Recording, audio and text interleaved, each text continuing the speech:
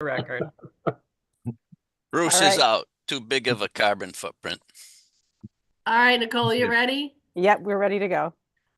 All right. Well, good morning, everybody. Welcome to our second day of our quarterly Oregon Watershed Enhancement Board meeting.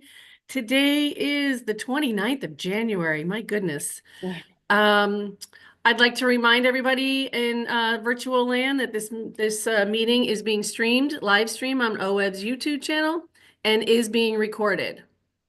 You can find the meeting materials on the board website under Board and Committees section. Viewers can click on the relevant board meeting date and have access to the meeting materials. And today's agenda is pretty hearty. We got a lot of great decisions to make, and I'm excited for the FIT presentations to kind of take us on a journey today all over the state of Oregon. And we're also getting some land acquisitions updates. We're going to be reviewing some OAHP applications and approving funding requests. And we get to do some OAHC appointments, which is exciting. There's some great applications before us today. And then we're going to be going over the rule revisions for FIP. So that is our agenda today. And did I miss anything, Sarah, Nicole, or Kelly? I think that's a good overview. Okay, thank you. And we are going to move on down to item K on our agenda. And let's see, I've got to find out where I put those. So we're going to you're each going to get 3 minutes. Is everybody on, Nicole? Yep, she gave you a thumbs up, Barbara. Yeah, sorry. I was unmuted. Yeah. Yeah. And I only have one screen today. I don't have a dual, so my other one's not working. So I'm jumping between screens. So we're going to go with, everybody's going to get 3 minutes this morning. And Chris Gannon will go first. And then Carson Kendrick, you are on deck. Good morning, board members. For the record, it's Chris Gannon, Crooked River Watershed Council. Pleasure to be with you on a second day. Today, I have a different proposal for your consideration. This one is aimed really at filling what I think is a gap in the current TRT evaluation process regarding an appeal step. So right now, as you're aware, the OWEB board is the first and last appeal step for any TRT applicants or others who might have some questions about, say, a cycle, the evaluation of a particular cycle or a particular project. So this proposal offers an intermediate step, a new appeal body, you might say, that would reside between the TRT and the board. I think we could set up some really interesting and crafty criteria around what would constitute a qualified appeal. I think we could go further and say you cannot appeal to the board, the intermediate appeal body's decision, until you go through that intermediate appeal body. So there shouldn't be a direct line to the board. I think this could have several benefits. Number one, it would allow the board to avoid being the first and last appeal body. I think you guys should reserve yourselves as a body for the last appeal step. It's awkward to even use the word appeal, frankly, because I don't know that these are real decisions where we would be questioning or appealing or challenging it. Rather, it's a recommendation really from the TRT. So I think there are several benefits. I won't go into too many details. I did submit a letter. I hope you have a chance to read that if you have limited time, and I know your agendas are always over full and brimming to the top, but the second and third paragraphs probably are where I would point your attention if you had limited time. I don't know how many appeals you receive right now. I don't think the number is very high, but I suspect in the future there will be more and more interest in some sort of appeal or opportunity, let's say, to question or challenge some of the results of the TRT. I think that will happen because you're going to have more and more applicants across the state, across a wide variety of topics. That trend does not look like it's going to be stopping anytime soon. So while this might look preemptive today to set something like this up, because some people could say, well, this looks like a solution looking for a problem, I would acknowledge that to a certain degree. But I would also suggest for your consideration that being proactive as much as you can on these types of needs and gaps would set yourselves up and set us all up really for more success in the future. I'll reserve the last 30 seconds or so for any questions. Thank you very much for your time and consideration. Thank you, Chris. I'm not seeing any clarifying questions from board members. Thank you very much. And Carson, you are up next. And then Renee Myers, you're on deck. Thank you. I honestly miss having my video on, but lovely to see you guys. Co-chairs Coates, Co-chair Boyer, and members of the board, good morning. For the record, my name is Carson Kendrick, and I'm the Conservation Director at the Coalition of Oregon Land Trusts. I represent 31 members working to conserve landscapes across our beautiful state. And I'm so thrilled this board was able to hear from our new executive director, Joe Buttafuoco, yesterday. I look forward to him meeting all of you as he continues to onboard into this role leading our coalition. Today, this board will review the second round of grant applications from the Oregon Agricultural Heritage Program. We at COLT are delighted to see the conclusion of this recent grant cycle, showing a clear demonstration of demand and funding needed for working lands conservation in Oregon.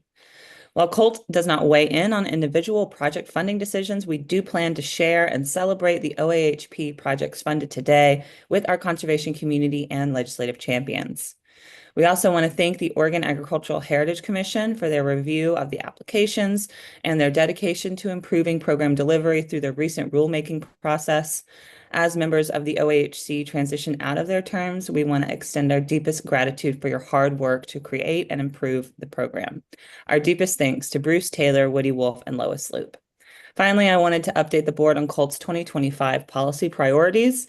You can refer to my submitted written testimony for our full 2025 platform approved by our membership in December of last year. First, we have worked with Rep. Helm and Rep. Owens to introduce HB 3131, which would provide $17.3 million in funding for the Oregon Ag Heritage Program over the biennium. We submitted that bill with robust bipartisan support, with sign-on from 10 Republican and 23 Democratic sponsors. The bill has already had its first hearing in the House Agriculture Committee, and we hope it will pass out with full support. We are also working with Representative Helm on HB 3341, which provides an additional $5 million in funding for the Drinking Water Source Protection Grant Program.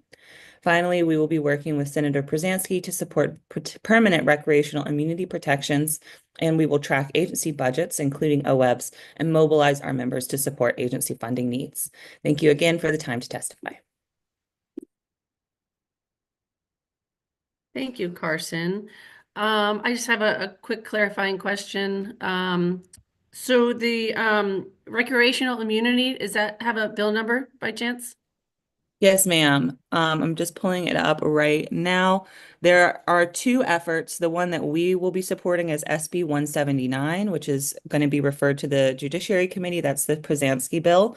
I believe Representative Mannix has put forward his own bill, HB 2295, which is a wider fix to recreational immunity that we don't think has as much possibility to move forward. Thank you very much. Kelly, you got your hand up. Yeah, I was just going to ask for those other House bills again. I was trying to write, but I wasn't doing it fast enough. Of course. So OAHP is HB 3131. The Drinking Water Program bill is HB 3341.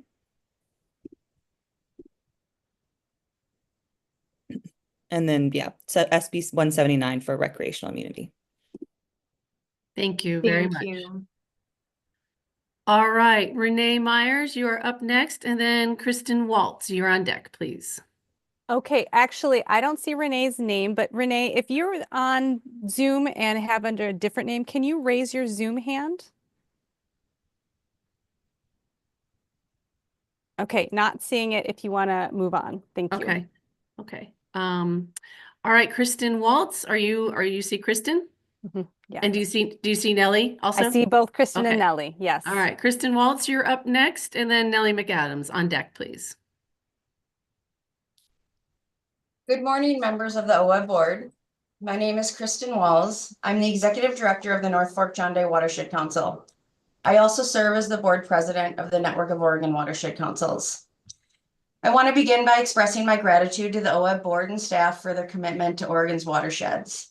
I stood before you in 2023 to advocate for an increase in council capacity awards in the 23 to 25 biennium. Today, I'm pleased to report on what that support has enabled us to achieve. The North Fork John Day Watershed Council operates across 1.6 million acres in one of the most remote and, in my opinion, beautiful regions of our state. The North Fork John Day Watershed provides critical habitat for ESA-listed summer steelhead, culturally significant species such as spring run chinook and Pacific lamprey, along with other native fish species. Our office is located in the rural community of Long Creek in Grant County. With a population of just over 7,000, Grant County faces several economic challenges, similar to many rural counties in Eastern Oregon. Supporting local communities, economies, and livelihoods is a core part of our mission. In 2024, our organization's budget was just over $2 million. $500,000 of that paid for things like materials and supplies, insurance, vehicles, and general operations. A whopping $1.5 million of that directly paid people. And of that, $1.2 million stayed here in Grant County. These funds were used to employ local contractors to implement restoration projects, to support small local businesses, and to retain high-quality, dedicated full-time employees. I would also like to note that an additional $215,000 of that remained in Oregon. I'd also like to highlight the achievements of other watershed councils across the state. The Crooked River Watershed Council secured an $8 million RCPP to develop restoration projects on 19 miles of the lower Crooked River. This work was focused on private working lands. Another example is NOAA recently awarded $8.7 million to the Kalapuya, Lucky Amate, Marys River, and the North and South Santam Watershed Councils to replace 18 fish passage barriers and open up 43 miles of high-quality fish habitat in the Mid-Willamette. This is a remarkable 5,300% return on investment. Council capacity funded a significant portion of the project development in both of these large initiatives and would not have been possible without OWEB's investment. These examples underscore the critical importance of investing in council capacity. It's not only an investment in on-the-ground restoration, but also an investment in our communities. Again, I want to thank you for your continued support and vital partnership. Together, we are truly making a tangible difference across Oregon's landscape. Thank you, Kristen. I see Russ has a clarifying question. Please. Kristen, thank you. The results are very impressive. The question I have is, does your House member Cliff Benz know about the extraordinary results you're getting on your investment? You know, we engage all of our representatives when we can through legislative tours, restoration site visits, and so we have been in contact with him. Yes, so it's something that NOWC supports, and the Network of Oregon Watershed Councils, and so we always take the opportunity to do that, and it's always surprising what they don't know about the work that we do, and so it really is a great opportunity to do that. Thank you. All right, Nellie McAdams, and I think you're the last one. Thank you, Chair Boyer. Well, co-chairs Boyer and Coates, members of the board, thank you for the opportunity to testify. My name is Nellie McAdams, and I am the Executive Director of Oregon Agricultural Trust, or OAT. I come before you to express gratitude to Director O'Brien and the OWEB staff for their efforts to continuously refine and improve the Oregon Agricultural Heritage Program. This includes a recent survey about the application process and the current rulemaking. We also appreciate staff's ability to adjust to inconsistent funding levels over the years, and we are working to ensure that the program is consistently and amply funded in the future. We are part of a coalition led by Coalition of Oregon Land Trusts that's advocating for $17.3 million in funding for OAHP to meet current demand.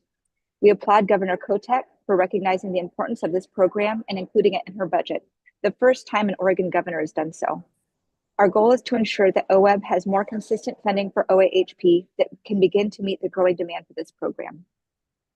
In the applications for the board's consideration today, we are grateful that the Oregon Agricultural Heritage Commission recommended 2 of OAT's projects for funding. Both of these projects exemplify how conservation and agriculture can be mutually supportive. Country Heritage Farms near Dayton features high-value farmland, a multi-generational and successful agricultural operation with water rights and excellent infrastructure, 60 acres of forested riparian area, and decades of investment in soil and water conservation activities. The funding from the easement would support a succession transition to the third and fourth generations, and this relatively large block of land is under threat from development. Albertson Ranch, outside of Lakeview, is also owned by producers with a strong and demonstrated commitment to conservation and agriculture. They manage the property to be mutually beneficial to livestock, grazing, and wildlife, including migratory birds and lamprey. This easement would also support a succession transition, and the property is also under threat of development as it contains numerous lots. Development would irreparably fragment the landscape and take it out of both ag production and habitat. Match funding has been secured through North American Wetland Conservation Act grant in partnership with Ducks Unlimited. And we have seen great interest in working lands easements and OAHP in Lake County in particular, and we hope that this project can serve as an example to others in the county and the region. We thank you for your consideration of these projects and OAHC's recommendations, and we hope that these projects could be funded. Thank you for the chance to comment. Thank you, Nellie. All right, I'm not seeing any clarifying questions. So that was the last of our public oh, Jamie, you have a clarifying question? Yes, I do. And Nellie, thank you very much for your comments in this meeting and previous, and for your work with the Oregon Ag Trust. One of the things that we were talking about yesterday was some of the communication on OWEB projects and OWEB related projects with some of the changes we're seeing in policy. And my question to you is, I appreciate you coming and speaking to OWEB, but would you also be able to work with OWEB in communicating, and some of our federal partners, in communicating some of the value of your work and the work of our partners to policymakers at the federal level? Director McLeod-Skinner, that is top of mind for me right now. I talk pretty regularly with, especially the executive director of Partnership of Rangeland Trusts, who represents about a dozen different land trusts in different states that are supported by their farm bureaus and cattlemen's associations. They have some of the best relationships on both sides of the aisle, and they assure me that conservation, especially of agricultural land, is definitely a bipartisan issue. We will be traveling to DC in March as well as in May to have conversations, and Partnership of Rangeland Trust is also working on a transferable tax credit that could be used as federal match for working lands easements. We'd love to see that happen. I don't want to make any promises, but we're working on all fronts here to ensure that funding levels remain consistent, at least. Thank you so much. Thank you. Thanks. All right, so that ends this particular agenda item. So we are moving down to agenda L. And if you're following in virtual land, this would be page 92 in our ebook. And I would ask Miriam and Renee to come forward, please. Thank you, Barbara. Good morning, co-chairs, members of the board. For the record, I am Renee Davis, OWEB's Acquisitions and Special Programs Manager, and I'm joined by Miriam Forney, who is our Acquisitions Coordinator. So as Barbara mentioned, we are on agenda item L, which is a land acquisition update. This starts on page 92 of your ebook. And just a reminder that this particular agenda item is focused on our long-standing Measure 76 land acquisition transaction program. The focus of that program is native fish and wildlife habitat protection, a bit different from some of the OHP agenda items that are coming up. So just wanted to have that grounding. So today we're actually going to focus on 3 different topics. The first topic, and this is the one where we expect to spend most of our time, is to provide information about a proposed partial release of a small portion of land from the conservation easement associated with the Willamette Confluence Preserve project that was funded several years ago. So Miriam will walk through some of the specifics of that.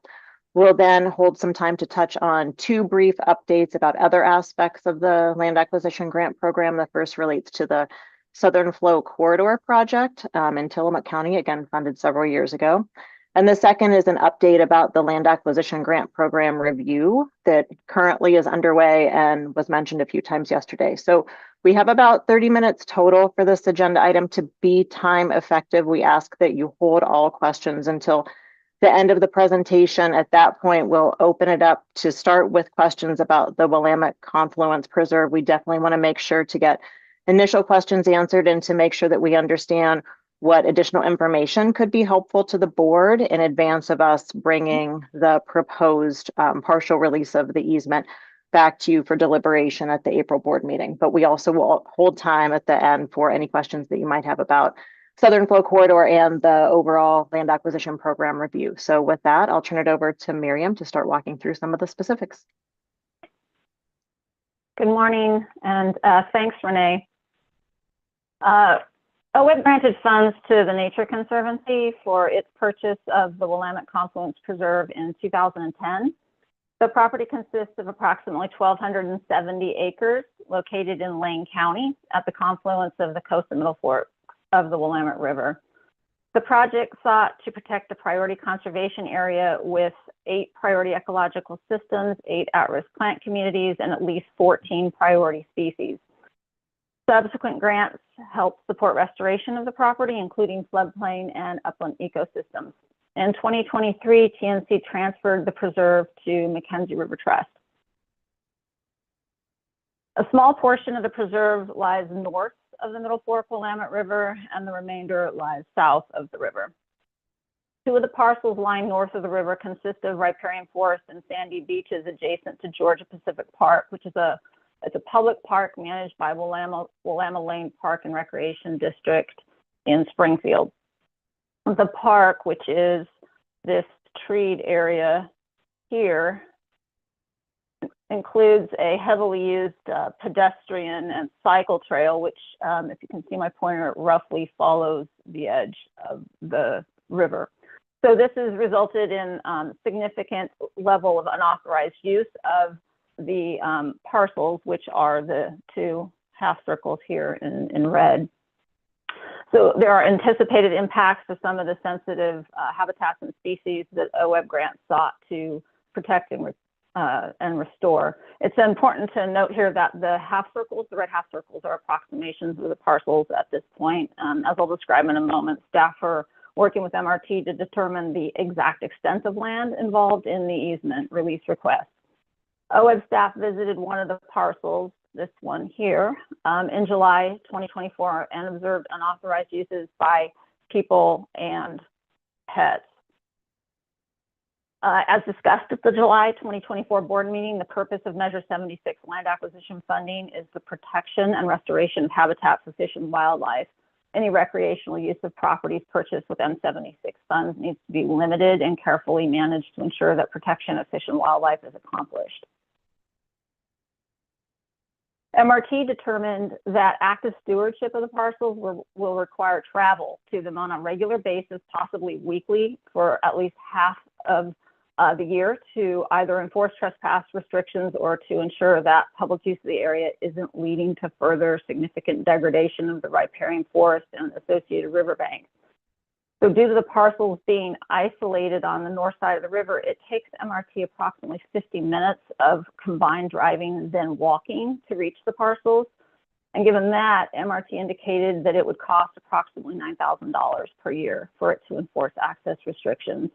Even if minimal effort were required to restrict access or address impacts, MRT would need half a day or more to complete each inspection, address any issues encountered, and document the site visit. And any materials and supplies necessary for the work would add to MRT's enforcement costs. So by contrast, Willamette Lane staff regularly patrol and maintain the full length of the trail in Georgia Pacific Park. MRT proposes the release of OWEB's conservation easement from the 2 parcels in exchange for repayment of grant funds to OWEB. This would be the first step in the transfer of ownership of the parcels to Willamette Lane or the city of Springfield. Release of the conservation easement and the subsequent transfer of ownership would enable the parcels, which total approximately 5.5 acres, to be managed for recreational uses by Willamette Lane and allow MRT to focus its resources on conserving fish and wildlife habitat on the approximately 1,250-acre portion of the preserve lying south of the river. Staff are continuing to work with MRT to understand river dynamics in the vicinity of the two parcels and account for future river movement when structuring the conservation easement release. The goal here is to ensure that if riverine processes result in land being added to either of the parcels, the additional land will not necessitate another release of the easement. This is the first time OWEB's been asked to release a conservation easement from property purchased with land acquisition funds. So staff are seeking input about additional information board members would like to know about the proposal when it's presented for board deliberation and action in April 2025. Moving to Southern Flow now. OWEB provided lottery and federal funds to Tillamook County for the purchase and restoration of the Southern Flow Corridor project site, which is located in the Tillamook River estuary. The Southern Flow property is encumbered by a conservation easement granted to OWEB and a notice of federal participation that documented the property is matched to a coastal wetlands grant from the U.S. Fish and Wildlife Service. The easement, the notice of federal participation, requires Tillamook County to obtain prior written approval of OWEB and the service before further encumbering the Southern Flow property.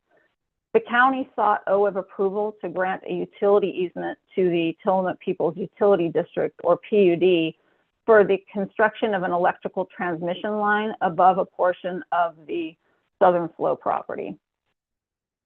The utility easement is the culmination of more than a decade of work between OWEB, the utility district, and the county to come to agreement on the transmission line. During this time, OWEB staff sought input from Audubon, Pacific Birds Joint Venture, a consultant experienced with transmission line projects, ODFW's energy coordinator, the service's coastal wetlands staff, and the manufacturer of the bird diverter that I'll describe in a moment. The red line on this map is the portion of the transmission line that OWEB reviewed. The full extent of the line runs from the city of Tillamook to the city of Oceanside. The utility district and the county agreed to all reasonable measures to mitigate the potential negative impacts of the proposed transmission line on the wetlands, fish and wildlife, and other conservation values of the Southern Flow property. The mitigation measures include the utility district's development of an avian protection plan, which is intended to reduce avian risks from interactions with electric utilities. A Southern Flow utility easement area that is entirely aerial with no rights of ground-based entry to the Southern Flow property by the utility district and no ground-based transmission line infrastructure on the Southern Flow property. Also, the route of the transmission line minimizes the length of line crossing the Southern Flow property. And in addition, the transmission line will be built to avian-friendly standards, including spacing between the wires that's approximately 2 to 3 times greater than the minimum spacing described in the standards for reducing avian collisions. Measures also include the installation and maintenance of bird diverters across the expanse of the estuary to help protect birds entering and leaving the Southern Flow property. Bird diverters are objects that are installed on electrical wires to make the wires easier for birds to see and avoid. And lastly, measures include the utility district's obligation to monitor and report avian impacts to the county and work with the county on any necessary measures to mitigate impacts. It's important to note that during the time OWEB was working with the county and the utility district, the residents of Tillamook County appealed the Tillamook County Planning Commission's decision regarding the location of the transmission line to the Tillamook County Commission, the Oregon Land Use Board of Appeals, and the Oregon Court of Appeals, all of which affirmed the citing decision.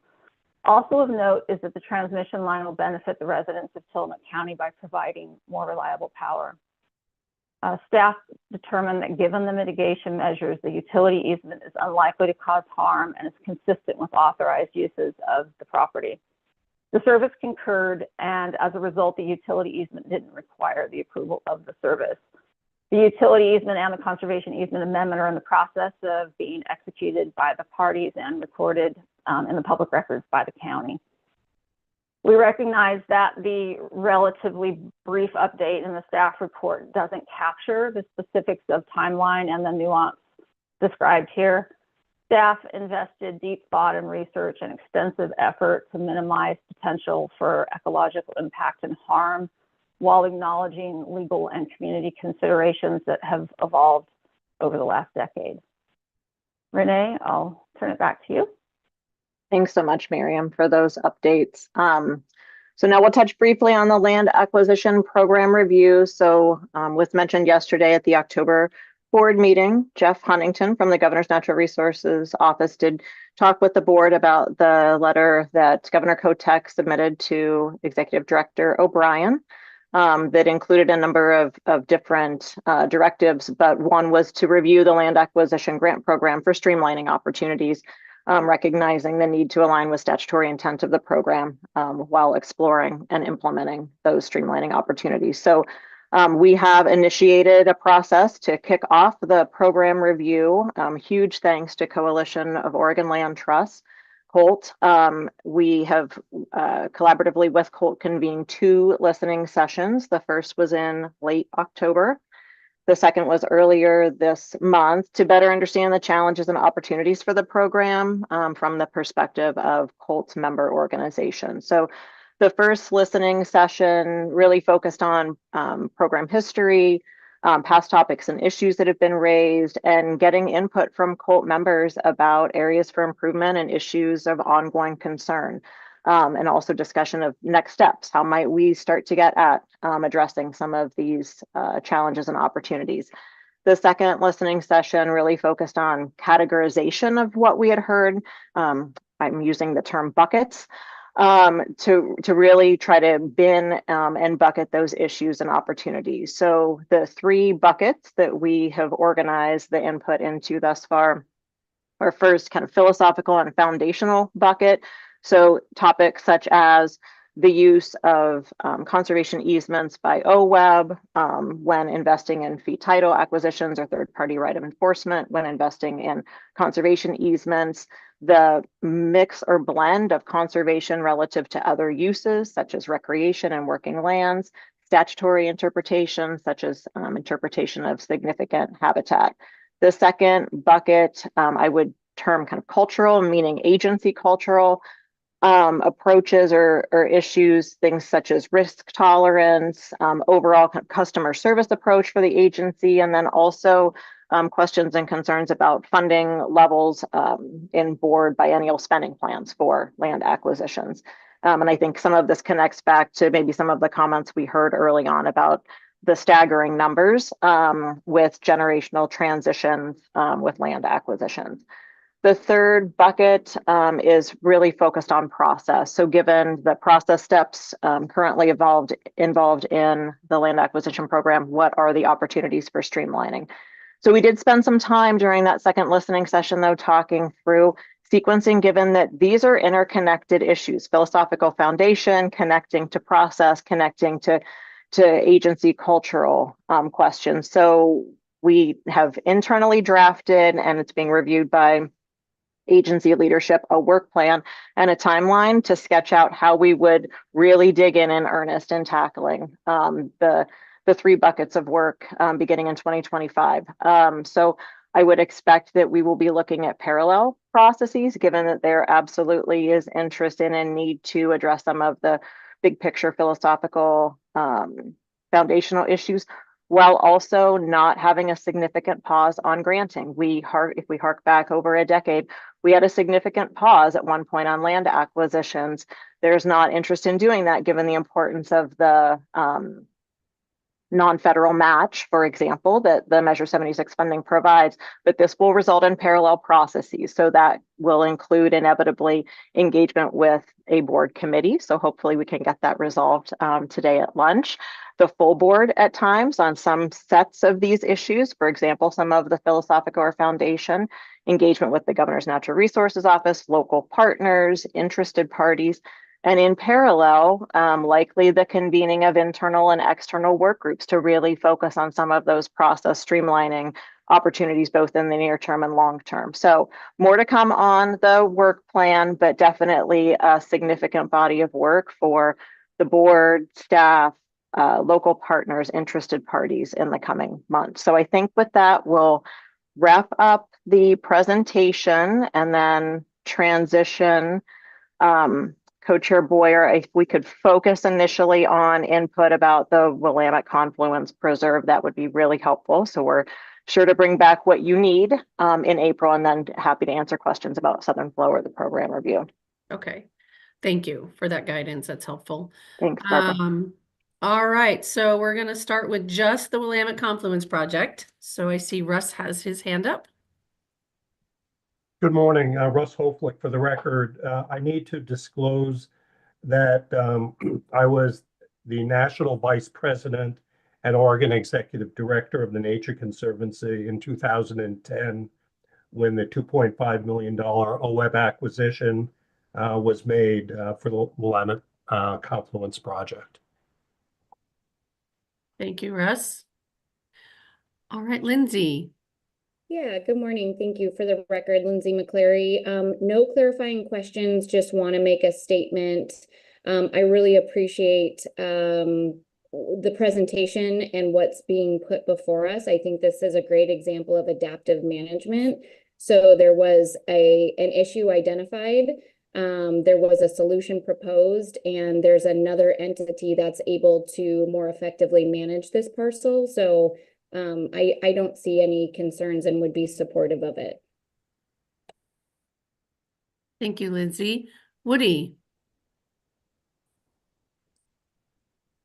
Yeah, maybe I'm possibly missing something, but as somebody that holds multiple private lands easements, I'm just picturing what would happen if I went into the land trust that holds those easements and said, relatively speaking, for cost and inconvenience, I would like to go ahead and remove some of those acres from my easement. I get the sentiment, and the practical application of it seems very relevant, but I see a little bit of humor in it. Thank you, Woody. Liza Jane. Good morning. Yeah, I'm wondering about how common. I heard that this hasn't happened for OWEB before. I'm wondering how often this happens. There's a belief that these easements are in perpetuity, and that's often questioned on how do we define that. So I'm sure that's being considered, but it is on my mind. I'm also wondering, have they tried signage? Have they tried using volunteers? Have they tried any other options yet to deal with the issue on those two parcels? And just a side comment, Renee or whoever, Linda, love the wren. I don't know how you can look at a wren on a slide and not just feel happy. So good job there. But those are some questions that I would have about this request, and glad to see us doing the work. Thank you, Liza Jane. Liz. Hi, good morning. I don't have anything really specific to this, except that I'm just wondering if we are seeing a trend that we will probably want to get ahead of. And I recall, I think it was our last meeting, that we had a request on a coastal piece to deal with trespass and cleanup, and I think we honored that. And then I see another, piece about trespass, and I'm just flagging that for the future on how we might start to maybe look at this and get ahead as with some possible trespass issues and other places that seem to be occupied temporarily. Thanks. Jamie, please. But just to reemphasize, to get a sense of the board, the last two comments on trespass, on long-term maintenance, just want to express support for the comments that were raised and share that concern. Thank you. Dan? Yeah, I'm just more curious about sort of future forward kind of lessons learned. It seems like, I mean, I have no idea of the history, but in retrospectively looking at this as a board member, it seems like, yeah, obviously, I mean, there's a public parcel of land adjacent to these little pieces. It seems like that sort of trespass was probably happening, at the time the original acquisition was done and maybe got missed. And so it just has nothing to do with the decision except future making decisions. I think if we should be looking at acquisitions that are adjacent to, publicly accessible land and being cautious of something like this in the future. That's all. Thanks, Dan. Bruce?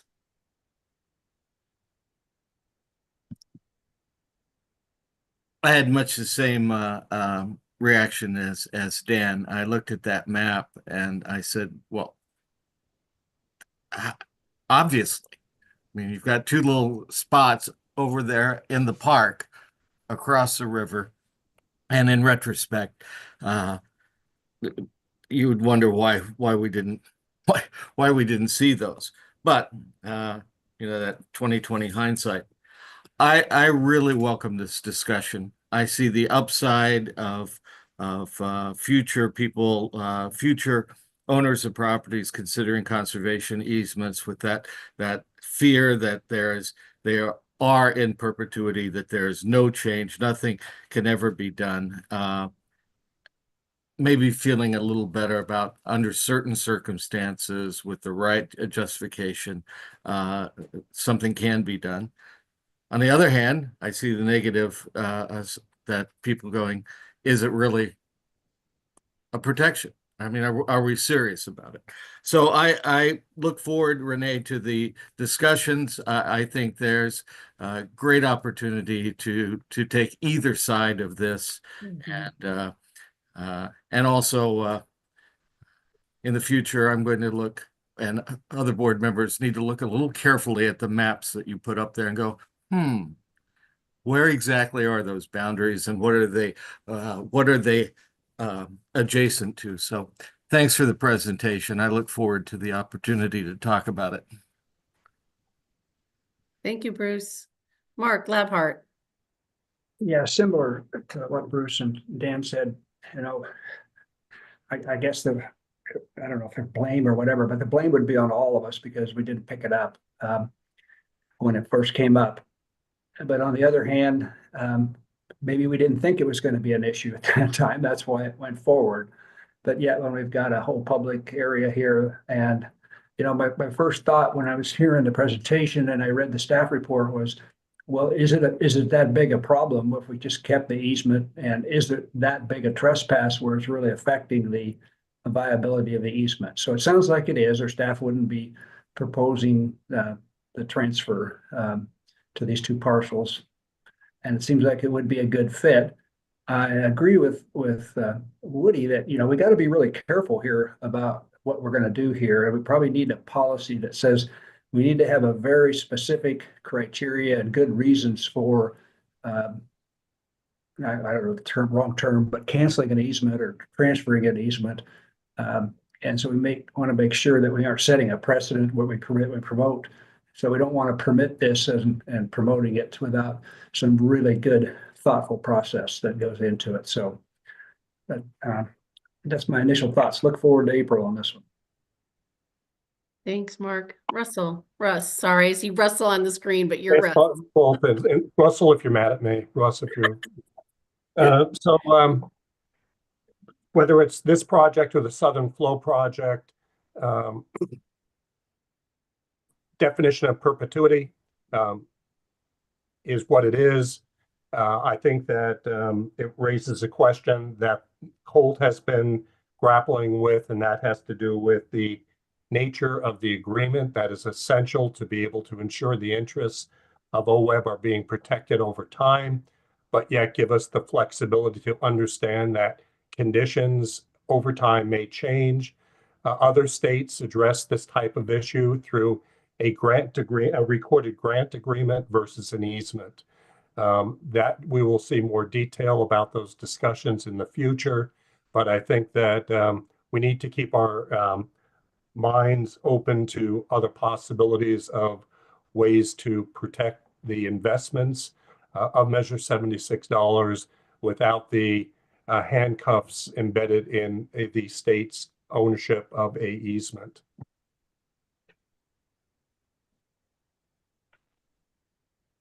Thank you, Russ. That's interesting. I look forward to learning more between the difference between grant agreements and easements.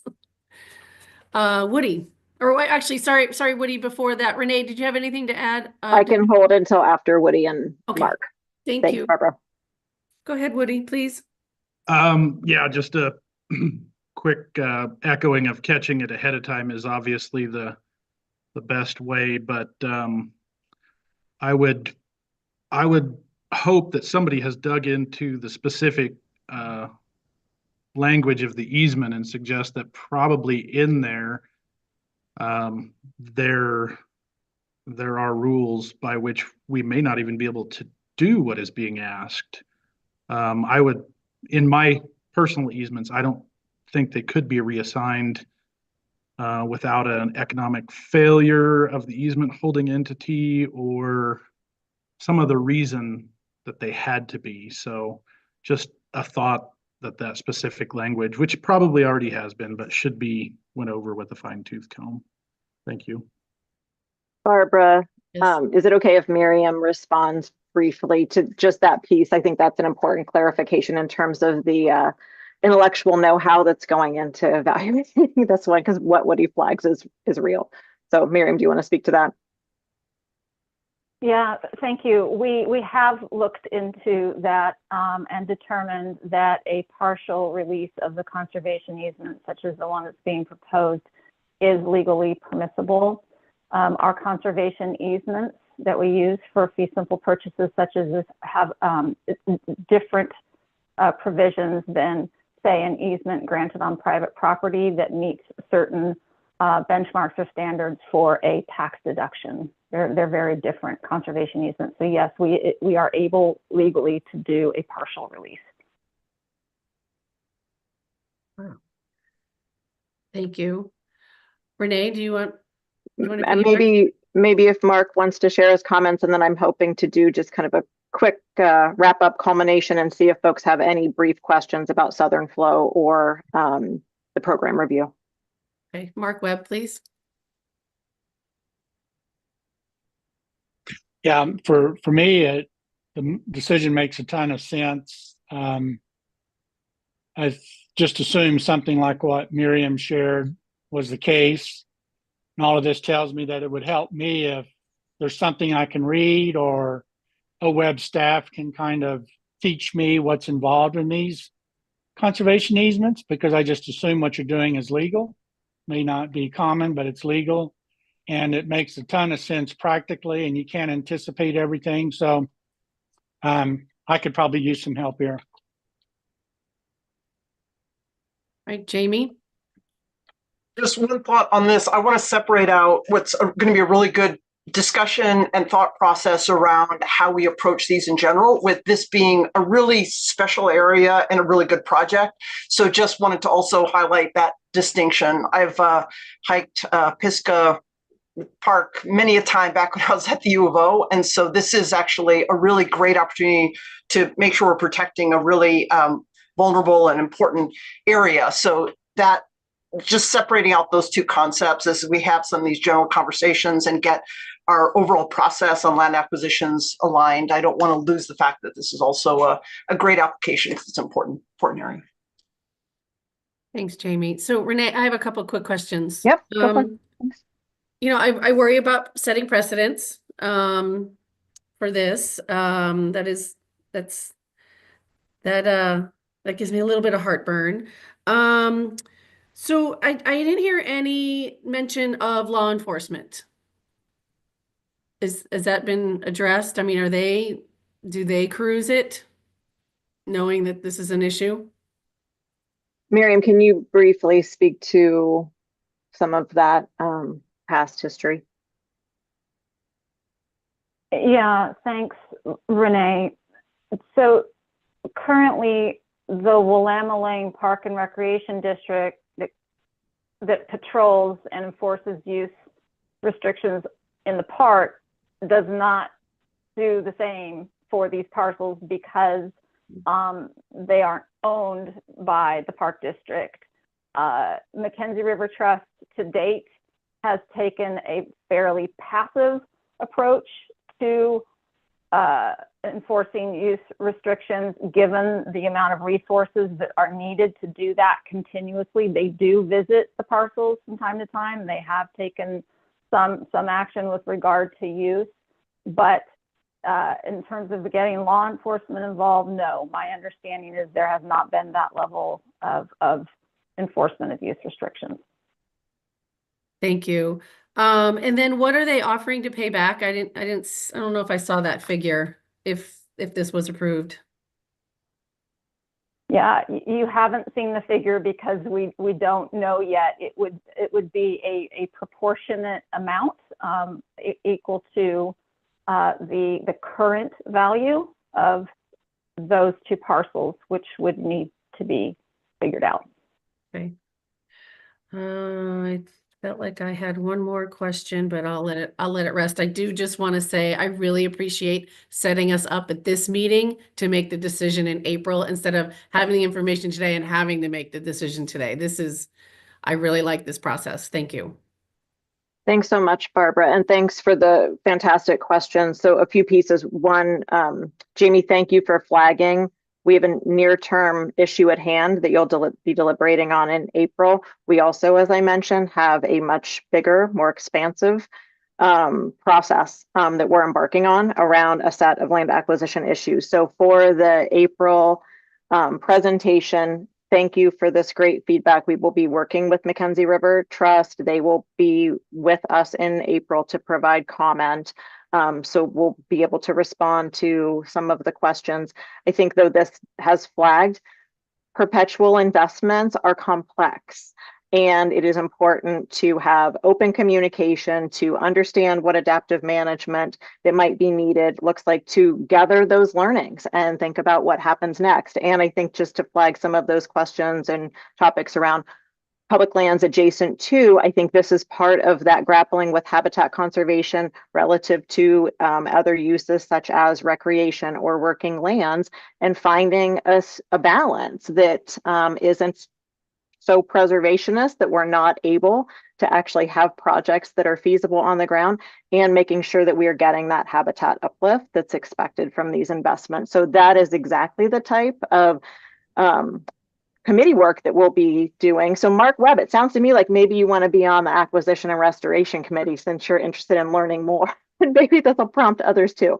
So I think I wanted to wrap up that piece, knowing we have to be mindful of the near term and the longer term topics. But Barbara, I defer to you on timing. I know we're a little bit over. Yeah. We still have 2 more things to discuss on this topic, and we are over our allotted time. Can you take your questions offline, Russ and Mark? No? Okay. You're between you and our break. Mark or Russ, you're muted.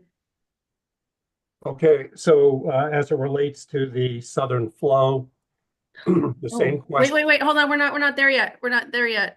Are we? Mark, are you still on the confluence? Okay, Yeah. thank you.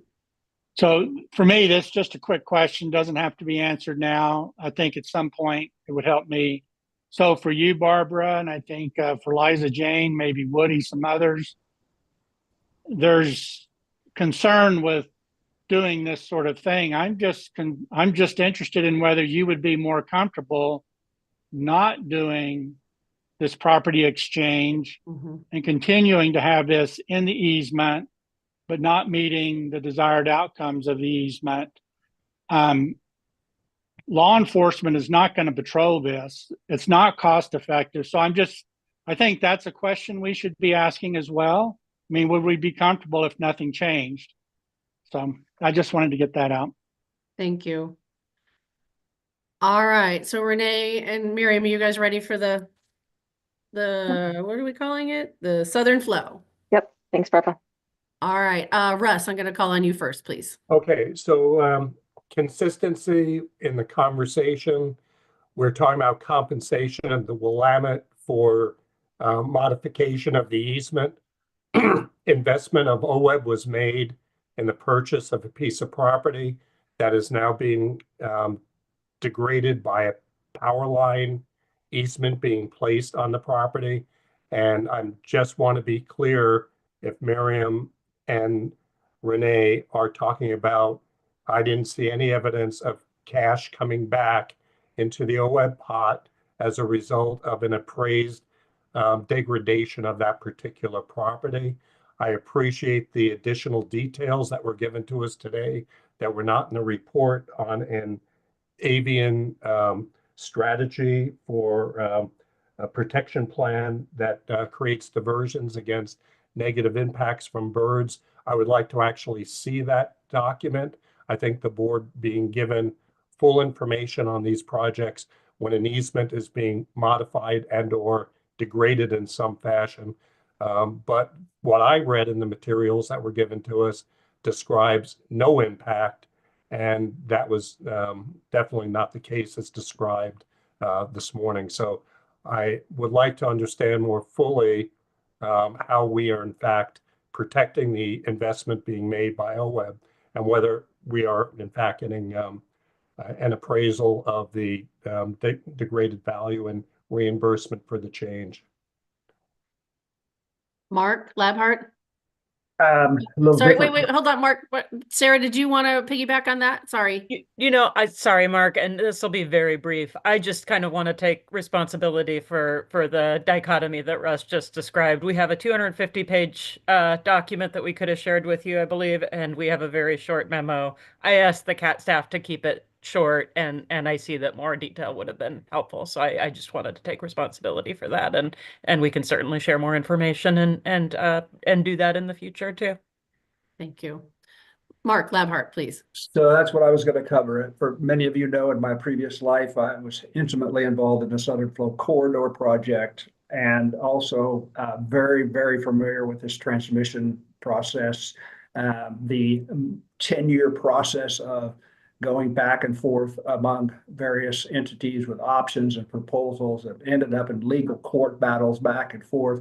And OWEB was intimately involved in all of this process to protect OWEB's regional measures to mitigate potential impacts of this proposed transmission line on wetlands, fish and wildlife, and other conservation values. So it's my belief, and that's what I wanted to say, was I want to thank OWEB staff for the due diligence that they put into this to end up with a determination that the utility easement is unlikely to cause harm consistent with the authorized use of the property. And U.S. Fish and Wildlife Service had agreed to that. And there's a lot of work behind the scenes that went into that. So my whole purpose right now is just to compliment staff for the due diligence that they went into the tremendous amount of work to make this thing happen with the least possible impact that would benefit fish and wildlife that we're concerned about, but also the citizens of Oceanside who were going to be in very dire straits without some transmission line into their town. So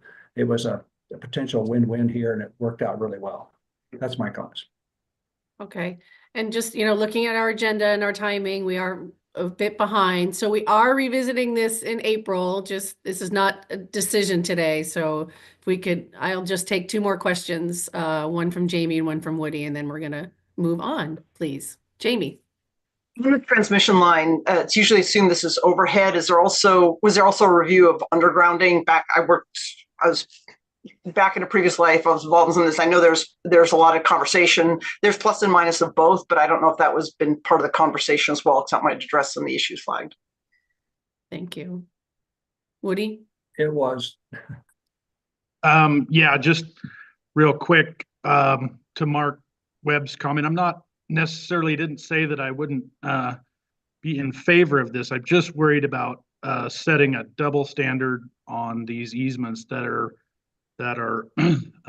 where the land and the easement is held by a trust relative to private property and how that relates to payout and public benefit and all of that. And I maybe haven't thought it all the way through, but those are just comments I was thinking about for the April meeting. Thank you. Thank you, Woody. Renee, you want to wrap us up? Yep, thanks so much, Barbara. So just to be clear, Willamette Confluence Preserve is coming back in April for further board deliberation. Southern Flow Corridor is not coming back to you. Absolutely. No, it's okay, Barbara. This is a complex set of topics. So thank you, Russ, for the feedback in terms of an appraisal. We actually have looked into this. Typically, utility easements are granted for minimum monetary consideration, and the cost of the appraisal would likely be more than what the reimbursement might be. We absolutely, though, can provide more information about that. And I think to Sarah's point, when these complicated issues are coming to the board, we are happy to provide more than less detail.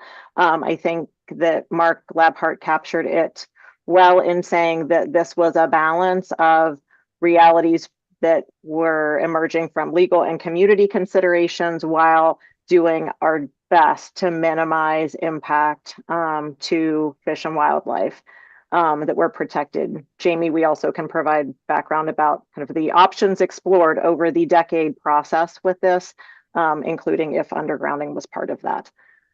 So thank you all for the feedback. These are complex issues. We appreciate in advance some willingness from board members to be on an acquisitions and restoration committee to help us dig into these deep topics. So thank you so much. And then you don't need anything from us on the review, the program review on land acquisitions, right? Engagement in the coming months. Awesome. Thank you. Thank you. Great discussion, everybody. I really appreciate it. So sorry for everybody in virtual land that is on for our next agenda item is OAHP, but we need a 5-minute break. So it is 9:32. I'd like to see everybody back here at 9:37, please.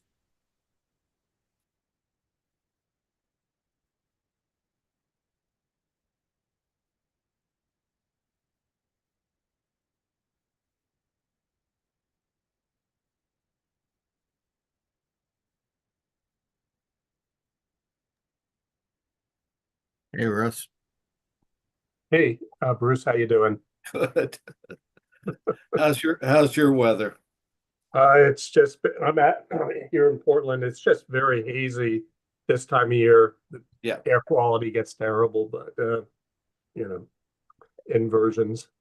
We're in the middle You of get a nice fresh flow coming in from the ocean. You don't have to worry about it. No, we don't have to worry about that. We when we get the easterlies coming down from you guys, it's a little chilly, but Gentlemen, I do want to flag that we cannot pause our live stream, so this conversation is still being live streamed, just Okay, as an thank you. FYI. Thank you. Okay. so we have Bruce. crab seasons going on. Yeah, and are you guys planning to send all the extra fresh water from the Columbia down to California? You know, I've been tangentially aware of some of these proposals, and the sheer magnitude of them is so daunting. We could build a series of pyramids, great pyramids, going down the so yeah, compensation and all that sort of thing. It's fascinating to see what's happening. So yeah, it won't be in my lifetime. Nor mine. Yeah. So,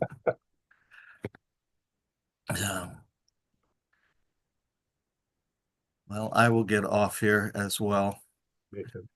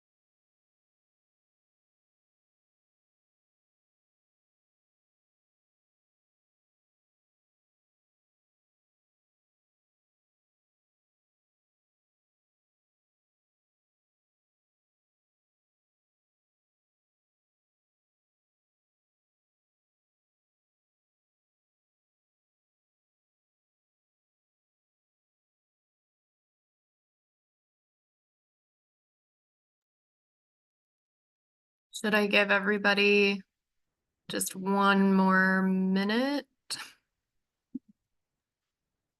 I was watching my tea kettle boil, which I know is not effective, but trying to get it to go faster, and I just barely made it. So, and I got a really nice tea kettle. All right, we'll give everybody just another minute to get back.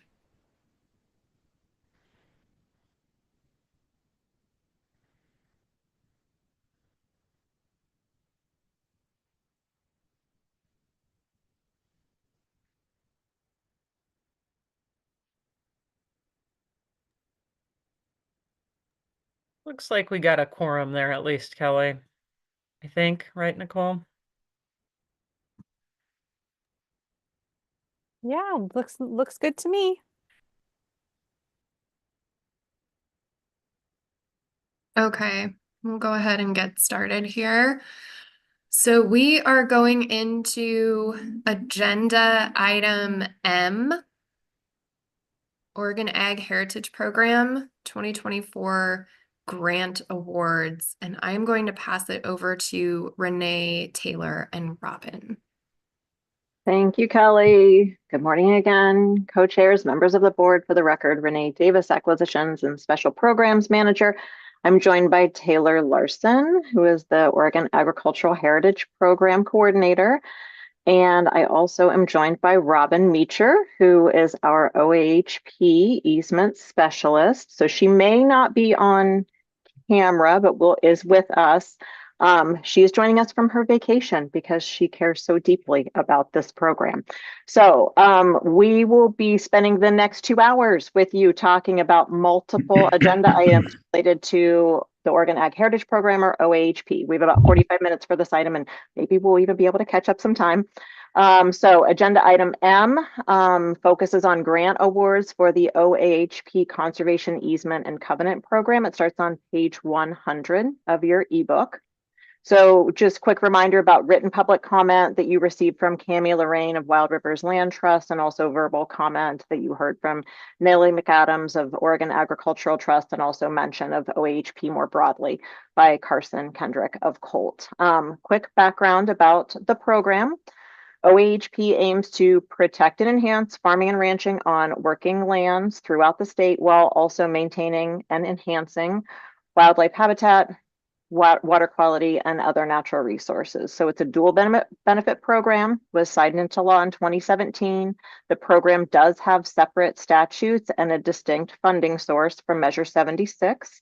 The other transaction program that we were just talking about as an example. So we'll talk a little bit more about the different components within OAHP during the rulemaking agenda item, which is item O, in just a bit. Oregon Ag Heritage Program does have an oversight board, the Oregon Agricultural Heritage Commission, known as OAHC, or the Commission. The commission consists of 12 members that have diverse agricultural and conservation expertise. The members are appointed by this board. We will talk a bit more about the committee's or the commission's composition in agenda item N, but the commission is charged with several roles as it relates to OAHP, including one, providing the board with funding recommendations for various OAHP grant offerings based on the availability of funding within the Oregon Ag Heritage Fund, which is a separate treasury account. 2, assisting with rulemaking, and 3, providing feedback and recommendations to staff on program implementation. So you heard about some of that program refinement earlier this morning in public comment. Quick reminder that Mark Labhart now is your OWEB board liaison to the Ag Heritage Commission. He did participate in much of the commission's meeting in November. So following the presentation and as we transition into Q&A and board deliberation, we do want to hold space if Mark has perspectives to share with the board about the commission's work to review the conservation easement projects. So I think with that, I'll turn it over to Taylor and Robin to walk through the information about the conservation easement grant program, and then talk about the funding recommendations from the 2024 cycle. Great. Thank you, Renee, and good to see everybody. My name is Taylor Larson, and I am the coordinator of the Oregon Ag Heritage Program here at OWEB. And I don't know if, Robin, if you have audio, but you're welcome to introduce yourself if you do. Otherwise, I can just keep on going. I think it's working. Thanks, Taylor. I'm Robin Meacher. I'm the Conservation Easement Specialist in the Oregon Ag Heritage Program. Great. And just a note, Renee, because I'm sharing my screen, I can't see hands necessarily. So if you could keep an eye out, if folks have questions as we're going, let me know. Will do. Great. So like Renee mentioned, the Oregon Ag Heritage Program has several grant programs. The one the board has seen the most and is probably the most familiar with is the one we're talking about today, which is the Working Lands Conservation Covenant and Easement Program. So just to ground us real quick, you know, the purpose of this grant program specifically fits within the broader purpose of the Oregon Ag Heritage Program. And the purpose of the easement program is to preserve and protect the continued use of working land for agricultural purposes and maintain or enhance fish and wildlife habitat, water quality, or other natural resources on the land. So that, you know, this program specifically funds an applicant's purchase of a conservation easement, and the applicant will hold the conservation easement, and then OWEB will be granted a third-party right of enforcement. So that's kind of the tool itself. So this specific cycle, you know, per OAHP statute and rules, you know, staff's role in the application review is to facilitate a process where applications are evaluated and ranked by a technical review team, or a TRT, with expertise relevant to the evaluation criteria. And so then just a note on the review process and evaluation materials. So after comment and feedback from review team members, commissioners, program participants, and others following the 2023 award process, OWEB staff evaluated the review process for consistency with OAHP's unique statute and rules. So this resulted in a few tweaks to the process, and the materials that you're seeing today are a bit different than what you saw in 2023. So that may stand out to you, but overall, the broad strokes of the process are driving toward a very similar outcome. So OAHP statute requires a technical review team to evaluate and provide a ranking of projects that's then distributed to the Oregon Ag Heritage Commission. Program staff then provide a summary of that evaluation and ranking discussion, as well as the final ranking from the technical review team. The technical review team met virtually, and we had 100% attendance, which is great, to discuss those applications in detail. So the discussion focused on the evaluation criteria, and staff summaries captured the most notable discussion points that impacted the review team's ranking.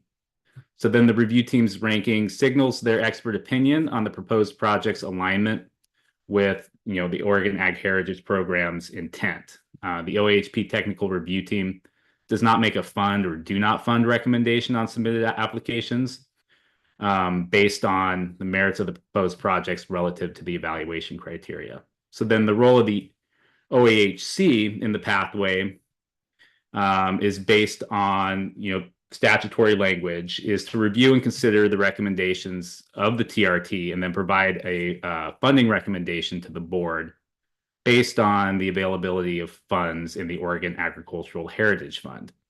So given this decision space for the Oregon Ag Heritage Commission, the recommendation from staff to the OAHC articulated for the commission where the line of available funding fell relative to the technical review team's ranking. So after significant discussion, the Oregon Ag Heritage Commission proposed and voted on the recommendation that is captured in the packet presented to you and will be discussed here in a moment. So the commission did not vote on each individual proposal. Rather, it discussed the ranking provided by the TRT and deliberated about funding line options. And ultimately, a final motion was brought to a vote and passed as the funding recommendation in front of you today. So just to remind us all, you know, every step along the evaluation process has been rooted in the evaluation criteria for the program. Currently, there are 31 evaluation criteria, as you can see. So it is a very in-depth and rigorous process.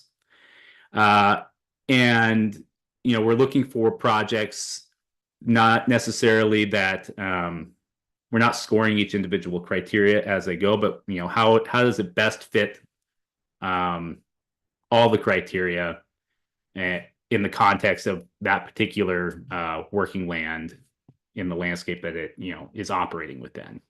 So just wanted to root us in that. And, at every step of the process, we're kind of tying it back to the evaluation criteria. So here's a map showing the applications we received this year. So there were 10 applications submitted, and the Ag Heritage Commission was very pleased with the geographical diversity that we received. And it was pretty similar as far as geographic diversity to the initial offering from 2022. So really demonstrates a statewide interest in the program. You'll see that these yellow boxes show the 5 projects that were recommended to the board for funding from the commission. And these also demonstrate a good geographic distribution, as well as a nice diversity of project types and operations. So there's a project located in the North Willamette Valley, the Wallowa region, along the John Day River and the Malheur region. Oh, and then there's a project in the Goose Lake Basin outside of Lakeview. And a continuing of a project that was funded in the first cycle along the Southern Oregon coast. So, again, the program continues to have broad interest with an overall request in this cycle of $8.9 million. And we have funding available for this grant program of just over $5.08 million. So it's a competitive cycle and definitely some demand for the program. So this slide is probably one you were quite interested in. We'll just take a moment here to talk a bit about what we ask of our applicants at the time of application. And this helps us understand what the TRT had to look at in the application and assess relative to the evaluation criteria during their review. And it also helps us understand the applicant's OWEB request. So at the time of application, we ask applicants to provide whatever due diligence documentation they have that so far related to the project. And at a minimum, we require title documentation and an applicant's analysis of the title circumstances of the property proposed for protection. Other items such as a transaction agreement, survey documents, environmental contamination investigations, and appraisals are asked for if they're present, but they're not required. And so this is because these items are costly, and asking applicants to have these items complete prior to understanding their likelihood of success of funding is asking them to incur a pretty large financial risk. So these items are required by OWEB during the due diligence and review process, but not at the time of application. We do ask for a draft of the conservation easement, understanding that easements may change between the time of application and the final approval from funding partners. But we do need to have a sense of what the applicant's approach to the conservation of the agricultural and natural resource values are, as it's proposing to protect on the particular piece of working land. So we provide questions within the application where applicants can discuss their project design and intentions for due diligence in lieu of or in complement to the materials they provide. We also ask that the applicant explain in the application the rationale for the expected purchase price and the documentation relied on to develop that figure. So just a note on budgets, presenting a budget for an acquisition project can be tricky. If an applicant underestimates their project costs, there's not really a mechanism currently in our process for the grantee to adjust their award up if the project costs exceed the amount of the award. So because of this, applicants generally spend significant time discussing project costs with potential contractors, appraisers, surveyors, lawyers, etc., to develop their project budget for the application. Staff time can be more challenging to estimate, and we encourage applicants to use the best resources they can to develop their figure for this line item. However, in a young program such as ours, complicated by match funding sources, there are still that are still new to most of our grantees. The time required to complete these projects can continue to be quite variable. And, so the piece that gets the most information or the most attention a lot of times is the valuation of the conservation easement itself. And so It's been common practice for applicants to use a 20 to 40% reduction in value as a formula for their applications. So, this means that they estimate the value of the fee title of the property and then apply a 20 to 40% reduction for the value of the conservation easement. So far in the program, from the first round, we've had 2 appraisals submitted. One with a 22% and another with a 55% reduction of the fee value resulting in the final conservation easement. So these values are highly dependent on the resources present on the property and how the economic development of the use of those resources will be limited by the easement. So the more development potential present, the higher the likelihood that a conservation easement that restricts that development will have a higher percentage reduction in value. So all grantees are required to submit their project appraisals to OWEB for review by OWEB's review appraiser, and then the review appraiser confirms compliance with the applicable appraisal standards, and the purchase price of the easement cannot be above the value supported by the reviewed and approved appraisal. So with that kind of context, we're going to move into projects and kind of talk through them one by one. I'll just give kind of a high level overview. And then at the end, if folks have questions about specific projects, we can move into those. Okay, so first project up is Wall Ranch. So this application is requesting additional funds for a project that was awarded partial funding in 2023. The funding, budget, and award history related to this application is complex, and we'll delve more deeply into this later in the agenda item when we open the floor to commission considerations of the funding requests and the technical review team's ranking. But as shown on the slide, the Wall Ranch project is proposed by Wild Rivers Land Trust and is to contribute to the purchase of a working land conservation easement on approximately 775 acres of pasture, wetland, estuary, and spruce forest on the southern Oregon coast. This application is requesting additional funds for a project that was awarded less than the original ask in 2023.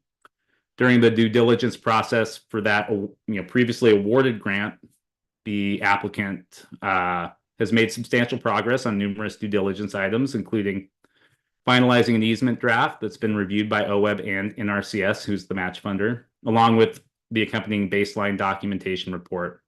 They resolved the remaining outstanding title issues, drafted a management plan, and obtained an appraisal report. So the remaining items include finalizing a boundary survey and completing a phase 1 environmental assessment.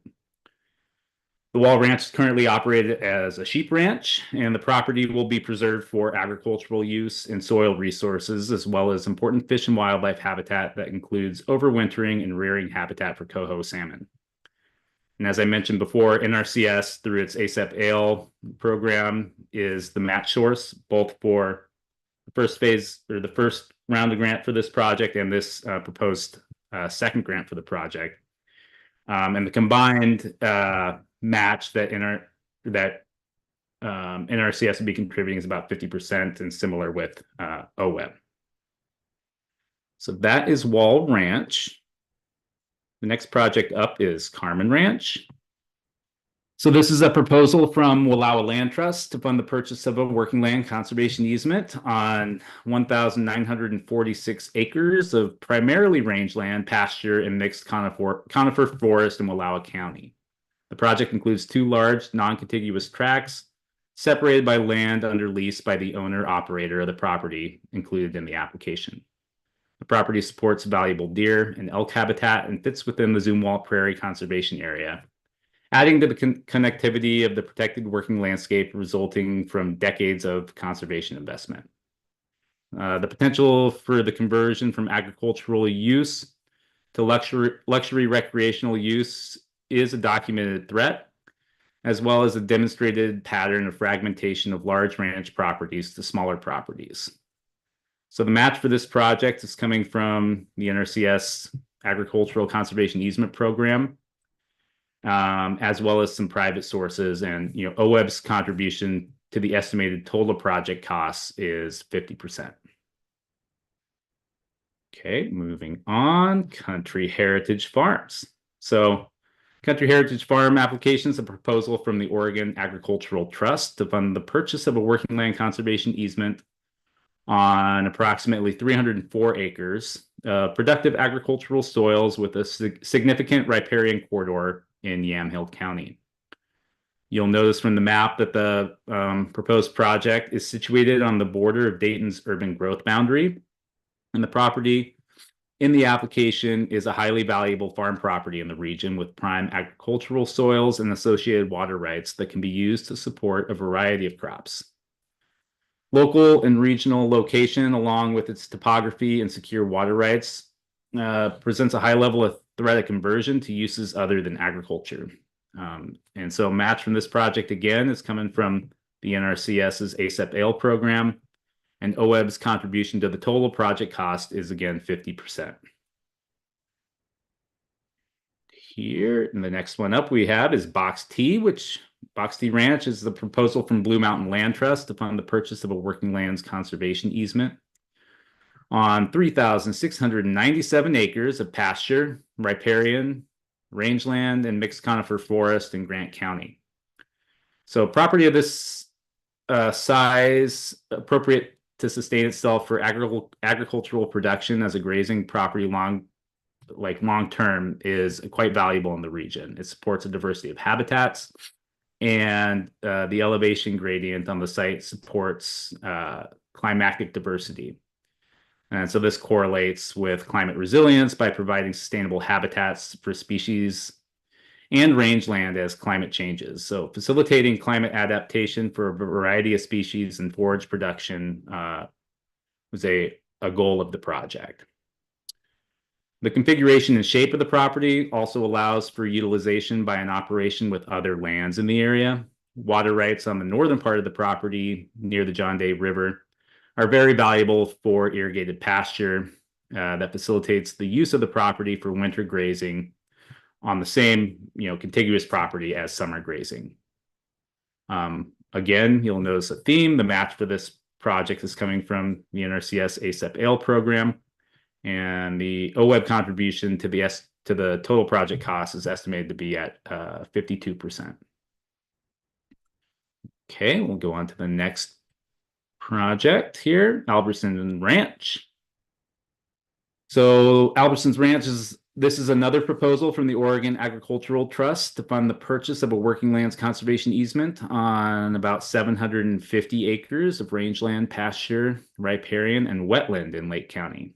So the property hosts significant wildlife habitat for the Drew's lamprey, which is present in Drew's Creek, which runs through the property. The property's location is within the Southern Oregon, Northeast California flyway, and it's important for those migrating bird habitats. Integration of native pasture conditions, sagebrush varieties, innovation irrigation strategies, all demonstrate a holistic and thoughtful approach to range management, supporting larger agricultural operations with wildlife needs unique to the immediate region around it. So this project is a relatively small ask from OWEB for the overall project cost, with the majority of the funds coming from the North American Wetlands Conservation Act. And OWEB's contribution to the estimated total project cost is approximately 18%. So that's Albertson's Ranch. So those were the 5 projects that the commission recommended the OWEB board fund. And so this is based on the commission's deliberation in November, which was rooted in a technical review process and evaluation by a technical review team. So I think at this point, I'm going to stop and see if there are questions, and then we can talk through next steps on getting a motion and seeing about funding these projects. Would it be helpful if I left this up, or do folks want to take this down so we can see people's faces as we discuss? It would be helpful for me if we take this down just so I can see who all has their hand raised. But if we need to put it back up, we can. Great. So, first of all, Thank you for that, Taylor. That was a great presentation. Also, loved the initial slide with the photo of the barn. I love a good old barn photo. Just want everybody to Yeah, know Linda's that. got a few of those in her back pocket. Yeah, agreed. Right. Okay, so I will start with Jamie and then go to Liz. Second, the loving the old barn photo. I'll just run through. I got 2 questions and a comment, and I'll just run through them, and then you can respond on that.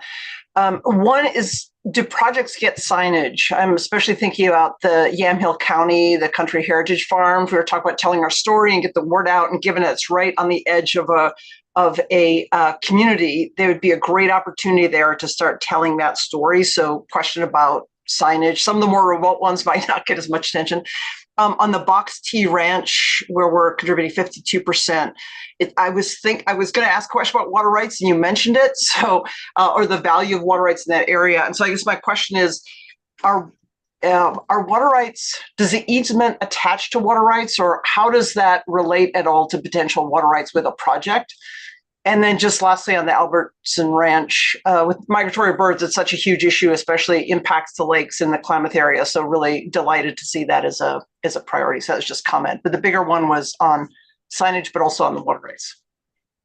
Yeah, I'll do the broad brush answer, and then maybe Robin could jump in with some specifics. I mean, so the broad brush answer is it depends on the project. So, folks can request funding from OWEB for signage. It's not my understanding that we require signage. And then again, water rights. We ask about water rights, but they are not always addressed within the body of the easement itself. But it does play into the potential significance of the agricultural land to support an operations, far into the future, is access to water. So it is something we spend a fair amount of time delving into, but then the specifics of how the easement addresses water is going to be project by project. But Robin or Renee, do you want to add some color to that? Go for it, Robin. I know you've thought a lot about water rights and easements.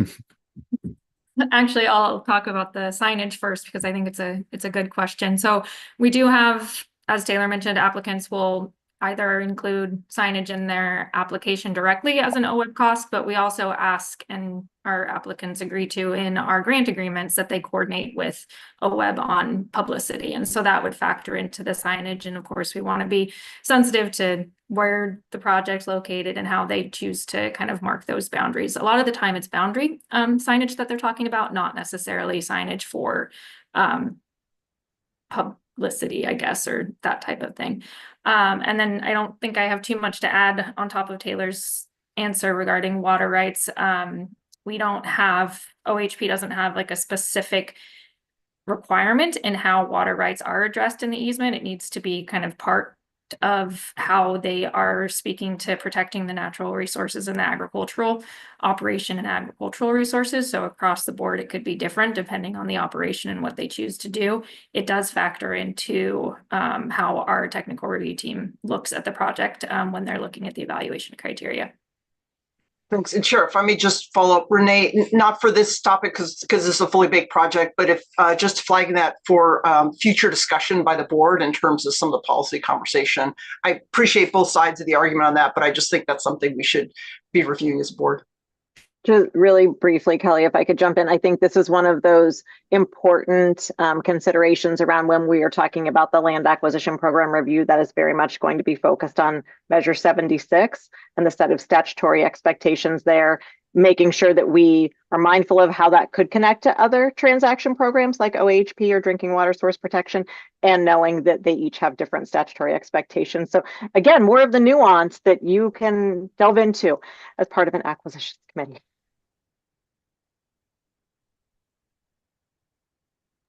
Thank you. Liz?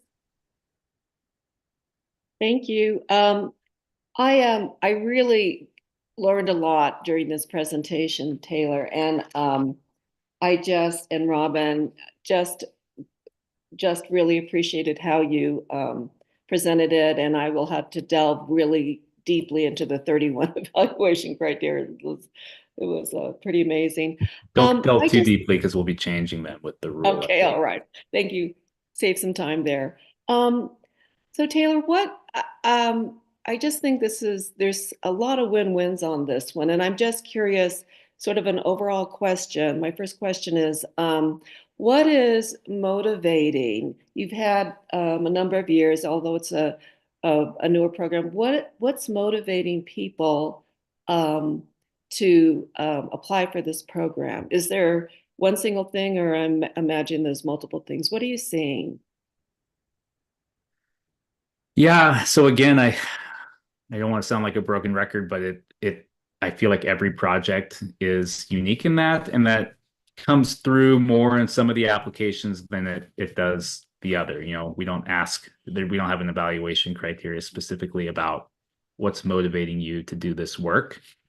But if I could, you know, sort of summarize what I've seen, it's a lot. There's a lot of folks out there that just feel like it's the right thing to do. You know, they find themselves running a farm or ranch that has all the tools it needs to be successful, and they want to make sure that, you know, future generations have access to a land base that can support a viable agricultural business, while at the same time set folks up to be incentivized to steward the natural resource base that we all rely upon. So Okay. I think it's just, you know, the money doesn't hurt. It really does help certain operations get a cash infusion that can help folks either retire, because it's you know, it's a hard business to get out of, or depending on where folks are at, you know, in their career in agriculture, it can also be a nice shot in the arm to make some critical infrastructure investments that can put their operation on the path for intergenerational success. So it really Great. kind of depends where people are at. All right, thanks, wonderful. Then more of just a comment. Are we anticipating the impacts of these more frequent and intense wildfires, and just how might we handle those? And I guess that's at different stages. So just something to think about. I know that we're really close to a season ago on an acquisition, had a real threat in Central Oregon. So that's just something that I just want to put out there for a future conversation. Yeah. If I could jump in really quickly, Liz, that's one of the pieces that is part of rulemaking in particular, and thinking about the role of management plans, not necessarily in rule, but just how we interface with the grantee organizations, how they're interfacing with the landowner, and being mindful of the need for flexibility, given that there are unexpected events. And I think Woody was a great voice for that in some of the commission conversations. So that is absolutely something that's on our mind, kind of broadly, not specifically only of wildfires. All right, thanks so much. Thanks. Bruce?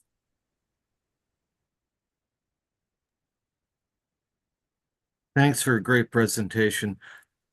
If I remember correctly, during the first round, one of the decisions we made on the Wall Ranch was based on such a large proportion of the available funds would be going to that, and to that project, and we opened it up for other projects.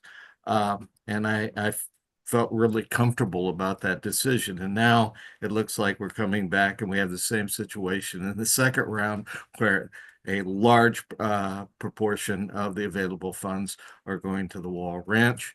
I had concerns about the valuation on the Wall Ranch originally, but those are general concerns about the percentage of the fee simple cost that we're paying for a conservation easement. It's also the concern, and there's also an appearance concern on the Wall Ranch and the relationship of who they are and how that could be perceived by other applicants. So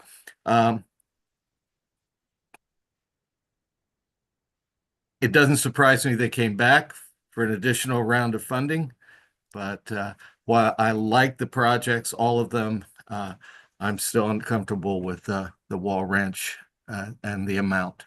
So, thanks. Thanks, Bruce. Renee, you can go ahead if you have some initial thoughts. Yeah, Bruce, thanks for that. And the commission struggled with this also, I think, while recognizing Wall Ranch ranked #1 because it's an incredible project that gets at the heart of this dual benefit program. And it was helpful that we did have concrete information in terms of that appraisal amount. I think during the first round, it was more of a shot in the dark and folks had questions about that. And I think it's more tangible now. I think from a rulemaking perspective, we did spend some time in that context talking about the struggle of an open grant being able to come in a second time. But I do think that overall where folks landed was this is an important project to get across the finish line. It is a pretty significant investment still, but then the commission also had the very open and respectful and difficult conversation about creating space for a really great project that was ranked #5. And so proposed a budget reduction again for Wall to ensure that there was the balance across strong projects representing different operation types and geographies.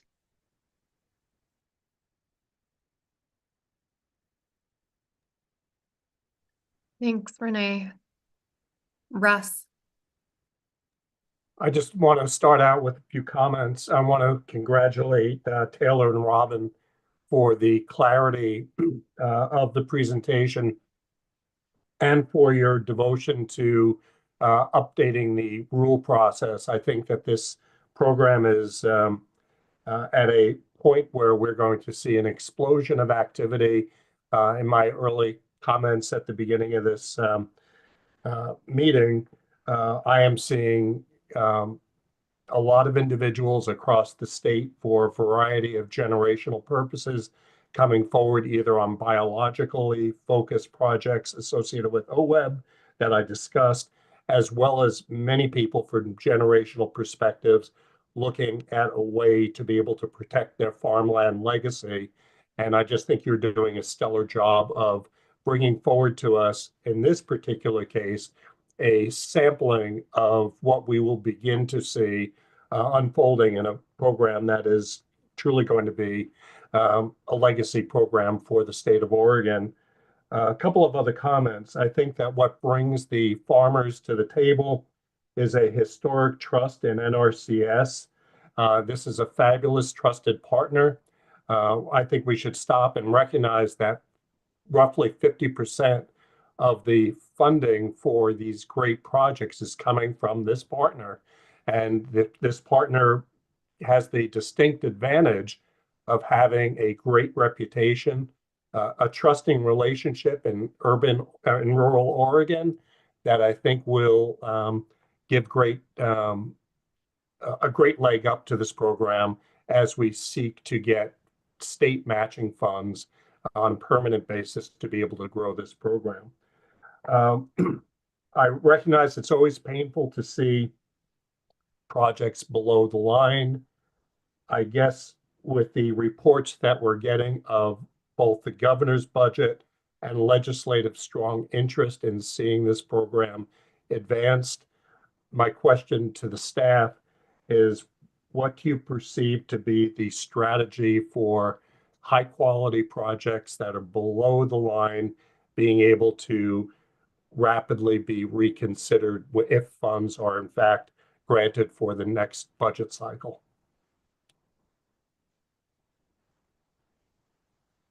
I'm happy to jump in, Russ, on that last part. So we are closely tracking House Bill 3131, if memory holds. We, as I think Nellie mentioned earlier, have already started to reach out to technical review team members, applicants from the last cycle about feedback so that we, during this time where we do not have an open cycle, can be contemplating program refinements that would be needed such that we can hit the ground running as soon as possible, and knowing that that still requires updating online applications, updating program materials, but trying to really be able to move as quickly as possible should there be a positive outcome from legislative session, because we know that in addition to several projects that fell below the line, there are other projects in development out there that really are looking to these funds as critical non-federal match to. Claire, thank you. Thank you, NRCS, for those ASAP-AL funds.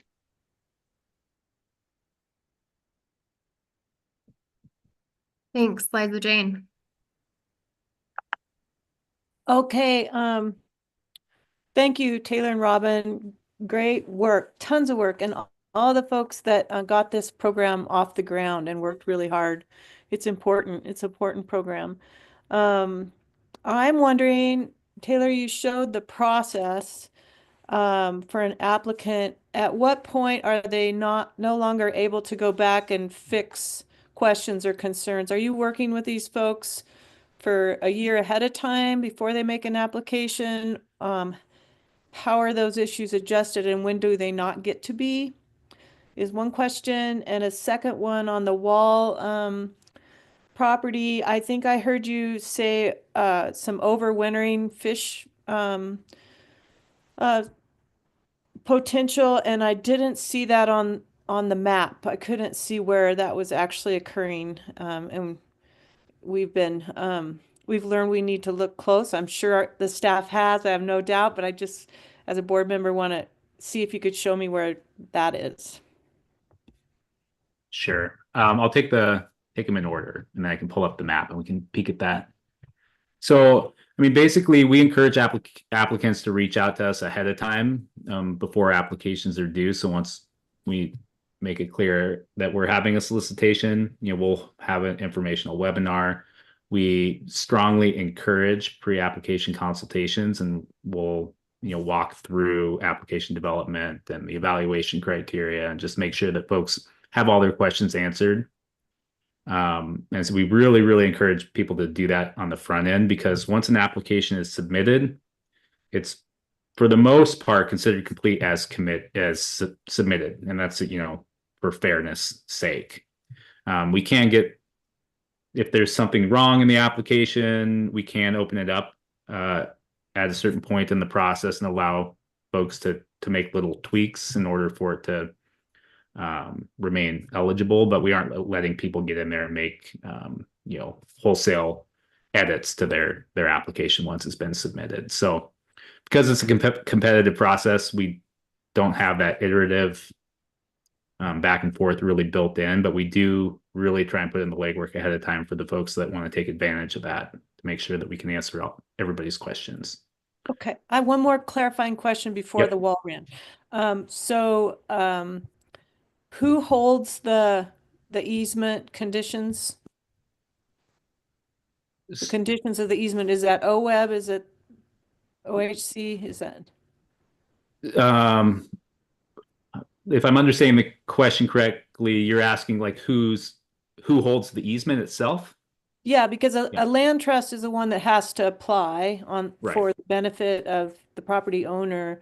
Who's holding the landowner accountable for those practices? Yeah, so that would be the land trust. So they hold the easement, and then as OWEB, we're a third party right holder. So okay, thank you. Thank you. Learning here. Okay. And then I can pull up the map real quick oh golly, harder than I thought it would be.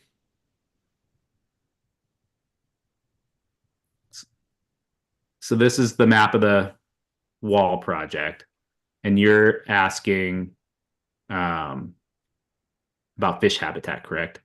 Yeah, something was it overwintering for steelhead, or I didn't catch it all? Yeah, Robin, you want to jump in on this one? Yes, I'm not sure how helpful it'll be without a pointer, because the property is much more topographically variable than what this map shows. So, in some ways we're limited by the maps we chose to provide to you all in the presentation. But there's what the landowners call the Fish Hotel, which is a triangular swamp-like looking piece on the right-hand side of the property, next to the road that's, I believe, along Swamp Creek there. Right. Oh, you were so close. Right there. There's the Fish Hotel. So that's one of the areas that they've done a significant amount of restoration work within that, in coordination with, I think, primarily the Watershed Council of the region to create habitat there, and it's coho, I believe, not steelhead, that they're doing habitat for. And then there's also what just kind of looks in the left-hand part of the property, from that water structure right through there is another area that they are focusing additional restoration work in, that they have referenced throughout their applications and are kind of in the process of finalizing the final plans on, to enhance fish habitat through there. Okay. Thank you, Robin. It's really hard to see where there's any water at all, except for I know it's the not ocean. the best map to show that. So yeah. Okay. Thank you.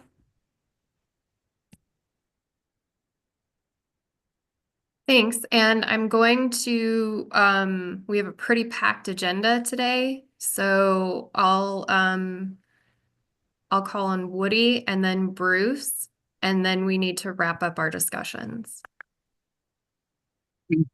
Thank you. Yeah, I just, as Taylor said, that the original valuation on the wall easement was a shot in the dark, and then now they have confirmed numbers, and it was eerily similar on the two easements that I did, that somehow that first shot in the dark came just within a few percentage points of where the appraisal valuation ends up. And it's either a sign of a good metric for guessing that's being used, or I didn't think that was the case in my easements. Maybe I have a poor sample size historically, but I find it interesting that all of the easements that I have enough experience with they always come very close to that first stab in the dark. And I was just wondering if we could maybe in a future meeting go through the appraisal part of that criteria and how those are derived. Yeah, I think that sounds like a good idea. That would be across all acquisition programs.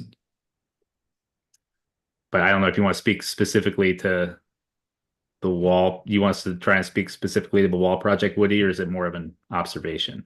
Well, or maybe show that the original stab in the dark on some of the other easements was way off, and my sample size is incorrect, or I just, like I said, I saw the original wall easement as a OHC member, and I did my own, so I have a small sample size, but I don't know if the metric for the stab in the dark is a good metric, or it just seems convenient to me in all fronts. Yeah. You want to take a stab at that, Robin? I don't want to take a whole lot more of the time that we have for discussion, but I think that the stab in the dark is a little misleading in terms of the work that our applicants put forward in actually trying to determine a reasonable value for conservation easements. It's a lot harder to do it than it is for fee title acquisition because of the extensive appraisal guidelines that are followed for easement valuation. So it is a very tricky thing to do, and I would not encourage anyone to try and go through that effort in the long run, other than appraisers, really, because that's their job. But there is a significant amount of work that a lot of applicants do into figuring out kind of that fee value, and then piecing through what the fee title value is ascribed to. Is it mineral resources? Is it gravel resources? Is it timber value? And then looking at the difference in what their easement is going to do. So they do have a substantial amount of practice, for the most part, of determining where they can find those value ideas, what they're putting into an application. Thank you. Okay, Bruce. Because of the amount of money involved in this, and since I was a representative, an ODFW commissioner representing on the OWEB board for a while, and often have find myself advocating positions at the ODF and W. Is it appropriate? I don't know if I should declare any kind of conflict or if it's appropriate, I could just abstain. Sarah, can you help me with? You're talking about because of your former seat on the commission and therefore kind of your contact with Commissioner Wall? That and the fact that there's ongoing advocacy for positions outside of OWEB before ODF and W commission. That's just I just have an uncomfortable feel, and I was wondering, I don't see any financial issue for me, certainly, but is it appropriate that I can abstain just because of that discomfort? I don't see any particular concern about a conflict or appearance of conflict of interest, Bruce. If it would make you feel comfortable to abstain, I think we've got a comfortable quorum here, unless Nicole lets me know otherwise. I defer to your comfort level on that, but I don't have any concerns about you voting. And I appreciate you flagging it. I think both your disclosure and Russ's absolutely best thing to say. Say what's going on in the interest of transparency and get that on the public record, but I have no concerns either way. Nicole, is there anything, should Bruce choose to abstain, that you want to remind us about the voting rules on a funding decision? Because I know that can depend on the number of members present and voting, and I can never remember how it works. I actually have it pulled up for that exact reason. We have 11 voters today, so we can have no more than 3 abstentions in order to make any action on this. Okay, thank you. So Mark and Russ, I cut comments off at Bruce because we are already 15 minutes over time and we have a very packed agenda today.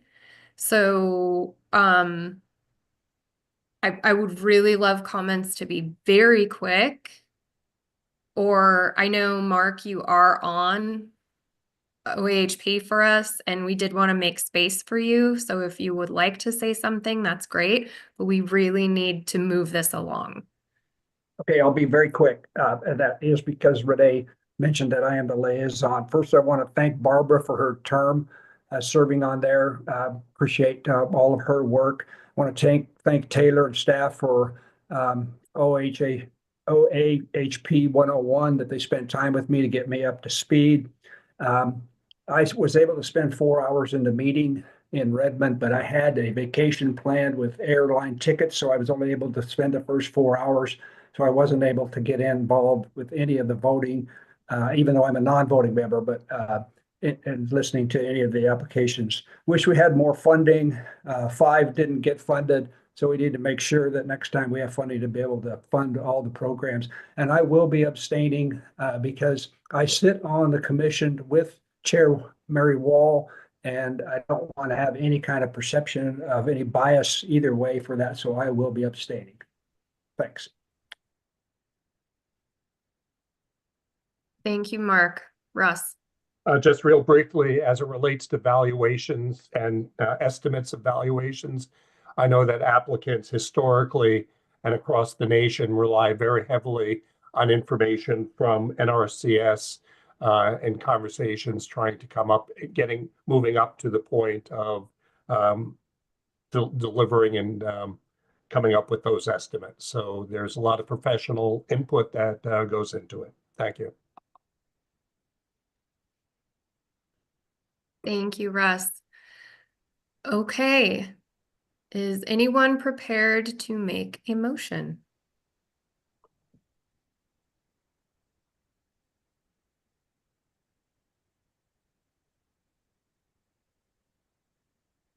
Looks like Mark raised his hand. Mark Webb? Yeah, I don't have the language. Do I need specific language? I do. I'm happy to make it. Lindsay? Yeah, thanks. I move the board award OAHP conservation easement grants in the amount of $5,081,036 with an award date of January 29th, 2025, as shown in attachment A, as recommended by the Oregon Agricultural Heritage Commission, with the standard required conditions detailed in attachment D. I'd like to second that. Okay, Russ seconded. Liz, did you have additional discussion or were you gonna second? I was gonna second. Thank you. Okay. Okay, we have a motion. We have a second. Any other discussion? Okay. All those in favor, please vote by saying yes. Yes. Yes. Yes. Any opposed? And our abstentions. Labhart abstains. Looks like, and Bruce. Okay. Looks like motion carries. Thank you all so much for, first of all, thank you so much to Taylor, Robin, and Renee for that great presentation and overview. Really appreciate all the hard work you guys put into that. Great discussions and questions, OWEB board, really appreciate that. Okay. We are a bit over time, but we have our OAHP, OAHC appointments. Should we just roll through, Nicole, I'm looking at, yeah, okay, we're gonna go for it. So I'm gonna hand it back over to Renee, Taylor, and Robin. Great, thanks, Kelly. Good morning. For the record, Renee Davis, Acquisitions and Special Programs Manager. It will just be Taylor, I think, joining me for this. OHP Coordinator, we are on agenda item N, Oregon Agricultural Heritage Commission appointments. That's page 133 of your ebook. As I mentioned during previous agenda item, OHP does have an oversight board in the form of the Ag Heritage Commission, diverse representation of agricultural and conservation expertise, 12 members. We do have expiring terms and term limits that we're bumping up against. So currently we have 3 vacancies on the commission. Taylor, in just a minute, is going to walk you through the specifics of the nominations to fill those vacancies. First, though, and this is really echoing, I think, what Carson mentioned this morning during public comment, huge thanks to the 3 commissioners who are transitioning off. So Woody Wolf and Woody, glad we grabbed you for the OWEB board. So good to see you in this context. Also, Lois Loop and Bruce Taylor. These folks have been with the program since the outset, the inception of the commission itself. Have really helped to make sure that the program was stood up both quickly and successfully. Just thanks for their collaborative nature, their great insights. Want to just express gratitude on behalf of staff, the board, the agency, and I think the state for their service on the commission. So with that, Taylor, turn it over to you to talk through the nominations. Thanks. Great. Thanks, Renee. Yeah, you hit most of the talking points. So commission is really important to the program. There's 12 commissioners. Each one has kind of a different path to appointment. And so we'll just talk through the 3 that are up for appointment today. So the first seat that is up for appointment is a seat representing farmers and ranchers. So this is a seat that has been held by Woody Wolf since the inception of the program. And Woody's second term is expiring or has expired in January of this year. So thank you very much to Woody. Couldn't have done it without you. And glad to see you moving up to the major leagues. Congratulations. So yeah, this seat is nominated by the Board of Agriculture. And so in the second half of 2024, we solicited applications in partnership with the Department of Agriculture. And then we shared those with the Board of Agriculture at their November 6th. On November 6th. And then on December 18th, we received their formal nomination for this seat. The Board of Ag nominated John O'Keefe. And so if John were appointed, he would serve through January of 2029 and then be eligible for a second 4-year term. So that's the first seat.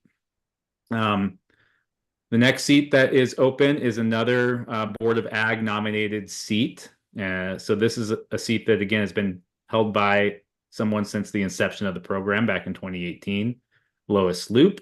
So she was nominated back then by the Board of Ag to represent ag water quality throughout the state. And her second term is also expiring this month. So again, we solicited for applications to fill Lois's seat, and we received 2 applications. So all the applications are available in attachment B. And those applications, again, were shared with the Board of Ag, and at their December 18th meeting, they nominated Jan Lee to fill that seat. And so that is the recommendation from that nominating body. So again, Jan would, be eligible to serve a 4-year term through January of 2029, and then eligible for a second 4-year term if she were interested. The third seat is a seat that is nominated by the Fish and Wildlife Commission to represent fish and wildlife habitat interests. And this has been filled by Bruce Taylor since the program's inception. Bruce has also served as the vice chair, at least as long as I've been working in the program. So Bruce's term again expires this month. And so we've solicited to fill Bruce's seat in partnership with the ODF and W. We received 3 applications. Those applications went to the Fish and Wildlife Commission, and at their December 13th meeting, the Fish and Wildlife Commission nominated Mark Vargas to fill that seat. So again, similar timeline. Mark would be eligible to serve through January of 2029, and then eligible for a second 4-year term. So we're recommending the board appoint those nominated by the nominating bodies, but happy to talk through and answer your questions. And I see at least one, so I'll turn it over to you, Kelly. Thanks, Taylor. Jamie. No questions. If there aren't any questions, I was just going to say, reiterate our thanks to Bruce Taylor, Lois Loop, and Woody. And Woody, welcome again to the OWEB board. Great applicants and excellent choices. And I wanted to go ahead and make a motion, but it looks like Mark may have a question. Mark, do you have a question? Well, I'm not familiar with Mark. I just wondered what his background was, and otherwise, they all make sense to me. I just wanted to know more about Mark. Yeah, so his application materials are attached, but he's recently retired from ODF and W, and he's also runs a small family ranch. So he has kind of expertise in both those realms, which I think is what made him a competitive candidate. Thanks. Yep. Here, may I just continue? Okay, I'll step back. Looks like a couple questions. I will get back to you, Jamie, on that. Mark Labhart. Well, just real quick, the commission, Mark Webb, the commission, all 3 were very qualified applicants. And so I think the commission looked for geographic representation around the state.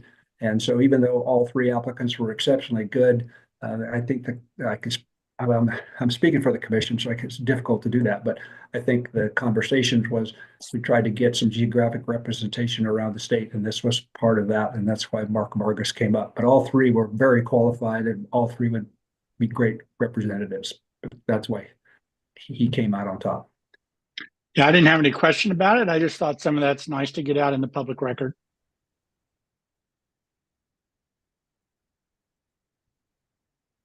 All right, thank you. So I think all of their application materials, though, are in the board book under item N. So there'll be additional background information there.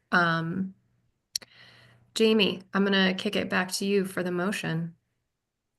Thank you, and appreciate those questions and highlighting the folks who serve, because it is tremendous work and there are really outstanding choices. But I move that the OWEB board appoint Mark Vargas, Jan Lee, and John O'Keefe to the Oregon Agricultural Heritage Commission for an initial term ending January 1st, 2029. Barbara Boyer seconds. Okay, we've got a motion and a second. Any discussion? Okay. Seeing no hands, all those in favor say yes. Yes. Yes. Any opposed? Any abstentions?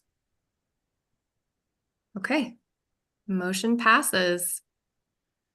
Thanks. All right. So we are at a break. So we are going to take a 10-minute break. I'm gonna look at you, Nicole. Again, I'm in a situation where I want to tell everybody to come back at 10:53. Barbara did it. Okay, so we're gonna do that.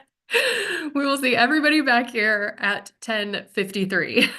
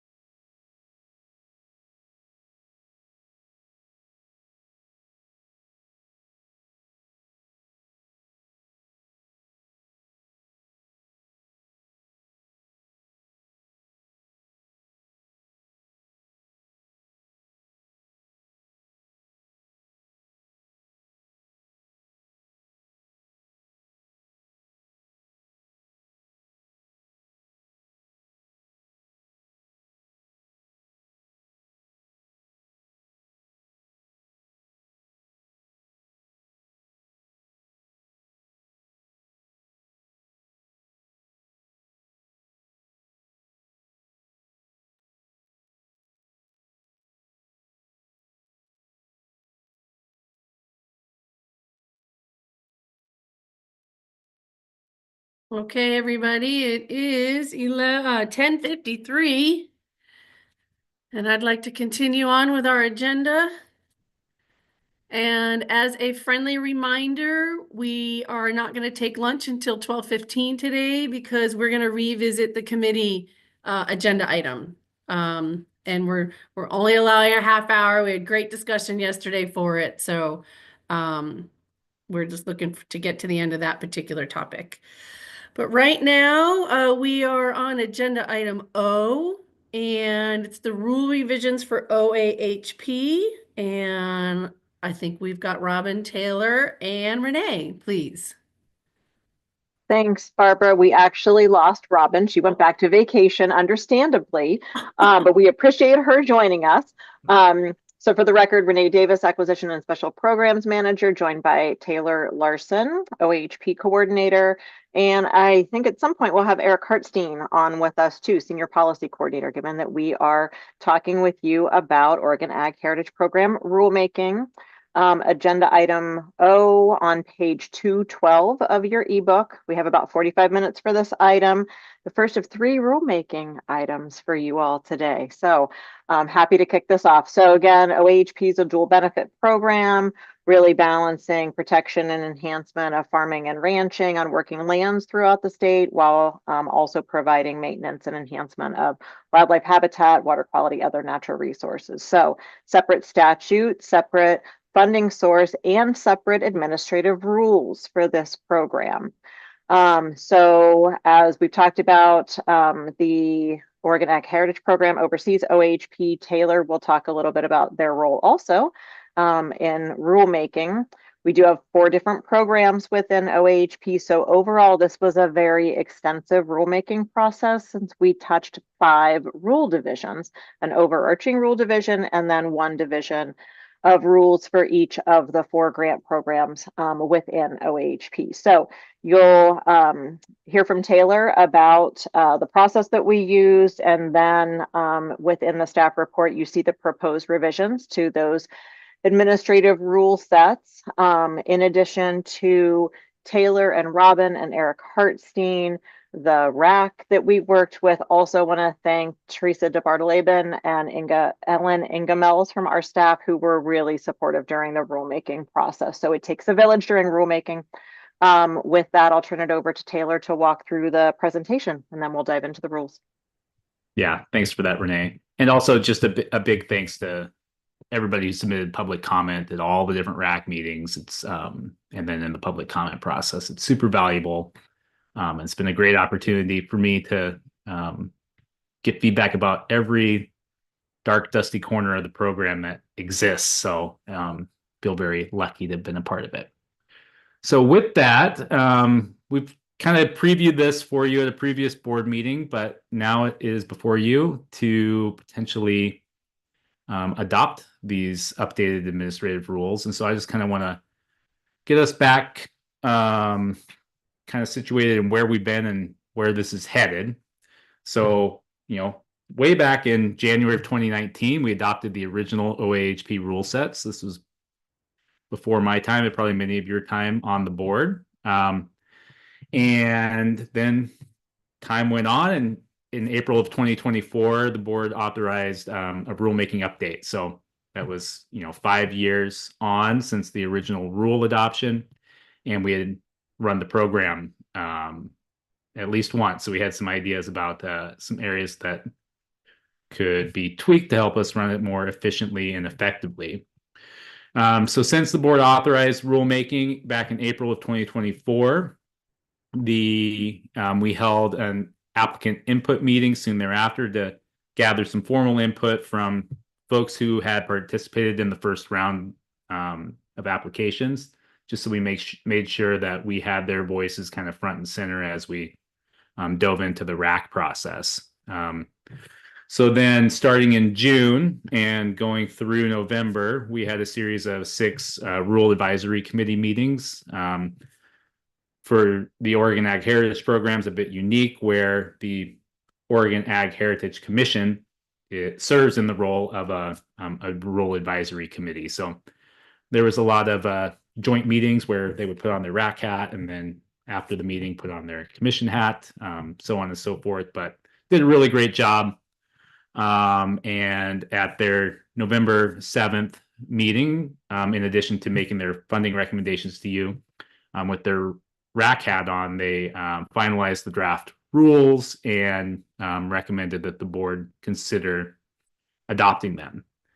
So following that final RAC meeting on November 7th, the rules went out for formal public comment, and we had a hearing on the draft rules. So we received some written comment and also had some comments at the public hearing.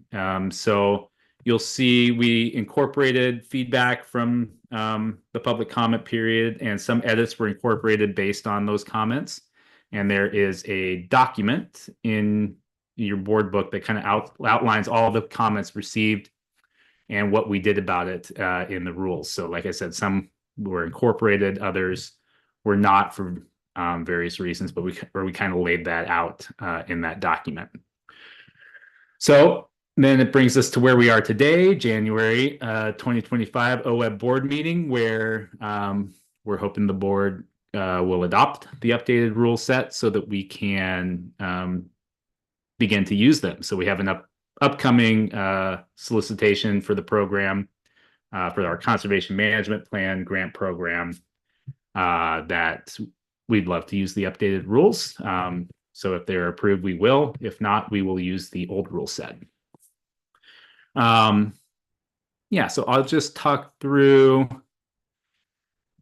the commission makeup. So like I mentioned, here I go again. The RAC makeup, like I mentioned, the Rule Advisory Committee is the Oregon Agricultural Heritage Commission, but you'll see we have a nice diversity of backgrounds and interests, folks representing farming and ranching interests, fish and wildlife habitat interests, tribal interests, conservation easements, OSU extension.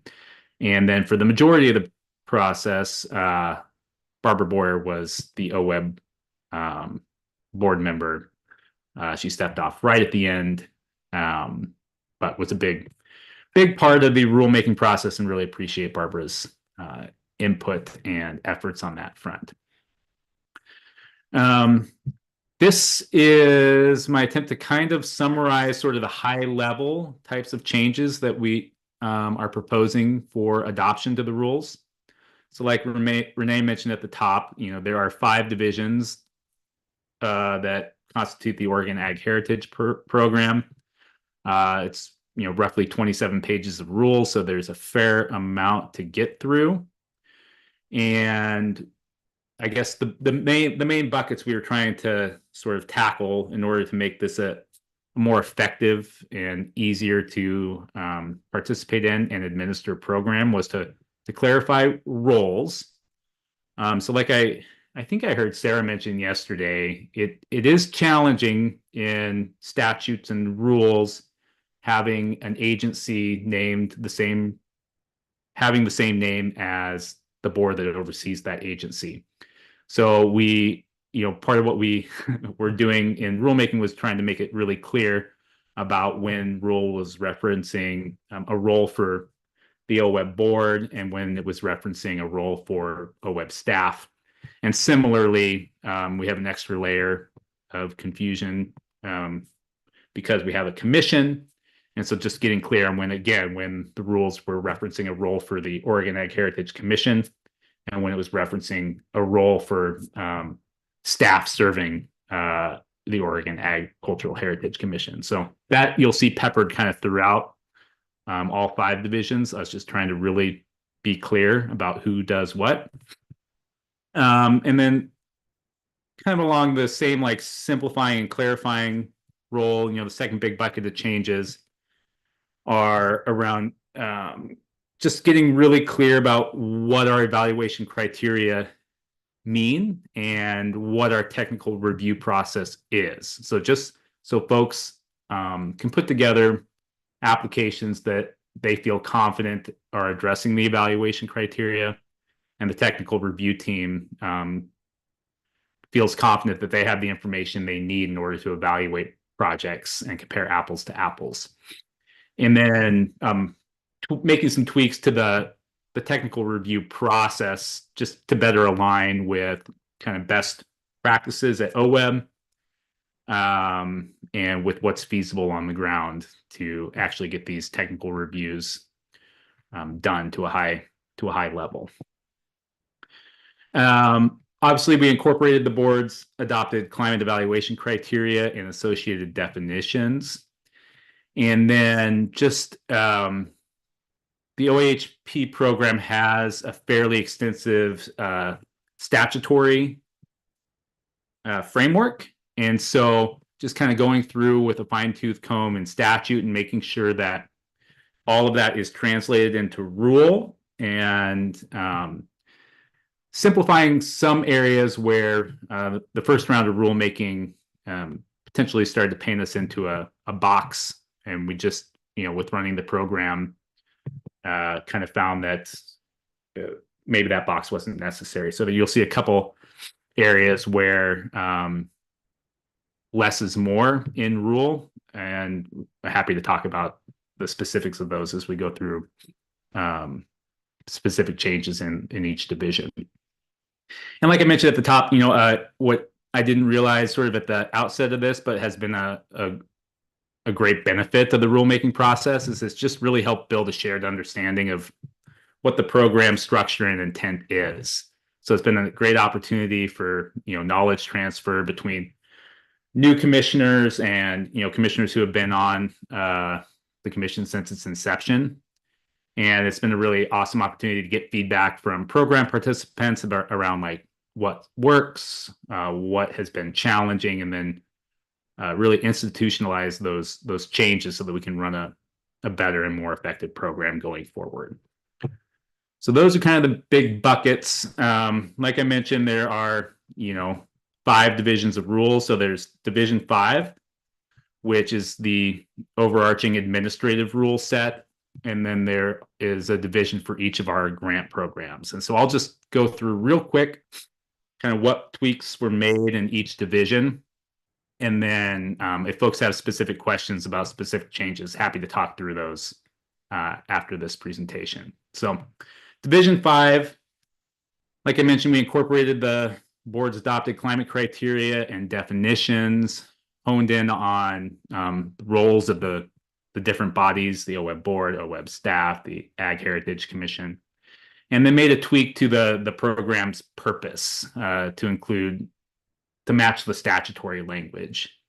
So we changed it from just the enhancement of fish and wildlife habitat, water quality, and other natural resources to the maintenance or enhancement of those things, because that is the statutory language, and it was creating some confusion around project competitiveness and eligibility, because some projects are maintaining values that are already at a high level, and is that as valuable as something that is enhancing something but maybe only at a small degree that is somewhat degraded. So just wanted to make sure that we were matching our statutory language there. In Division 10, again, we moved some rules around, just kind of did some reorganizing to better reflect how the program's being rolled out. We tweaked the technical review process, like I mentioned, to better align with best practices at OWEB and just what's feasible on the ground. We did some reorganization of the evaluation criteria for clarity. We didn't lose many evaluation criteria, but we did tweak some and reorganize them in a way that I think is going to make it much easier for applicants and reviewers to interpret what we mean. For instance, when we say, what is the significance of the agricultural operation? In Division 10, we did remove an evaluation criteria. Hey, Taylor. Yep. Oh, Steph has her hand up. Oh, good. Okay, Steph, go for it. Yeah, I can't see. Oh, sorry. I was just trying to minimize something, so ignore that. Sorry about that. Disrupting class stuff. Okay. Yeah, I'll just cruise through this again real quick. So yeah, we removed one evaluation criteria pertaining to the threat of conversion for Division 10. Division 10 is dealing with conservation management plans, which are a non binding, it's not like we're buying a property interest. We're basically paying for the implementation of conservation practices. And it was unclear if, a higher threat of conversion would be a good thing or a bad thing as far as the evaluation goes.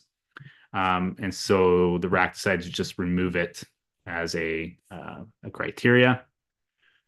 We did add an evaluation criteria relating to the project's impact on local communities, including a reference to tribal engagement.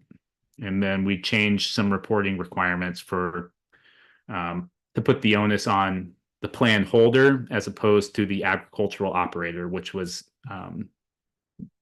it's hard for us to require that an agricultural operator do something. It's easier for us because our grant agreement is with the plan holder for us to require them to submit the reports. And obviously they will have to, work with the agricultural operator to do so. So that was Division 10. Division 15 is the conservation easements division. And so here, just kind of a few highlighted changes. We changed the timeline to meet all grant agreement conditions from what it was originally is 18 months, and we pushed it to 24 months just to give folks more time to get to closing and meet all their conditions. We made similar tweaks to the technical review process just to align it with what we're now doing in Division 10 and all other OAHP programs as well as OWEB best practices. We made some similar reorganizations to the evaluation criteria for consistency with other programs. We added an evaluation criteria. I think, we mentioned when we were talking about the wall project, some of the confusion that has created. So we did add a rule around application requirements stating, applications requesting grant funds that would apply to an OAHP conservation covenant or easement project with an open OAHP conservation covenant or easement grant will not be considered. Just because it makes it very tricky to administer and confusing for all involved. So that was something that the RAC felt pretty strongly about. We added a new rule that allows for the disbursement of funds prior to all conditions being fulfilled for certain due diligence items under certain circumstances to help with cash flow for some of our grantees. And then there was some language kind of in Division 15 rules linking conservation management plans to conservation easements that was creating quite a bit of confusion with our applicants around what's required with management plans and when are we talking about management plans versus conservation management plans. And none of it had really much statutory foundation. So we decided just to clean it up. We'll talk about conservation management plans in Division 10. We'll talk about conservation easements in Division 15. So that's Division 15. There are two other divisions, Division 20 and Division 2025. Neither of these programs, we haven't run the technical assistance program yet or the succession planning program yet. So basically, we just, in Division 20, clarified the intent of the program is to provide support to eligible entities to promote, encourage, or support development of conservation management plans or conservation easements. So it's to do that legwork to get a project ready to, to go in through the Division 10 or the Division 15 pathway. And then similarly in Division 25, we just kind of cleaned up the rule set to match any changes that we made in Divisions 5, 10, 15, and 20 so that all of our language is similar so that when we're saying something someplace, it's in the same type of language as when we're saying it somewhere else in the rule set. So yeah, that is basically kind of high level, the changes that were made. So just to kind of bring us back here to where we're at in the timeline, like I mentioned, we've kind of been at this for almost a year now, rulemaking, and we are at the point where we're looking for board adoption of these rules so that we can run future cycles. Like I mentioned, we have an upcoming cycle opening February 3rd for a conservation management plan grant program. And then, pending future funding, we're, looking at a potential summer or early fall cycle for the conservation easement program that would use these new rules as well. So that's basically the high level overview. Happy to answer questions. If Eric Hartstein is here, I'm sure he will have some important context for us. And yeah, I'll turn it back over to Kelly to facilitate discussion on this. So before I call on Mark, Oh, Eric Barbara. Hartstein, it's okay. I've been called worse. So Okay. is Eric Hartstein, is there anything you wanted to add before I get to board questions? Okay, thank you. All right, Mark Labhart, please. So I'd like to hear, Barbara, your take on the process, since you were the board member at that time that participated all the way through. You have an opinion on this? It was, I'll tell you, a very engaged group. There was a lot of conversation, and this was a big topic to conquer in 1 year with those RAC meetings. And I think Taylor said it best. It gave the opportunity to get to the dark, dusty corners. I had to write that down because I really liked it. No, it was just robust and really thoughtful group. I decided to not sit in towards the end of the RACs.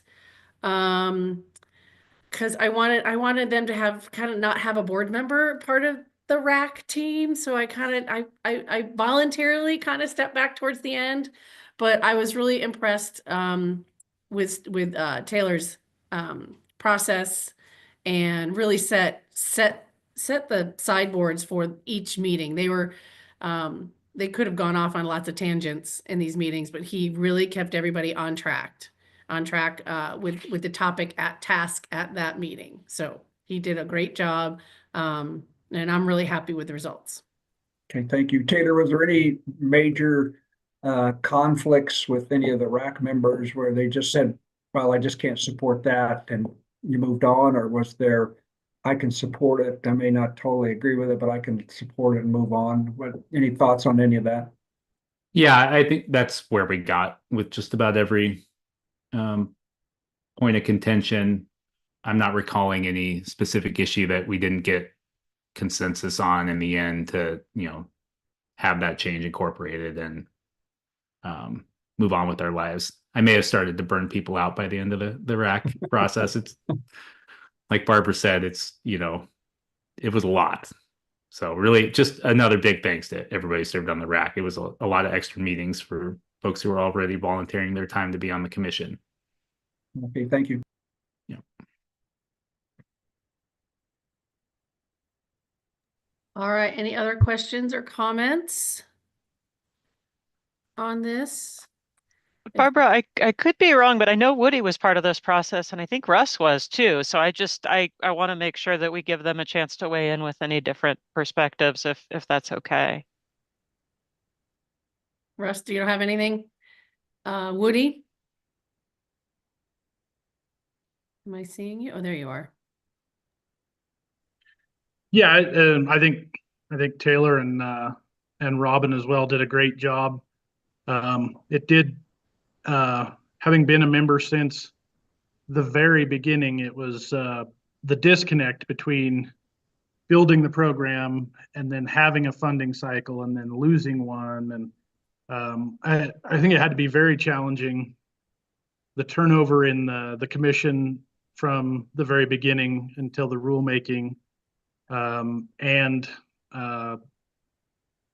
didn't recognize almost any of the people from OWEB showing up to facilitate us, because we started with Liz Redon and Eric and Maida, and then by the time the rulemaking showed up and we got back to doing stuff, the majority of the scenery had changed and the people. But I think Taylor did a great job.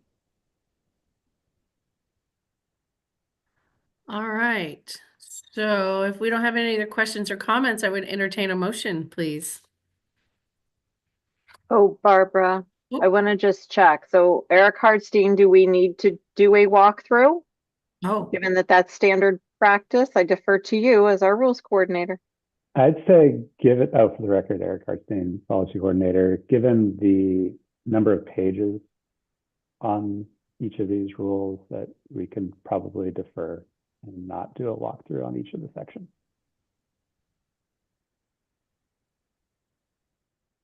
thank you very much. We could just pull it up and scroll really fast, but that seems to undermine the intent. All right, I would entertain a motion, please. This is Mark. I move to the board adopt the proposed revisions of 2 OWEB's Oregon Agricultural Heritage Program Administrative Rules, Chapter 638, found in attachment E2, effective upon filing with the Secretary of State's office.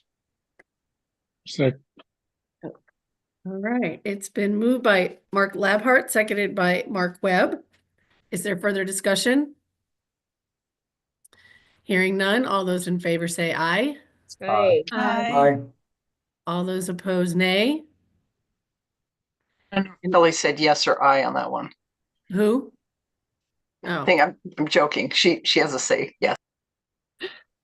I any said abstentions? aye. I said yes. I just mix it up for you guys. Keeping us on our toes. Any abstentions? All right, motion passes unanimously. Thanks, everybody. Thanks for all your great work, Taylor, Renee. Yeah, thank you. Robin. And commission members, incredible work. Yes. You mean RAC members. Yep. All Yes, right, that's exactly what I mean. Thank you, Taylor. Kelly, I pass it to you. Thanks. Yeah. Great work, everybody. That is a ton of work. Rulemaking advisory committees, everything that goes into them. It's a lot. A lot of time, a lot of effort, a lot of meetings. So really appreciate everybody's work on that.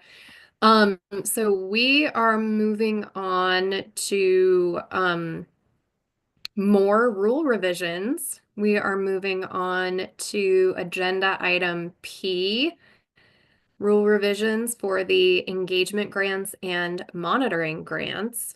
And so this is in your board books, page 292, and I'm passing it to the Erics and Courtney. Great, thanks, Kelly. And good morning, co-chairs, members of the board. For the record, my name is Eric Hartstein, Senior Policy Coordinator, and I'm here with Eric Williams, Restoration Grants Manager, and Courtney Schaff, Monitoring and Reporting Manager, on some small but really important revisions to OWEB's engagement grants and monitoring grants administrative rules. So the staff report and materials for this item, as Kelly said, are on page 292 of your ebook. So as we discussed at the October board meeting, given the historical context, staff intended to remove the term stakeholder from the rules guiding OWEB's engagement grants. And with monitoring grants, some recent streamlining to the review process reduced the number of review teams evaluating monitoring projects that were submitted through OWEB's open solicitation grant program from 2 to just 1, which is the statewide monitoring team. However, the existing monitoring grants rules still do reflect this two-phase review process that is no longer utilized for monitoring grants.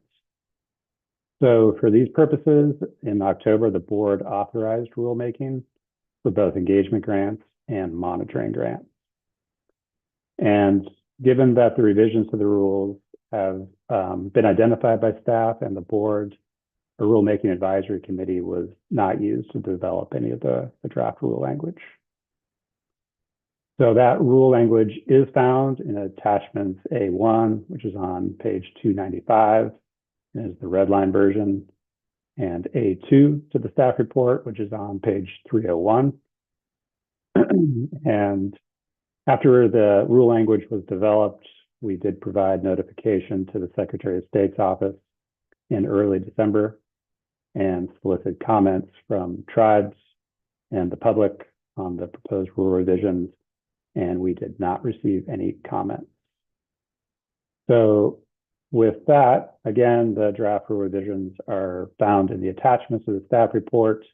I would like to point out that the rule revisions that you see here do not include every section of the engagement grants and monitoring grants rules, just those that are currently include the term stakeholder and the monitoring review process.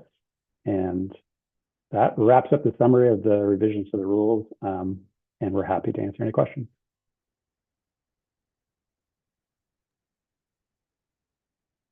Thank you so much, Eric. And before I kick it to Lindsay, I actually just wanted to thank Lindsay because this is something that she brought up at one of our meetings, and I just really appreciated her thoughtful approach to it. And I also appreciated so much the staff and the rest of the OWEB board's response to this in particular. This, I think, is just a prime example of how OWEB engages and listens to tribes and really really puts it where the rubber meets the road, and adjusts as necessary. And I just wanted to thank all of you for that, for being open to the conversation and just for the work that you put into this. And Lindsay, I'll kick it to you now.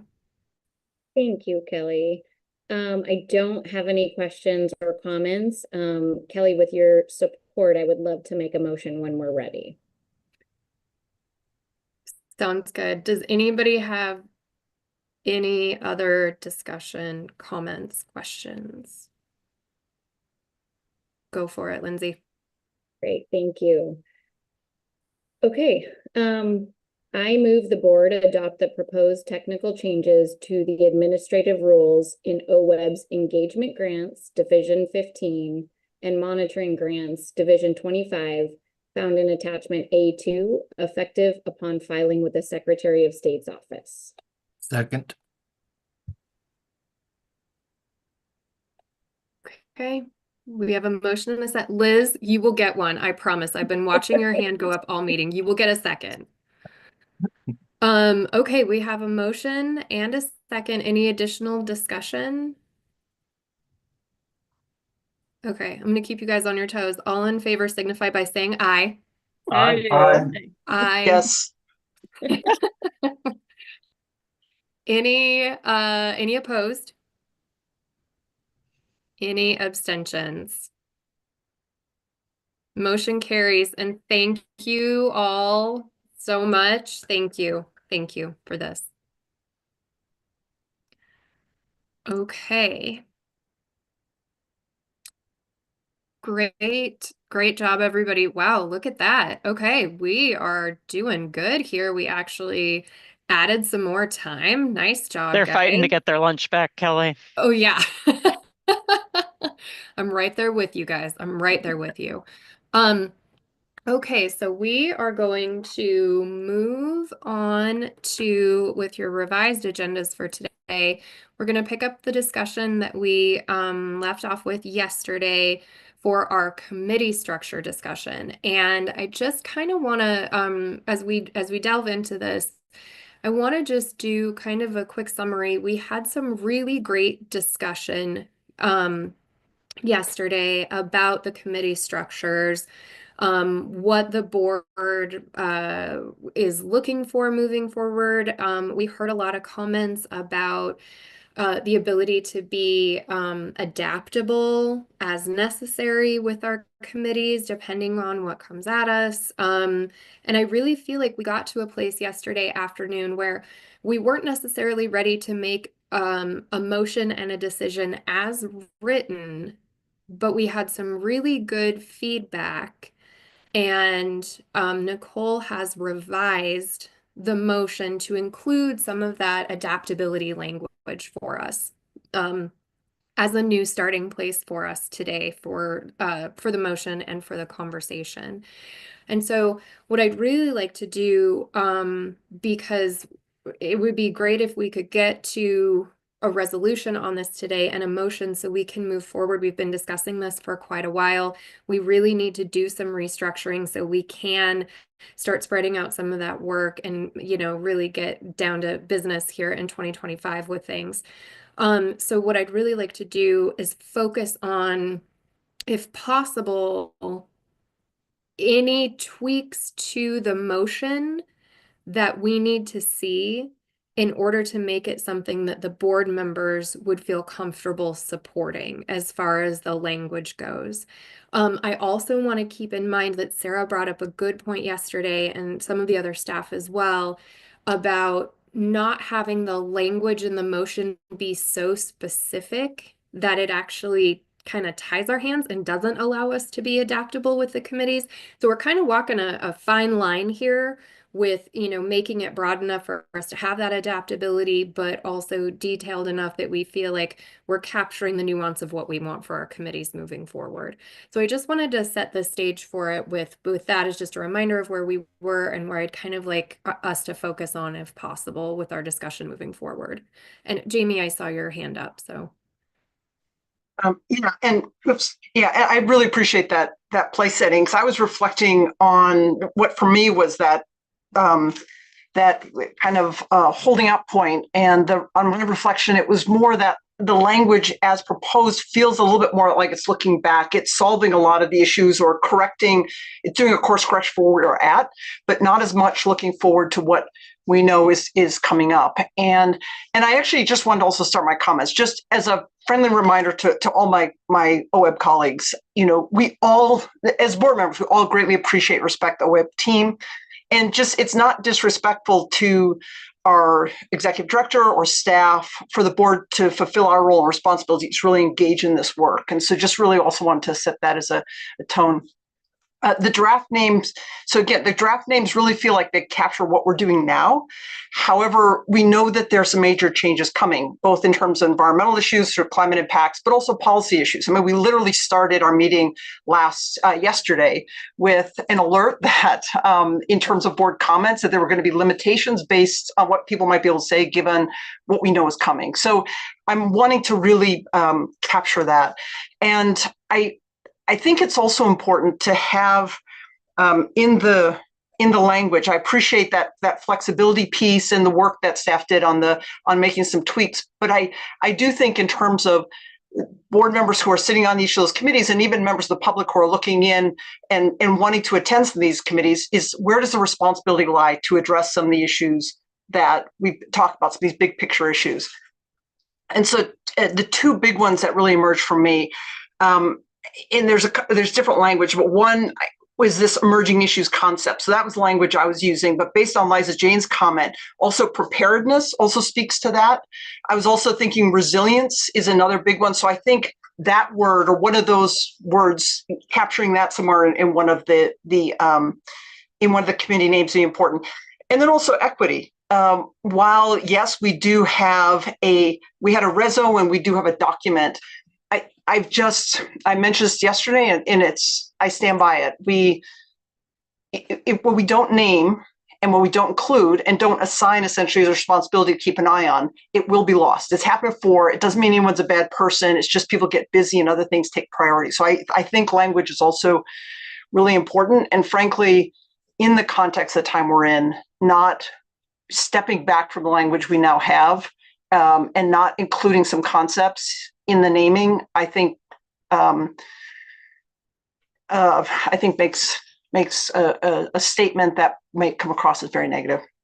So so again, in terms of the title of the committee, and I think there was a great job in adding some additional language, what could be included, and we had a lot of language and what can be included on the different titles. But I think capturing in the names would be important. So riffing off the proposed language, I wanted to offer some additions. So we've got one that was looking at acquisitions, restoration.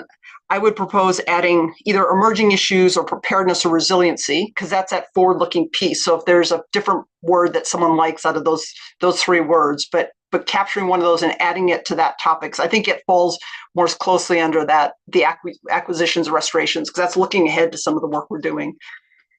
In terms of the second one, partnerships and capacity, I think we should add equity to that. And equity is not a bad word. It means we're looking to serve all Oregonians. If there's a better word, if people get nervous about that word, let's find a word and add it to that. But it ties into our partnerships and ties into capacity. But I think really making sure we've assigned that role to a committee is important. And then the last one, tracking and communicating outcomes. We could also say communicating outcomes and value, because telling our story is often about telling, helping to show our value to the public, which helps to reinforce the value of our work, but also, frankly, helps with resources targeting, helping to support our work. So again, my proposal is that going with the three structure that we all agree works well, acquisitions, restoration, and emerging issues, or preparedness or resiliency, whichever folks think may be the most appropriate word there. Adding equity to the second, to partnerships and capacity building, and then to tracking, communicating outcomes, we may want to add value to that as well, communicating our outcomes and our value.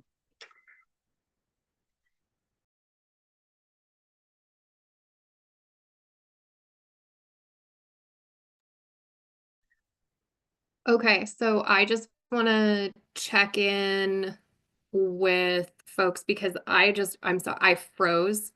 And so thank you for recapping that, Jamie, in that last bit that you said, because I missed the beginning. So I'm hoping that other folks were able to capture that language.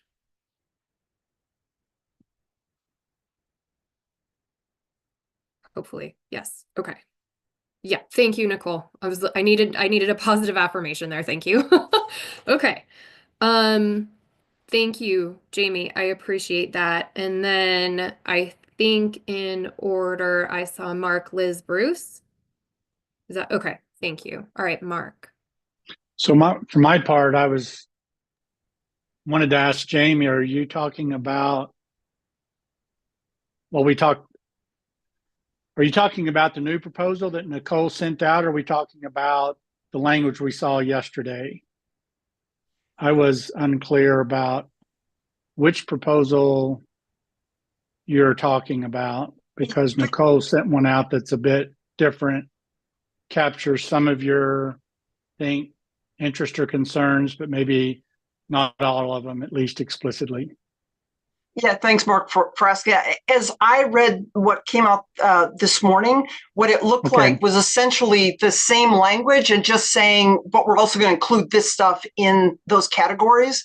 And I think it's really important to have clearly assigned these responsibility in the name and title of the committee. So to say, you know, like at one point she was joking, we call them committees 1, 2, and 3. But if we don't say what committee 1 does and include that in the title, then both committee members, as different issues come up, we might say, oh, it's not our committee, it's another committee's responsibility. I think that the clarity of whose responsibility gets lost, both for committee members, but also members of the public. If a member of the public is interested in one of those topics or values we talked about yesterday, they don't know which committee to go to. Because what I saw this morning, how I read it anyway, was, yeah, we'll include it, or we'll include it in some of the different ones, but it's not in the title. And I think that's important.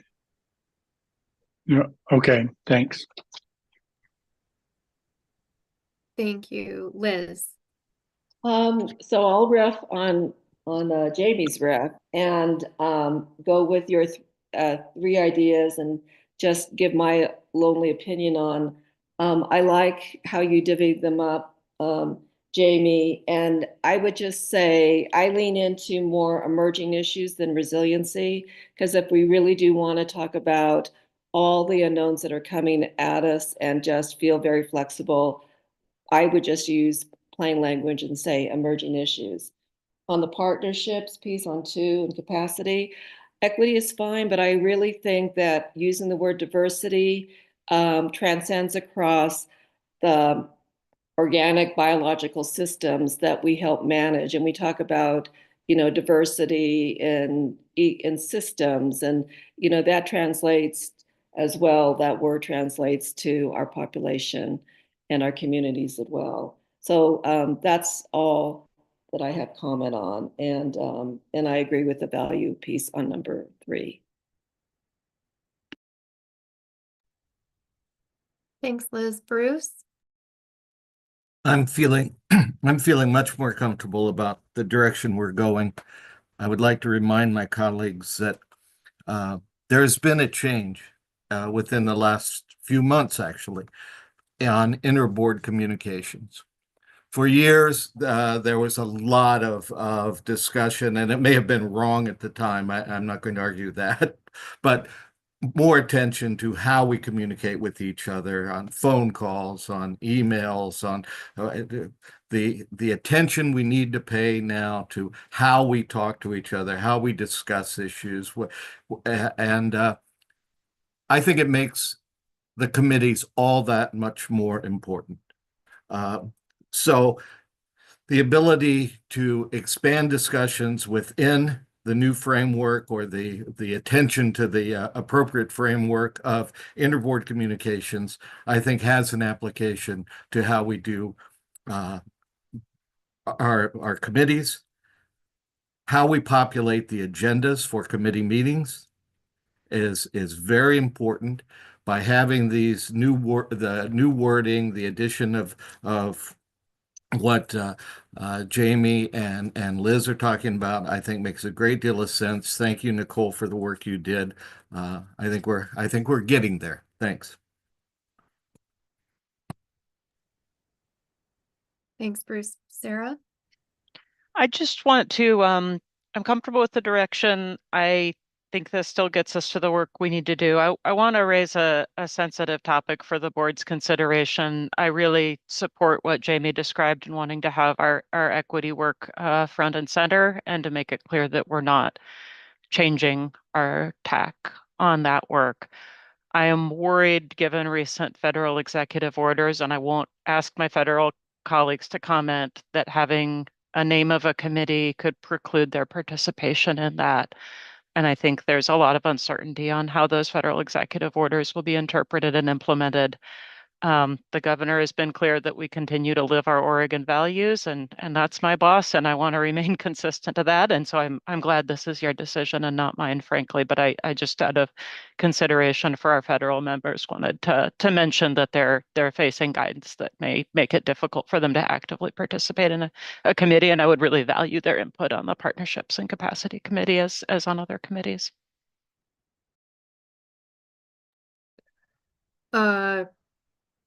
Thanks, Sarah, for bringing up that unfortunate point. Jamie?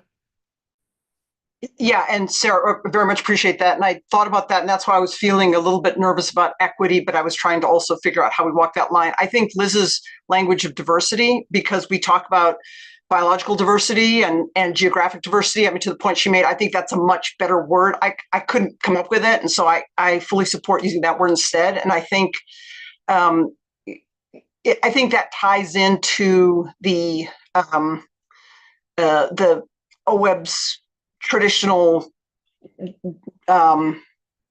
mission, that word can be interpreted 2 different ways, but it still allows that. I think it captures both intent. So thank you, Liz, for that. I do just want to clarify, diversity is also included in the language of the executive order. So I stand back, but I just want to clarify that I probably shouldn't have just named equity there.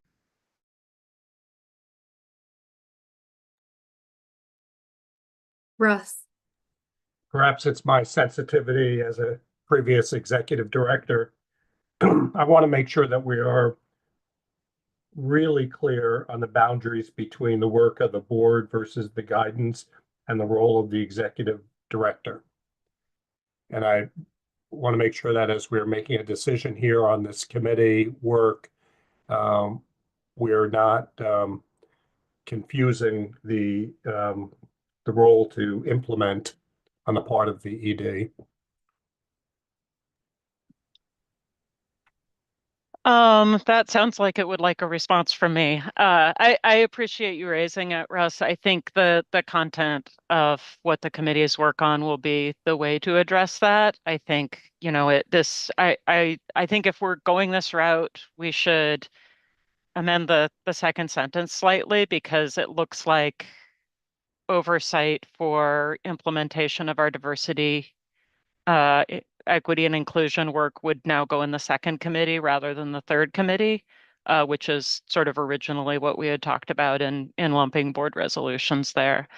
I will ask you guys to build work plans around the priorities of the agency this year. That includes equity on each of our committees. I'm comfortable with the language, and I just ask you guys to lean into the work that we have in front of us, is whatever the committee names end up being.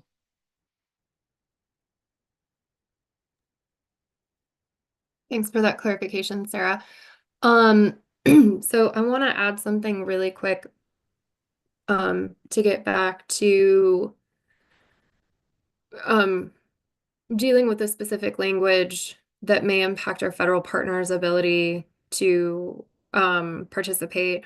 Something, Jamie, I know that you say is to benefit all Oregonians. And I'm wondering if we might be able to capture the intent of what we're trying to do here with maybe that kind of language in it somewhere. And if that might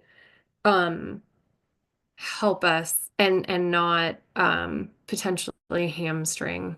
So just wanted to throw that out as a suggestion.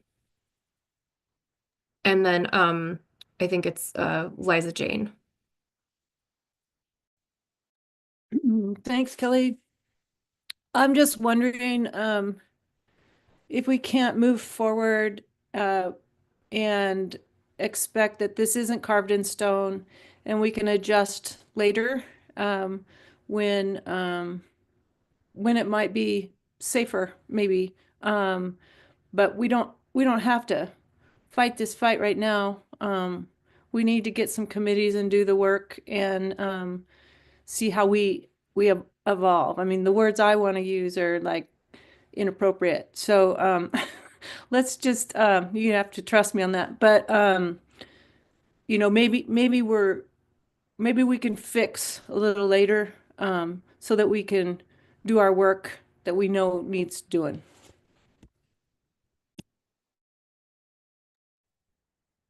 Liz? Yeah, I think that's a another good way to go, Liza Jane. I think, but when I raised my hand, I'm running out of neutral words here, besides equity, diversity, and I just want to toss one more word out if we think diversity is problematic. But we have the reason why that we have diversity in systems, in part is because they help build strength and resilience. So I just offer up wherever we end up, maybe resilience is the end goal to a lot of things that we're doing. And so I offer that word up. Running out of words, though. Thanks, Liz. Bruce. I'll throw one more word in. I was careful on this yesterday. That I did use equity, but I used the word justice. And I think we can always go back to the book of Isaiah if we need to. But so if we're looking at communities, systems, geography, to make sure we cover all of Oregon, all those things, using how we would put it in there. I think I'm okay with where Liza Jane ended up. But if we're going to use a word that has not had the stigma attached to it for some reason, justice seems to still be okay. Thanks.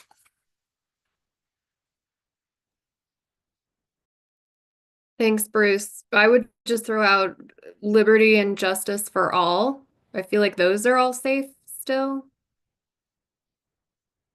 Mark. So for my part, I think we're starting to make some category mistakes. So I think Liza Jane is correct in the sense, she didn't say this, but I think today's proposal is plenty robust enough to capture everything that we're obligated to be concerned with and to do and that we're interested in. It doesn't have some specific words that are important to people, but for me at least, and I consider myself as rednecky as they come, this is embedded in a context in a decision space where equity, justice, all of these things are just a given so that we don't need to call them out. And I, for one, just don't want to try to make an issue with the feds on any of this when the language as proposed by staff does capture the broad categories. It is flexible to allow for all the things that we're interested in, and we can't even anticipate at this time. And it's not like we can't make some adjustments further on. So it's, I just, for my part, it's simple enough and robust enough and rich enough and does a good job. So.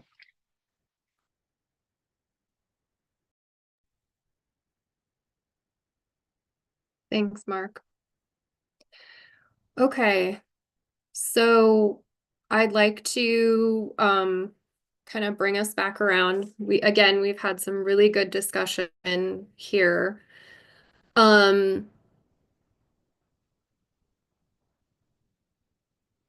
Jamie has added some language to the different committees.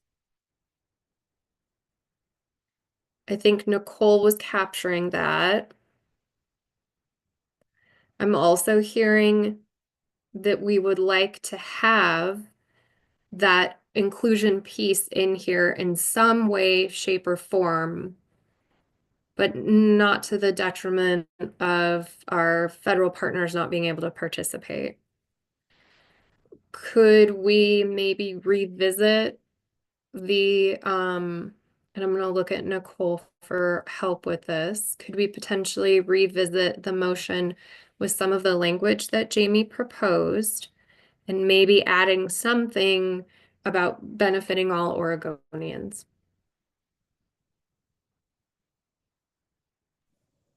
I'm just going to put that out there for folks. Nicole. Sarah, I'm going to defer to you on this one.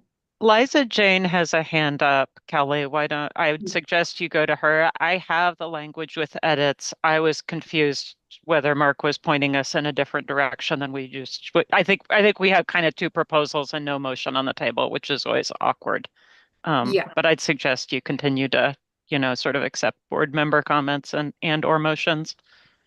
Got it. And I can pull up the language that I've been tracking if needed.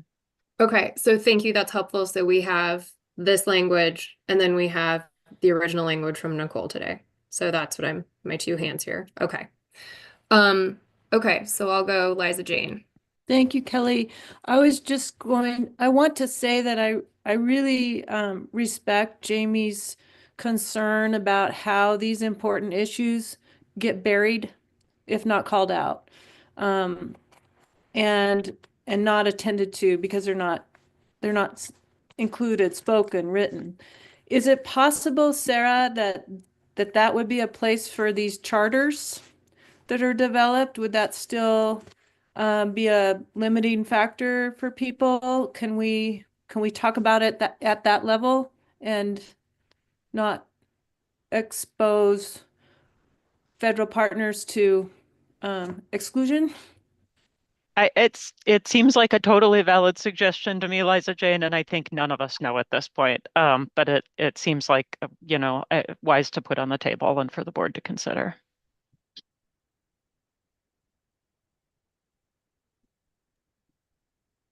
Okay, Mark.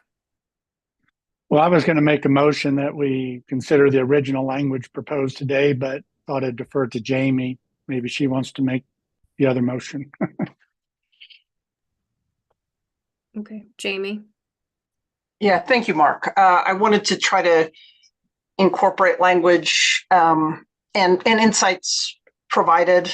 I really wise comments have been made all around, and really appreciate and respect that.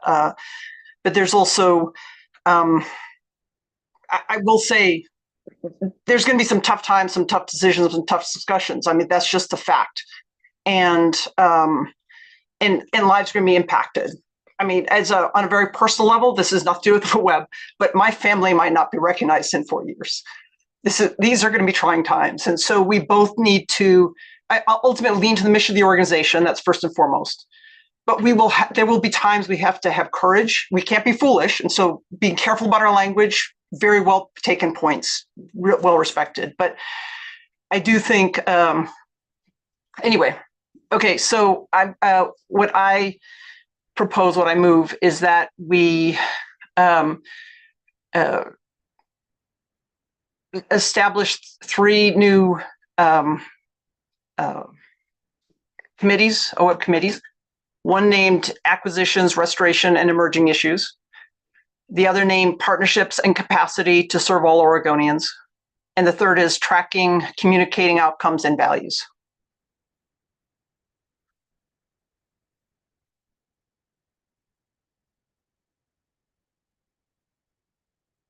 Results and values, yeah. Results and values.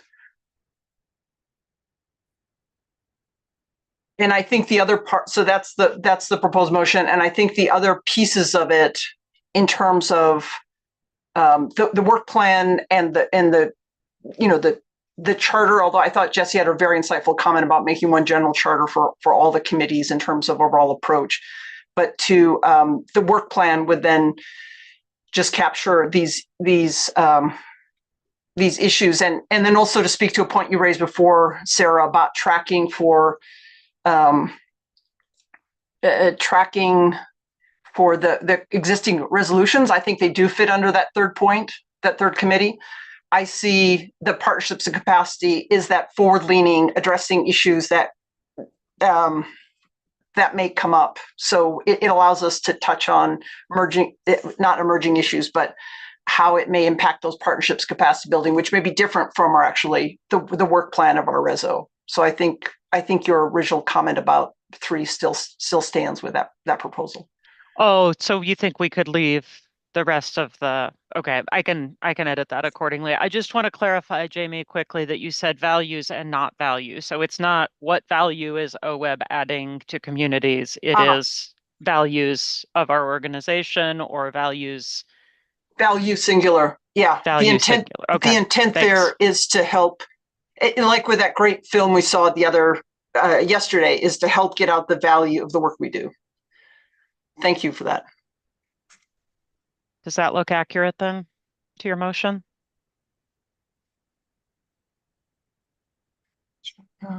Restoration. Yeah, I mean, technically it might be restoration, acquisition of emerging issues, but that's just that's not really relevant. My mother was a 7th grade English teacher, so I'll never give up an opportunity to talk about the Oxford comma. And the Oxford comma. My mom's a teacher too, but I was going to let that sit. So partnerships and capacity to serve all Oregonians. I think, Kelly, that was a great add of that. Tracking and communicating results and value. Tracking, communicating results and value. Yeah. And then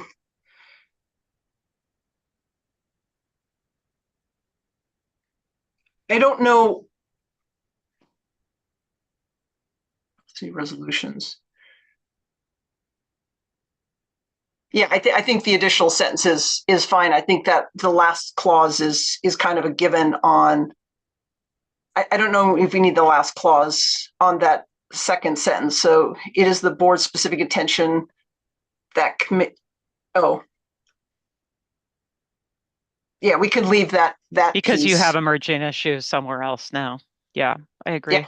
That makes sense. Yeah, but to there me. might be emerging issues across the spectrum, across the 3 things. So exactly.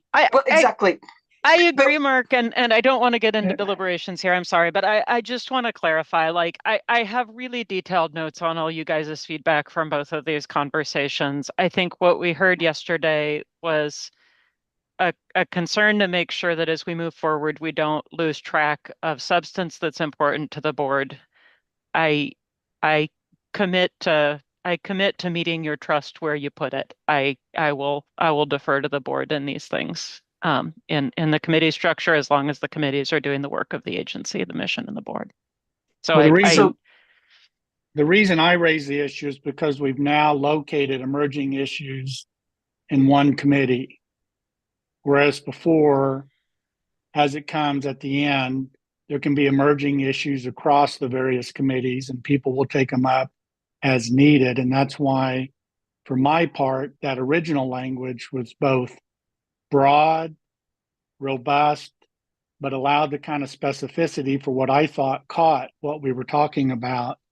We're interested in emerging issues, and they're going to come up in different places at different times across those three areas. And so we've limited now with the language we've got. I respectfully disagree, Mark. It's okay, and we can cross-reference. So if an emerging issue comes up and it's something that's specific to partnerships, then it gets referred to another committee.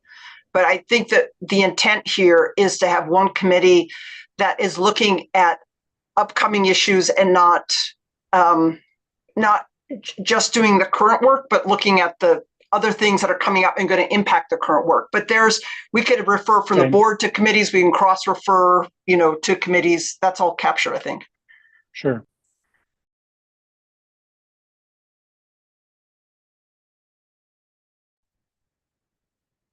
I'm actually just going to lower my hand and go to Bruce. How we do that last sentence, and I do have to remind us, I believe there's a motion on the table, but we've always talked about intersectionality between the different committees. I assume we're going to want to continue to talk about intersectionality with this current structure. So while we may have emerging issues in committee one, the idea that we wouldn't have them elsewhere, or there is an intersectionality. So how that could be phrased is wordsmithing beyond my keen. So thanks, Bruce. So what I want to just remind board members right now is that as our committees currently stand, the language in them, we have had this intersectionality. That's something that we've discussed as board members that we wanted to have amongst the committees. So we can continue to do that, whether or not that language, I think, is captured right here. I think the other thing that we have had within each of our committees is that educational component for our board members. We also have that educational component at our board meetings as well. And my assumption is that we are going to continue to have those educational opportunities both at the board meetings and at that committee level as necessary. So I don't necessarily feel like the language has to be in here because we've been doing it already without that specific language being in here. So like Sarah said, she's got detailed notes on what we discussed yesterday and what's of paramount importance to the board members. So I don't think any of those, intersectionality, emerging issues, education, I don't think that's going to be lost with this new committee structure. So, and I'm looking to Sarah for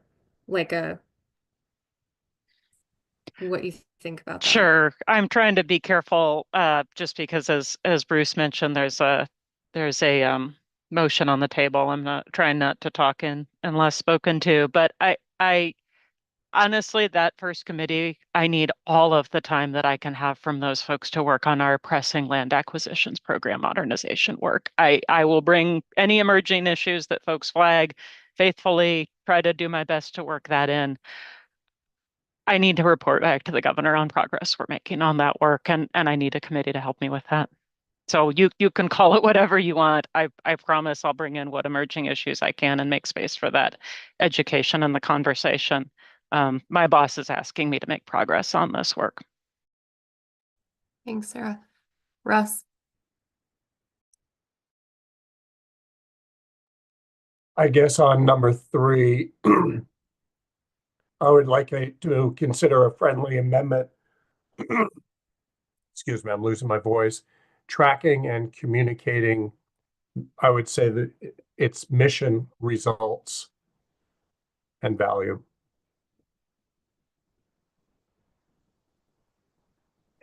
Okay, so I need to ask a process question right now because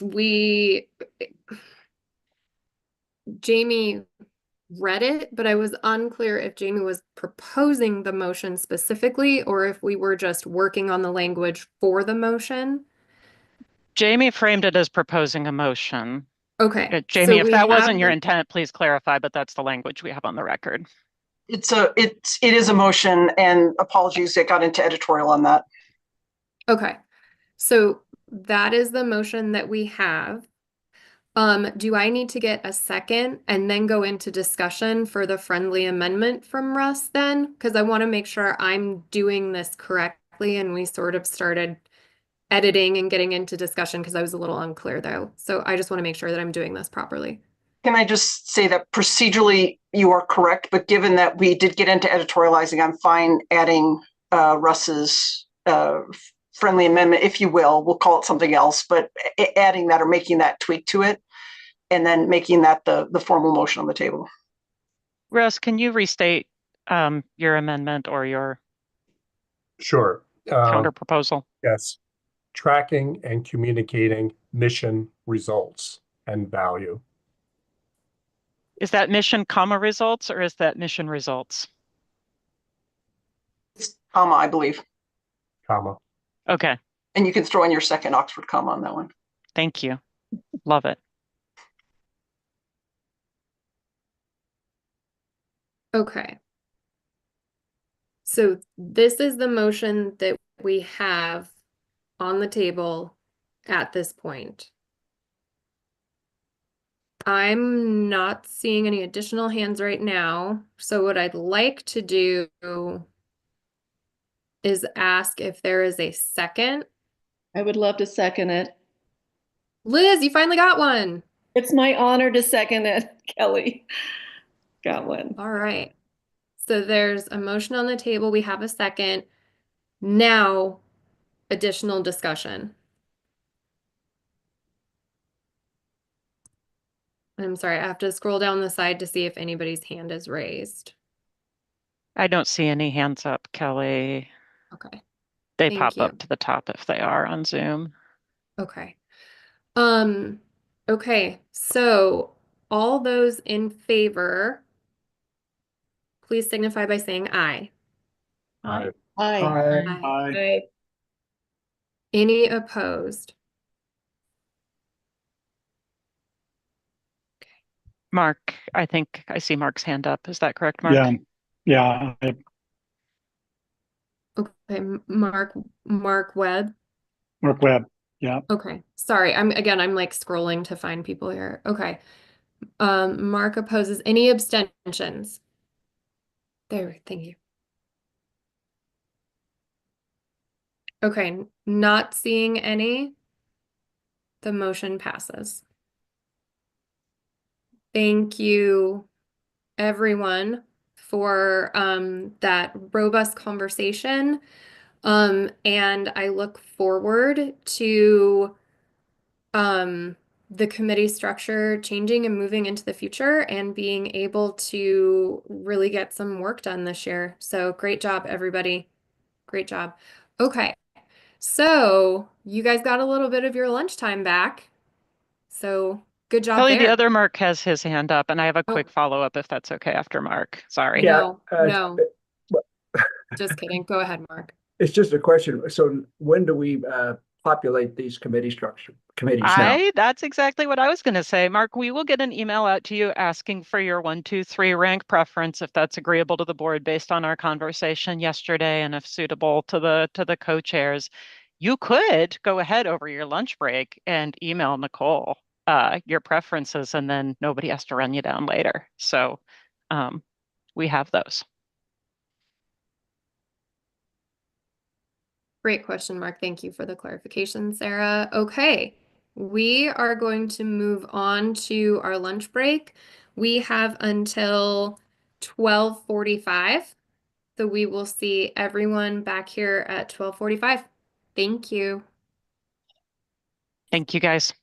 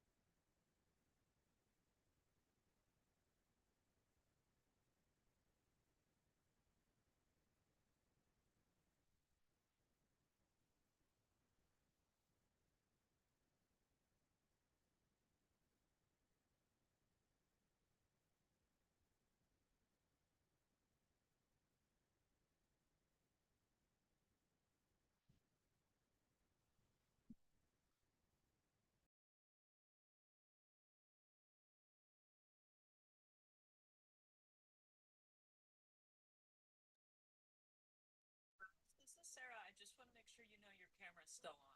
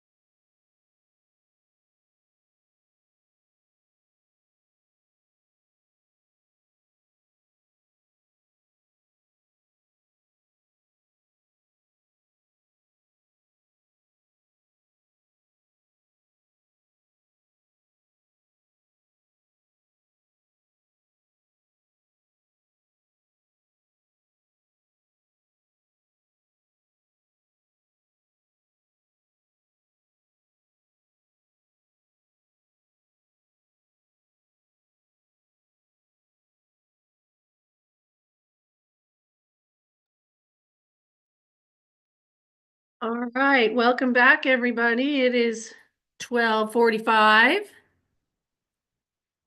And I hope you all had a nice quick lunch. And we are now moving on to agenda item Q, the FIP reports. And we're just about to go on a journey together. Oh, Liz, go ahead. Can I just comment? I want to just comment on how I felt about our last discussion because I know it was difficult. And I just want to say I'm so proud of this board on how we handled a complicated conversation and dialogue in such a respectful manner and in a heartfelt manner. And it's even doubly difficult because we're virtual. And then my last comment is that even though I didn't hear so much the federal cohorts, I felt your presence. So I just want to say that, and we go on. We go on. That's a really nice reflection, Liz. Thanks for sharing. All right. So we have both Eric's, Jillian, Denise, and Audrey who are gonna take us away.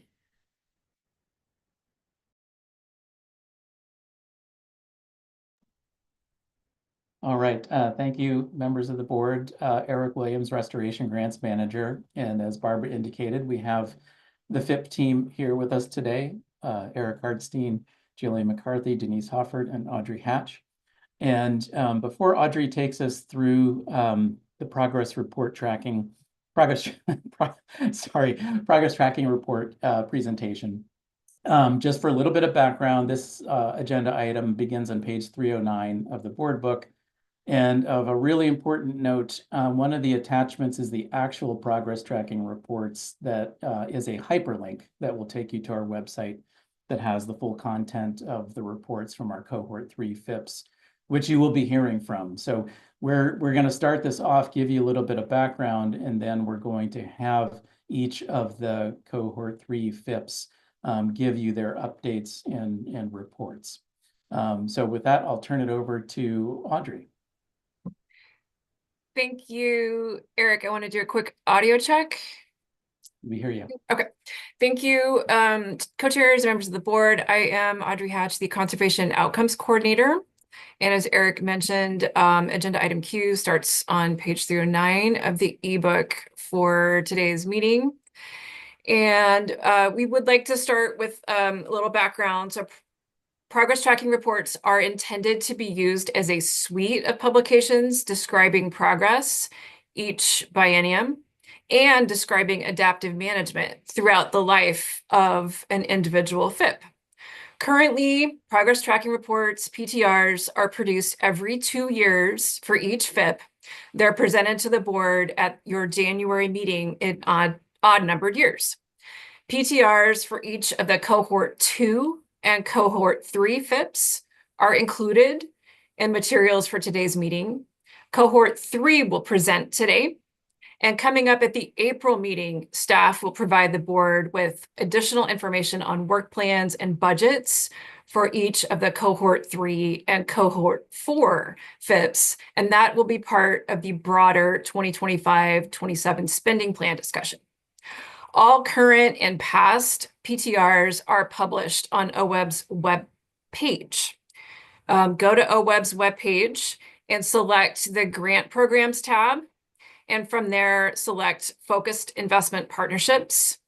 And then view funded initiatives and progress reports to see the full list.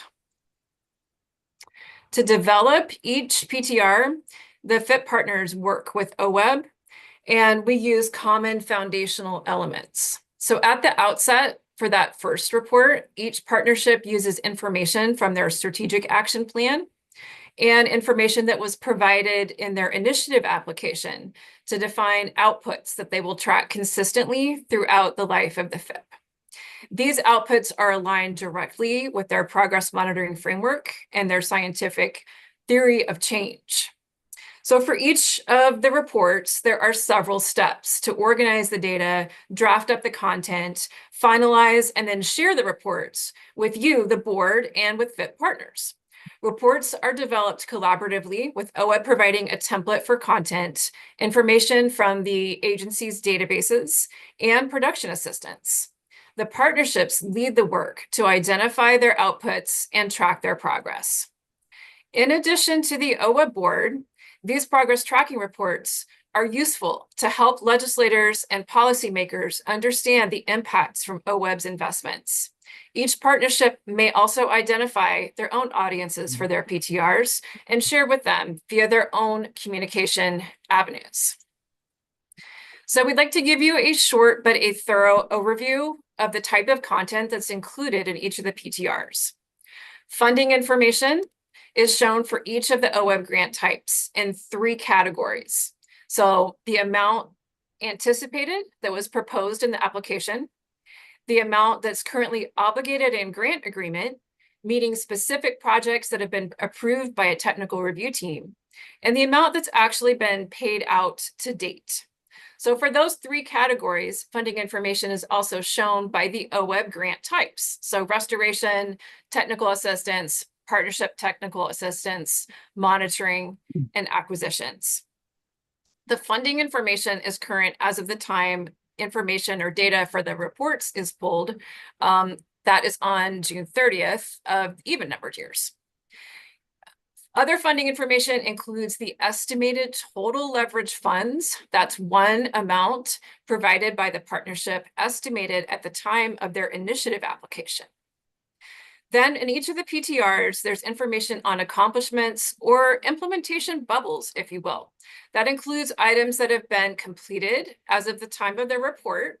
And these implementation bubbles may include monitoring and engagement accomplishments, in addition to restoration.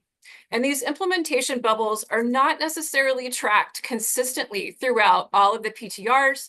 It's an opportunity to highlight progress at the time of each report. Each of the PTRs also includes a narrative section. That's where partnerships can describe their approach to monitoring, recognizing monitoring is often happening in the context of many other funders and other partners. Only a subset of the work might be shown in OWEB's biennial PTRs for the FIP. So it's an opportunity to describe that larger context.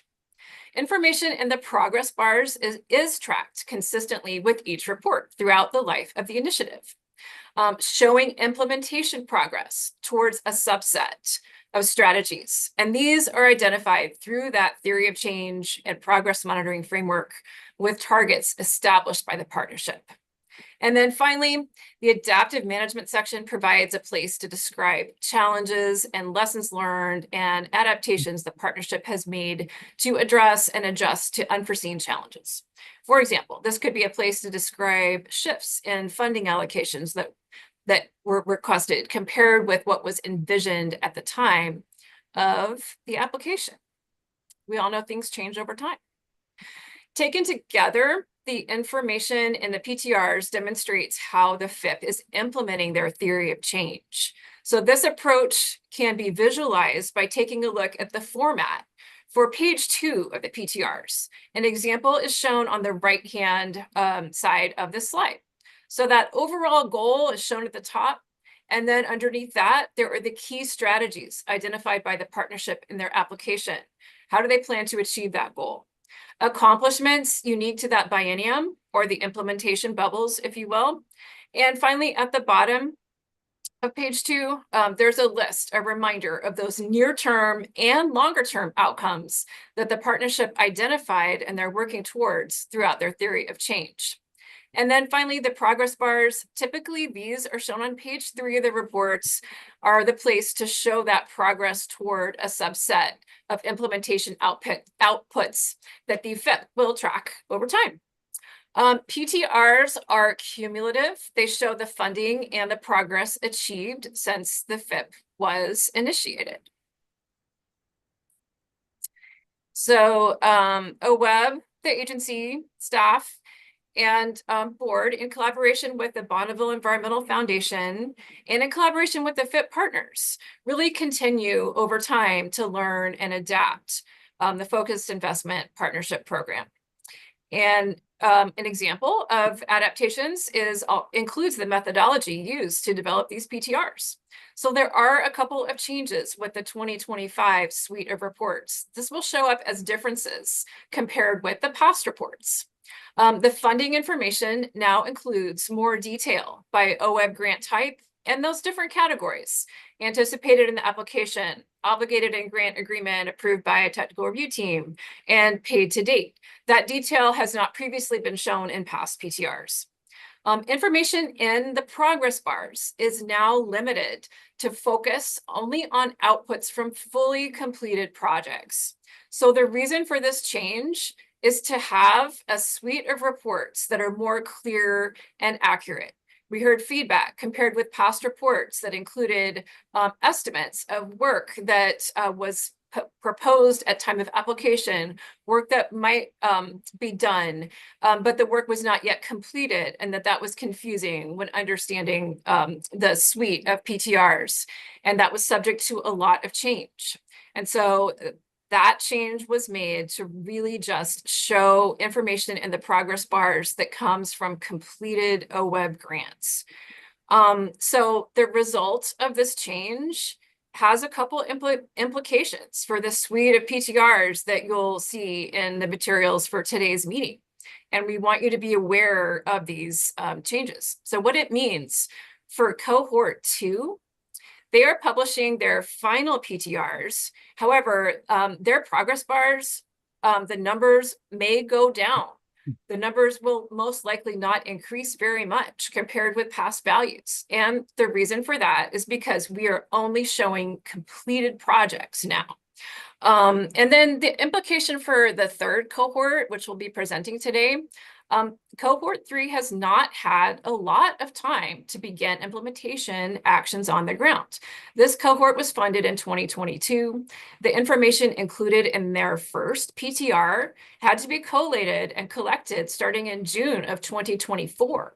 So there had only been about 2 years to begin that implementation work, although a total of 4 years of funding information is shown on the graph. The takeaway is not all of the anticipated first biennium projects are yet obligated into grant agreements. So given the interest in showing longer-term progress towards outcomes and more specific information about final amounts of leveraged funds, staff continue to explore Audrey, yeah, go ahead. Eric Hartstein has his hand up. Yeah, just really quick clarification that this should say Cohort 2 on the left and then Cohort 3 on the right, because the Cohort 3 folks are the ones that will be presenting here in a little bit. Yeah, thanks for pointing that out. So Cohort 3 will offer presentations today. And it looks like that actually they are listed over here on the right-hand side of the slide. And Cohort 2 is over on should be what's here on the slide. Correct, Eric? That's right, Audrey. Okay, so thank you for pointing that out. So really wanted to just emphasize this Cohort 2 progress bars may go down a little bit, and Cohort 3 point up here funded in 2022, so they have not had a lot of time to implement their progress. One more point before I hand it back to Eric. Really, given this interest in showing longer-term progress toward outcomes and more specific information about the final amounts of leveraged funds that we only see upon project completion, OWEB staff are exploring producing a post-trip report at some point in the future that would be similar to a PTR, but produced several years in the future after all the grants are completed and closed. Wanted you to know that because of the change in the focus only on completed projects. That concludes this overview of the content in the PTRs, and I will hand it back to Eric Williams and see if there are any questions. Thank you. Thanks, Audrey. Just a couple final words to frame this for the board. As you know, the FIPS represent a 6-year investment from the board. However, the board can only award funds for funds that are in the current biennium's budget. And so when you award a 6-year FIP, you're awarding the first 2 years with the commitment to fund subsequent bienniums based on progress as reported back to the board. And that's what we're doing here today for cohorts 3, particularly for cohort 3, to make your decision on whether to fund their third biennium of funding, and for cohort 4 to fund their second biennium of funding. And as you listen to the presentations from each of the 5 cohort 3 FIPs, that is the framing for you to keep in mind around that next biennium of funding. You will have 2 more opportunities to talk about this. There's not going to be any decisions today on this. We're going to be talking about future funding in the context of the spending plan that we discuss with you both at the April meeting and then at the July meeting when you make your decision on the next biennium spending plan. So with that, I'll see if there's any questions before we proceed to going back to the co-chairs to have each cohort come in and make their presentation. All right, thank you, Eric. Dan Brown, you got a question or a comment? More of a comment. Audrey, thank you so much for that explanation of what we were looking at, particularly on the funding drawdown and the obligation of money and the accomplishment of the work. When I was looking at these things prior to the meeting, I was scratching my head saying, wow, 3 years into this and it doesn't look like much is happening. So that explanation really helped with that. So thank you.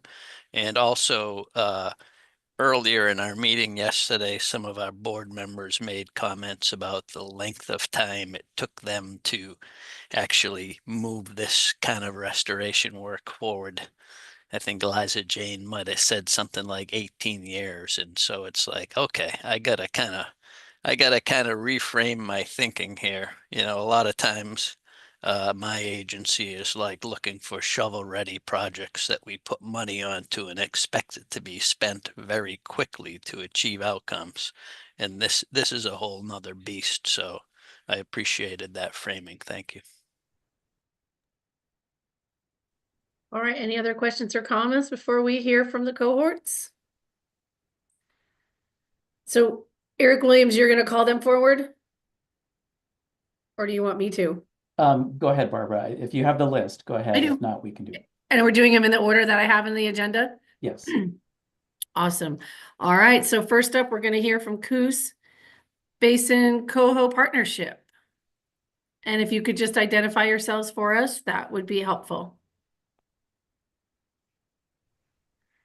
Hi, my name's Haley Lutz, and I'm going to be speaking, and Megan Abel will be speaking as well and sharing her screen today. So as I said, my name's Haley Lutz, and I'm Executive Director for the Coos Watershed Association, and we are the facilitators for the Coos Basin Coho Partnership. And Megan Abel, our Monitoring Program Manager, will be talking with me today. Next slide, please. All right, so just you guys have already seen our applications and know most of this beginning piece, so I'm just going to do a quick refresh and move on. But we have about 15 different partners that are part of the Coos Basin Coho Partnership, many of which who have actually been working together to implement restoration and monitoring work and engagement work for nearly 30 years. We did formalize our partnership a few years ago when we completed our Coos Basin Coho Strategic Action Plan.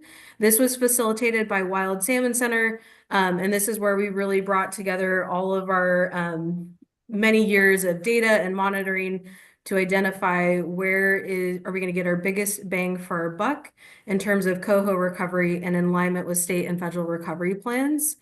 I wanted to call out that we're really operating from that triple bottom line perspective in our partnership. And we share the core belief that healthy ecological, economic, and social conditions are needed to ensure a sustainable future for native coho salmon. And our ecological focus is really on that highly connected, functional, and productive landscapes. Speaking to who's at the table, you're seeing kind of all those logos in front of you. It's a lot of different folks who are coming together to do this work together. It includes local SWCDs, watershed councils, tribal partners, state, federal, and other nonprofits. And it truly takes everyone to pull this off together. So I'm going to breeze through this because, again, you've already seen this and it's in our report that Audrey just briefly talked about. But on the left, you're seeing kind of the outcomes that we are focused on. So this is what we're implementing, practices that are going to get us these enhanced ecological outcomes. And we're really focusing on addressing coho limiting factors as defined by state and federal recovery plans. So we'll go ahead and move on to the next slide. And we have really invested and leveraged OWEB funds. And that's what I really want to emphasize to you all today, is we have already allocated 5.5 million of our focus investment funds that you all have invested in us. But really excited to report that we've leveraged that with an additional 4.5 million. So far exceeding that 25% match requirement. We have significant funders who are in this and leveraging with us, notably Wild Salmon Center, NOAA Restoration Center, PFA, and ODF&W have been some other prime funding partners, but really phenomenal leverage for a total investment of over $10 million in Coos Coho just over these few years since receiving the FIP. How it's been invested, you'll see most of it's been invested on the ground. Nearly 70% of these funds have directly been invested on restoration projects that are moving those ecological priorities forward for coho recovery. But a really significant part of our partnership is an emphasis on monitoring. We want to be sure that we're looking at what we're doing and we're seeing if it's having the intended ecological impact. And we also really use our monitoring data to learn, to make sure that we are maximizing our restoration actions and they're effective. 8% of this investment has been in technical assistance, which is in the development of these projects. 5% has been in engagement and 2% has been in that capacity. I wanted to call out something that we were able to really hit the ground running in our partnership, which is why you're able to see we had significant projects in year one that went on the ground from prior development and then leverage that with additional TA. And I'm going to pass it over to Megan, who's going to show you a little bit more of really what that investment looks like on the ground. Hello, everyone. Thanks for having us here today. So yes, this is a map if you are familiar with our FIP application. This is all 40 projects that we have, both restoration and TA grants in our watershed. That's that shape, that funny shape there is our Coos Basin watershed. And so for the TRT that you just got, the 2 projects that have been completed are in the upper part of our watershed, which I'll talk about in a second. But I also wanted to highlight in that biennium 1, we also put another 7 projects into construction. And those metrics aren't really shown, obviously, because the grants are still open. But I wanted to highlight what some of that work looked like and some of those metrics look like, so that you have a better idea of what we've done to date and not just what we've been able to close out. But obviously both are important. And so the projects we've completed are both, like I said, in the upper part of our watershed in Tioga Creek. And so this was a multi-phase project, some of which started just before the FIP. And this was, this part of our basin has a lot of BLM land, but also forestry, industrial forestry. And so you can see the before photo on the upper right. There's a lot of gravel in the area, which is great for spawning, but not a lot of stream complexity. So wood mostly in the stream, which is crucial for that rearing habitat and also gathering spawning gravel. And so we completed 3.2 miles of in-stream work, which mostly consisted of 36 large wood and boulder placements. So you can see in that after photo what one of those structures, that's actually the same area of stream, what one of those structures look like. And you can see they're spaced quite evenly together and mostly around a lot of the tributaries where we're trying to catch gravel and those kinds of things. The other part of this project was to replace 4 barriers. And so 3 of them were bridge structures, which go into 1 mile of tributary habitat, which is good for rearing and for spawning. And so the bottom photo there, you can see what one of those bridge structures, it used to be an undersized culvert. Now it's nice and open for fish passage. And then the last part of this project, which was completed over 2023 and 2024, was the Tioga Falls. And so the falls was a major fish passage barrier to the 15 miles of habitat above it. And so we first constructed 3 new channels, which you can see on the photo on the right. This was to improve mostly returning salmon, so adult salmon, fish passage up to the upper portions of the stream. And then the second part of it was to remove the old fish ladder wall. So on the far right photo of the pre-project photo, you can see a cement wall barrier that was there that used to get constantly clogged and stop fish passage from happening because the other portions of the falls were not passable really at any flow regime. So now we've improved that to have flow through or passage through all types of flow, and there's no clogging that happens in that fish ladder, which can now also be used that whole season when coho are returning. And then as far as what's in construction, so what's not included in that TRT that you guys have is the 7 projects. These are all mostly in the lowlands, so wetlands or floodplain areas. And so we've reconnected about 4.8 acres, of tidal floodplain with 11 more to go. And that's in that Millicoma confluence, that photo in the bottom left. We've also created 4 pond areas, which are crucial for juvenile salmon rearing, especially over winter, which is a critical piece in our basin. And then we've also constructed 1.3 miles of tidal channels, again, like you see in that Millicoma confluence. And we've also planted 25 acres of riparian area and fenced about 2 miles of that. And a lot more of that is happening as we speak right now. We've also upgraded a ton of barriers and passage barriers for salmon. So we upgraded 4 tide gates. We've removed 1 that we didn't need anymore. And we've also upgraded 14 bridges and culverts to be appropriate size for passage in those areas. And we were actually able to remove 2 of those undersized culverts, and that has reconnected about 28 miles of tributary habitat for rearing and spawning for coho. And so just a little bit more of what that construction has looked like so far. So we've upgraded 1 large primary tide gate in the Palouse stream. We've made some wetland habitats. We've upgraded a lot of smaller agricultural tide gates that you see on the bottom left, and some of those barriers that we've improved from an undersized culvert to a large bridge structure at Sealander Creek.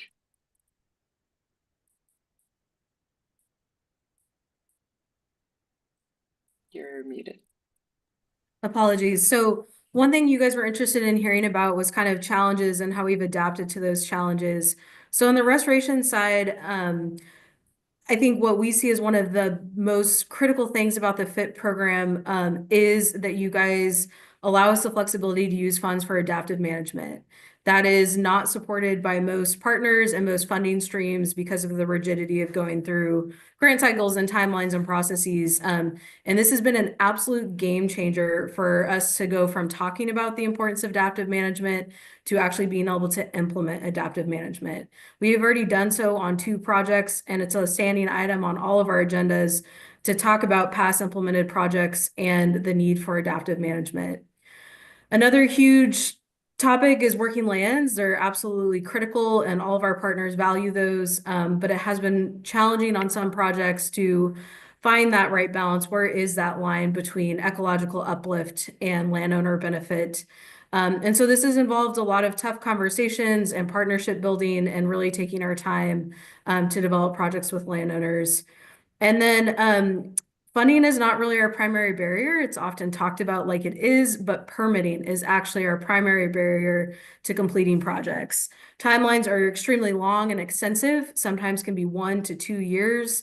There's substantial shifts in staff at permitting agencies and their capacity. And there's a lot of shift in interpretation with those. And so the lack of consistency all across the permitting spectrum is our greatest challenge to implementing restoration projects. On the monitoring side of things, we just recently finished our monitoring plan, and a big piece of that time was taken up by prioritizing which ecological responses and metrics, there's a lot to choose from. So which ones are the best fit for what we're trying to achieve and in our capacity, and deciding who is going to do what, essentially, with those 15 partners or 16 partners that we have. And so having somebody in my position, which wasn't always the case, I've been here for about a year, has helped that greatly. And then just having a bit more organization on our monitoring committee has helped that a lot. Our basin, like many others, has a varied history of restoration and land use practices. And so that's made things somewhat difficult in finding either control or reference sites and how to utilize that within our monitoring. And there's, other major monitoring groups that are in our area that we have a lot of local experts, essentially, that have helped in this process quite a bit. And the biggest one, I think, though, is that the discrepancy between building a long-term monitoring program and a lot of these things we don't see change for 10 plus years when we're planting seedlings in the ground, for instance, but we have short-term funding to implement. So this is 6 years. Typically, outside of this, it's 2 years. So trying to marry those two things together, the plan is part of that. But going forward, this will just be a continual challenge, I think. And next up, just on the engagement and kind of the actual facilitation and partnership piece, which is really core to our ability to do all of this work, is there's a deep desire for meaningful collaboration and high-level feedback on all of the projects and work we do as a partnership.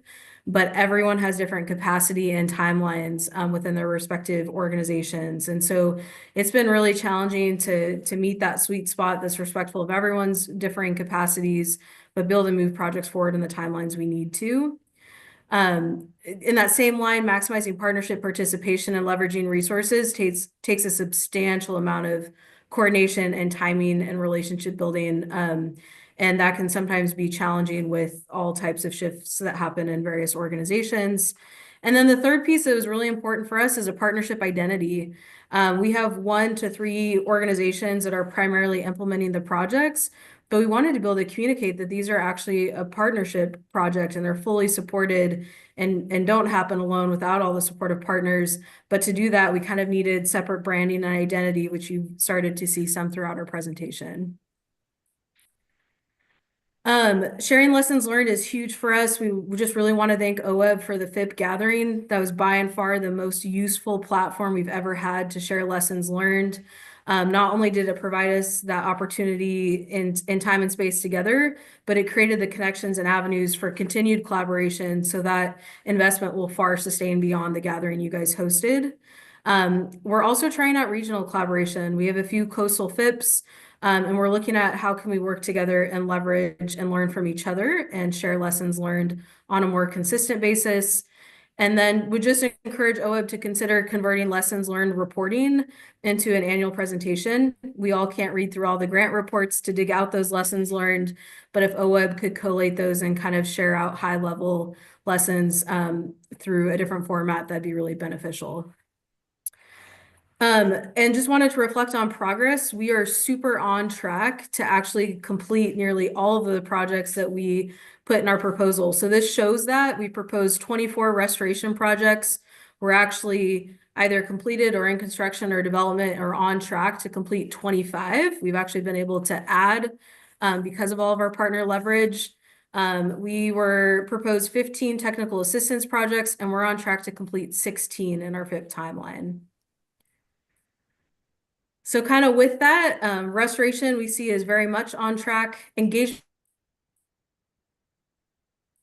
is slightly behind. It took us a bit to get that identity in place and really work on our communications, but we're on track now. Monitoring was slightly behind because of the time it took to really get that monitoring plan in place and shifts in capacity, but we are on track for that now. Our partnership is talking about next steps. We're considering applying for a next round of FIP funding. We're also looking at other large and long-term funding opportunities to use in partnership with OWEB or whatever that may look like, but we're really looking kind of all across at our options. And then exploring the options of regional collaborations. Maybe stronger regional collaborations could lead to greater funding and long-term funding strategies. With that speed talk, I think we fit it all in 15 minutes. Thank you so much for the opportunity to talk to you today. We really appreciate it. So Eric, I neglected to ask you if we were allowing time for questions after each cohort. We are, yes. Okay, awesome. Thank you. Lindsay, please. Yeah, thank you. Great presentation. For the record, Lindsay McClary. I'm going to have to put a plug in here for you guys because I think we got to see 2 of your projects at our October board meeting when we were down in the Coos Bay area. So wanted to just highlight that for folks. I think people probably got that through the presentation, but certainly wanted to call that out. At my board updates, I was down in that area in December, and I think I got to see the first stop on our field trip back in October, which I think was the Millicoma Confluence. And I got to see results because water was coming up on the floodplain. So that was really awesome to see. Your branding is very effective. I love the logo with the coho and then like almost like a thumbprint on it. So really great job, you guys. Really like the reflections back on like you know, kind of like the next steps for the partnership, and yeah, just great job. Thank you so much, Lindsay. Russ. I am so impressed with the tangible and hopefully enduring impacts of the work and the speed at which you're moving forward, let alone the match that you are securing. I'm curious from a social perspective of your relationship, is there a particular individual or organization in your group that owns the leadership, that drives the activity on a day-to-day, week-to-week, month-by-month basis? And I have a couple of other questions after that. Yeah, so we, the Coos Watershed Association, we are actually implementing, I would say 90% of the grants and projects. We're the actual grantee. We have 15 full-time staff and 8 to 10 seasonals throughout the year. So we just happen to be situated with the most local capacity. It's highly supported by everyone in the partnership is a part of that success. But we are the lead implementer and have capacity to lead the partnership, which is a big investment to actually facilitate the partnership. So again, sorry for the taking over these questions here, but from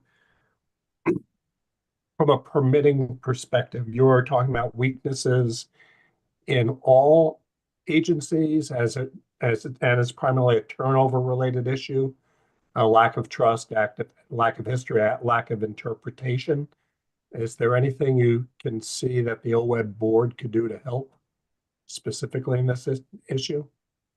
I think it's a really sticky issue, and I acknowledge in saying it, all of the agencies that we have permitting challenges with are also, you know, great partners of our work. So certainly not looking to throw anyone under the bus, but I think that it's really complex, and so much shifting capacity, and thinking about everything that's going on now in our landscape for our federal and state and local partners. There's probably going to be staffing transitions, and that's just it just causes that turnover is really hard. You don't have those relationships, they don't know the landscape, they don't know the partners, and so it makes that process harder to move through. Also, I would say one of the biggest things that we're seeing is just the lack of collaboration amongst permitting agencies. So we're doing individual consultations, and they're all not talking to each other at once and consulting with us at once. That has been tried in the Tigate realm, thanks to some really good leadership by OWEB through the statewide Tigate partnership, which we're really sad to see might no longer be continuing, because from our perspective, that's probably the biggest gains we've ever seen in the permitting realm, was getting everyone together, because all of their timelines play off of each other, and they're all chicken and egg of you sign first, then we review, and vice versa. So that coordination piece, I think, is probably the most central. So anything OWEB can do to encourage that, I think, is huge. And lastly, from a social perspective and long-term perspective, what does life look like after the FIP? What do you anticipate happening without this infrastructure support and financial support? Well, I think we're optimistic. We were operating pretty similarly with this partnership prior to the FIP, and really leveraging outside resources and working through OWEB open solicitation. And we're, and as we showed, we've almost, doubled our OWEB investment through other funders. And so I think just continuing on that portfolio diversification and really trying to develop and broaden those relationships, and also, really thanks to the strategy that's put in place through our strategic plan and in our basin, OWEB supporting monitoring for us for nearly 25 years is what led us to have such a robust plan that is so scientifically driven. So I'm hopeful, and as I said, it's on our agenda. Every meeting from here until the end of our FIP is starting that conversation early so we can plan now. Thank you so much. Jamie. Great presentation. Thank you so much and great work. Following up on that question about permitting, and you're very diplomatic. I'm just curious, is it local, state, federal, all of the above, that there are opportunities for improvement, or is there tending to be more or less in different areas? Just I'm thinking along the same lines as Russ on that one. I think it's all of the above. I think we're experiencing a significant amount of challenges locally. And I think that there's not sufficient support for counties and county planning departments having budget and staff and expertise they need. And they are the kickoff to the permitting process. If we can't effectively get through that, we can't start any other consultation. And I think that they're often not talked about in the larger policy realm about fixing this issue. And so I think that would be a really strong place for people to start putting more attention, is on that local capacity level. And for us, especially in rural coastal communities, seems to be a big challenge. That's really helpful, and maybe an opportunity to a DLCD thing or something. On a couple other, and I don't know how to delicately approach this, but the fact of the matter is OWEB, we have to get money in order to give money. And are there opportunities that you're either doing or you can recommend that we can, OWEB can be getting more attention for the investments we're making, so that being associated with your good work can potentially help us get more resources to distribute to other important projects across the state? Any thoughts on that or observations? Just observations on OWEB's participation in the work, or not just participation, but essentially OWEB getting acknowledged for the investments being made?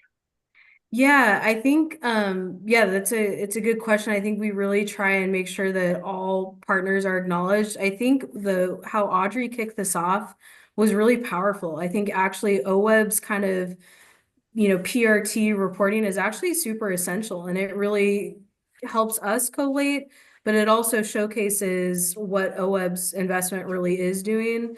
And I think you guys are the pivotal foundation. I think for us getting the FIP, and for, federal agencies, for us on applications to say OWEB selected us and invested $12 million in our partnership because we met all of these high bars, that was really a foundation and a jumping off point that really enabled us to leverage these additional funds. So I think that that's been OWEB's participation has absolutely been pivotal in our ability to leverage and sustain, I would say.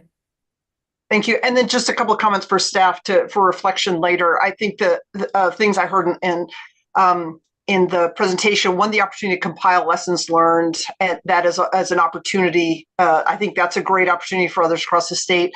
I found it very interesting and slightly ironic that they needed to remove the fish passage. So curious if we're seeing that across the state to enable fish passage, to remove some of the older designs. I don't know if was unique to this project or those are some of the trends we're seeing. And then the other comment about being shovel ready, and that really helping this project helping with the success of be able to have some early successes helping to build a partnership. I don't know if that's part and parcel of the FIT programs, or if it's going to help other partners, if it's a best practice essentially that we could be incorporating into our review of FIT programs. Might be an interesting reflection for later discussions. Thank you. Great job, everyone. So I'm trying to keep track of time, and we are only allowing 20 minutes with questions for each cohort. So if we could get I'm going to call Mark Webb first and then Mark Labhart, and just let's roll them along, please. Really enjoyed it. Thank you. That was a great presentation. My question is, how is local planning a holdup? I don't recall local land use planning being involved in in-stream kinds of work. So yeah, it's actually the very first step. It has to get through to make sure that we're in congruence with local land use planning and zoning laws. For us, that also includes FEMA floodplain sign off, which is by and far the greatest barrier, sure. and then also CZMA sign off. And as I said, until we get that county sign off, OWEB won't reimburse us for any of our expenses, and we can't get any of our other permits started. So that is the base of the issue. Thanks. Mark Labhart, please.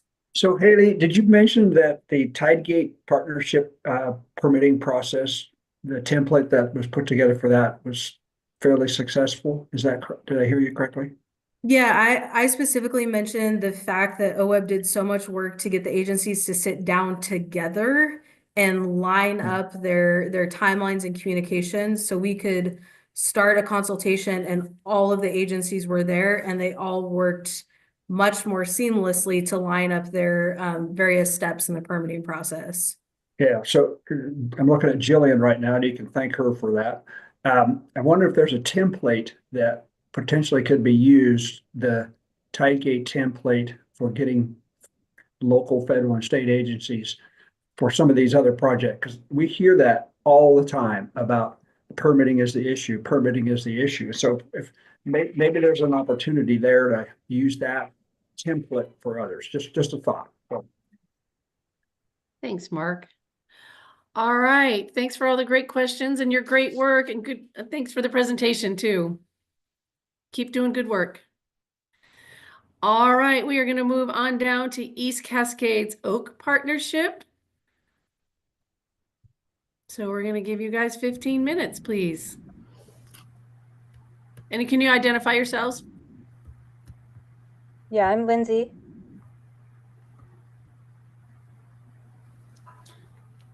I'm Brance Moorfield.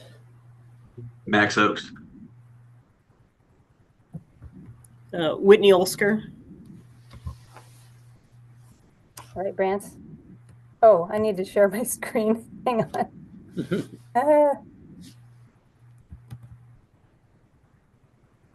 All right, are you looking at it? Yes, now we can see it. All right. All right. Hello, everyone. Thanks for having us. I'm Brance Moorfield from the Columbia River Gorge National Scenic Area, and I'm here with Lindsay Cornelius, the East Cascades Oak Partnership Manager at Columbia Land Trust, Whitney Olsker from the Mount Hood National Forest, and Max Oaks from the Confederated Tribes of the Warm Springs to present to you the progress we've made with our FIP implementation grant, which we feel so grateful to have secured.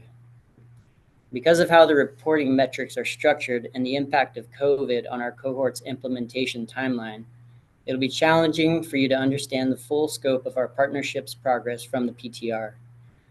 So we're going to provide you with additional context, share what's been achieved, and illustrate for you our forward momentum. To set the stage, here's a brief reminder that ECOP partners work on oak systems in a complex environment.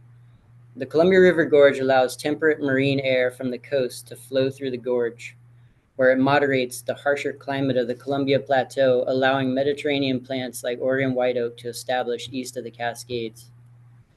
This gorge gap flow combines with the steep elevation and precipitation gradients of the East Slope Cascades to generate a complex diversity of microclimates, which in turn drives high levels of biodiversity and high levels of predicted climate resilience.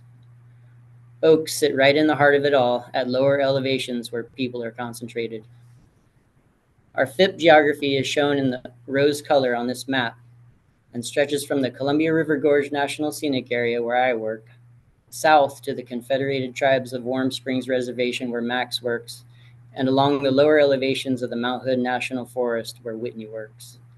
In our FIP, we're addressing 3 limiting factors: habitat fragmentation caused by development, which limits the ability of species to migrate in response to climate change; altered structure and species composition caused by removal of indigenous lifeways, fire suppression, and intensive grazing practices, all of which contribute to conifer encroachment, competition stress, beetle activity, invasive species expansion, and risk of high severity fire; and management uncertainty caused by a lack of guidance and science for our region and the removal of indigenous lifeways from much of this landscape.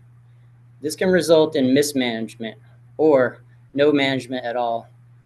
Our partnership formed in 2016 because we shared an appreciation for the biological richness of these oak systems. We shared a motivation to protect and steward them responsibly, and we wanted to cooperate to do more together. So the vision of the East Cascades Oak Partnership is that oak systems are abundant and diverse and healthy throughout the region, that they support rich biodiversity and human uses for generations to come. And our partnership will help make this happen by empowering people to make decisions and take actions that improve outcomes for Oregon white oak systems. We have 19 core partners, including tribes, federal and state agencies, and local conservation organizations in both Oregon and Washington, who craft the strategic direction of our partnership.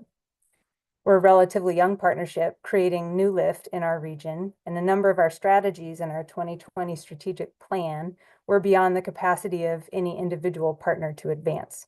So we decided to fundraise for and centralize some of these roles under the administrative sponsor, Columbia Land Trust. We have 2.5 staff who facilitate partner working groups, develop iterative work products, support funding applications, manage contractors, steward data and outreach tools, and organize quarterly meetings. The OWEB FIP Award has served as a really powerful catalyst for important work that would not otherwise get done. It's worth noting that OWEB's investment in ECOP, along with an updated Prairie Oaks and People business plan, has generated really credible support for Washington partners in raising more than $85 million to protect nearly 60,000 acres of oak and conifer forest on the Washington side. So there's a powerful ripple effect, your investment, across state lines that we thought was worth a mention. So we're going to circle back to the PTR, start with a minor point related to amounts invoiced in the table at the top. In both TA and engagement grants, the amount showing is paid are less than actual expenditures because OWEB system will show what was paid as of June 30th, not what was invoiced by that date. We're also working with public partners across all these grant categories who invoice on long cycles. So many expenditures just aren't showing up yet. But we are going to show you how that work is progressing later in this presentation. With respect to obligated funds, we made significant progress in the last half of 2024, so we took the liberty of creating another table shown on the bottom to demonstrate that progress. Why have we only obligated $1 million in restoration funding? There's a variety of reasons. For starters, you're looking at only 2.5 years of actual implementation, and the targets shown on the PTR represent a 4-year work plan. We also invested heavily upfront in technical assistance and assessment, engagement, and monitoring work. And that all helps to set the stage for successful restoration, so sequencing also comes into play. But probably the biggest impact was when our largest planned project at $1.1 million in Biennium 1 was delayed after staff turnover at the scenic area. ECOP staff worked with the new scenic area staff, along with ECOP steering committee member Dan Bell at Friends of the Columbia Gorge Land Trust, and staff at Oregon Parks and Recreation Department to revise a strategy in the scenic area.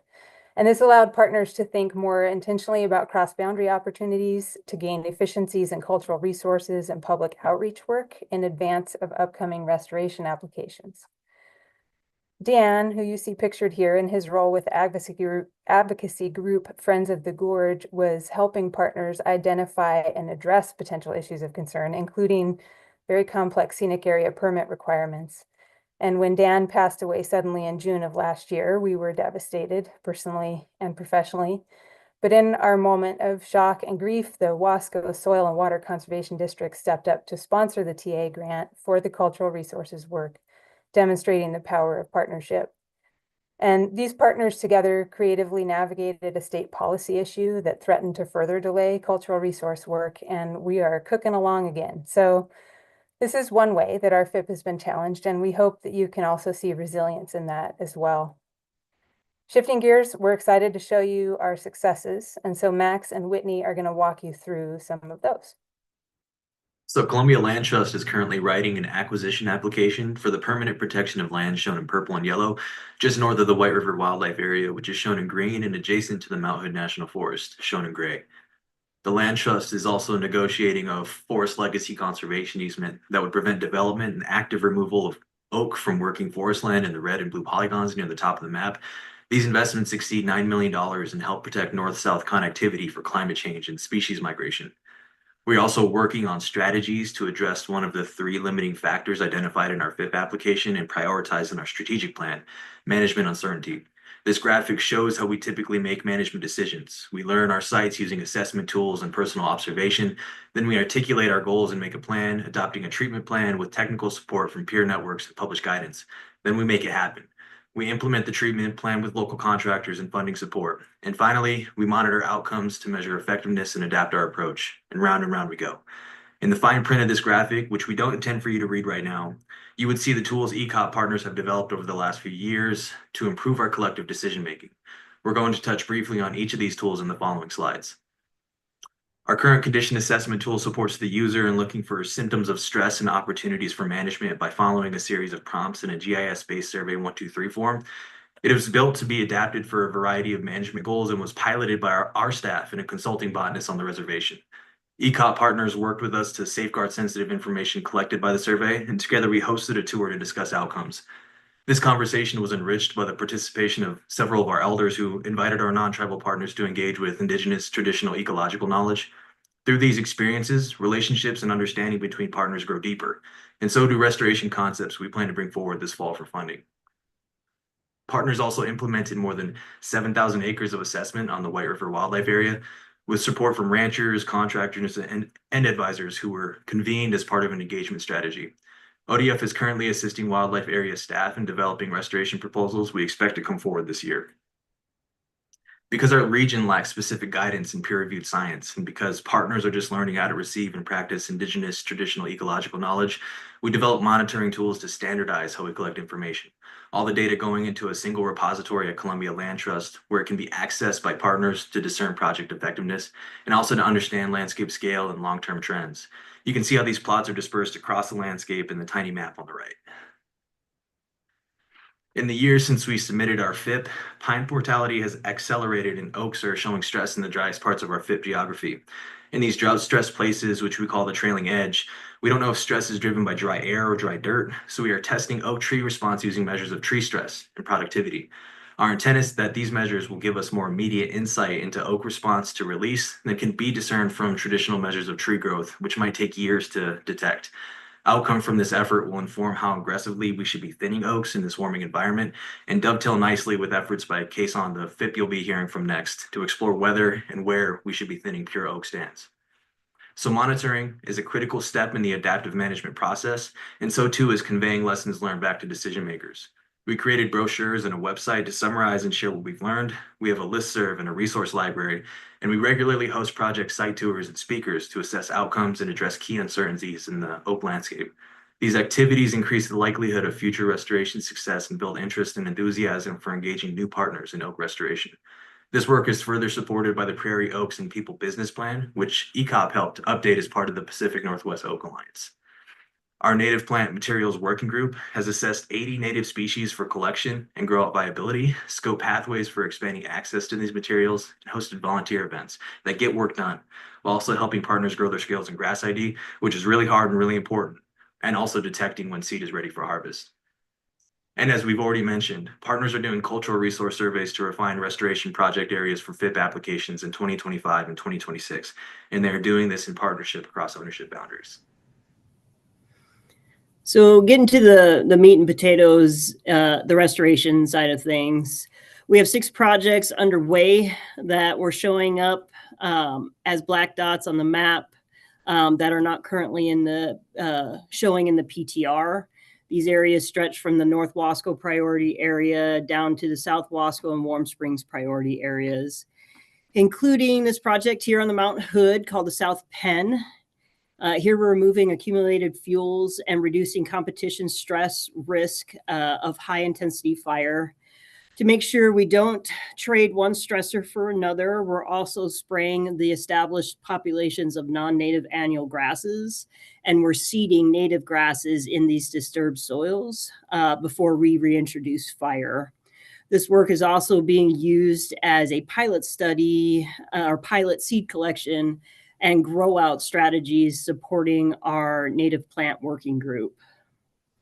Another understory project that we have going on is on the Columbia Land Trust Mill Creek Ridge natural area.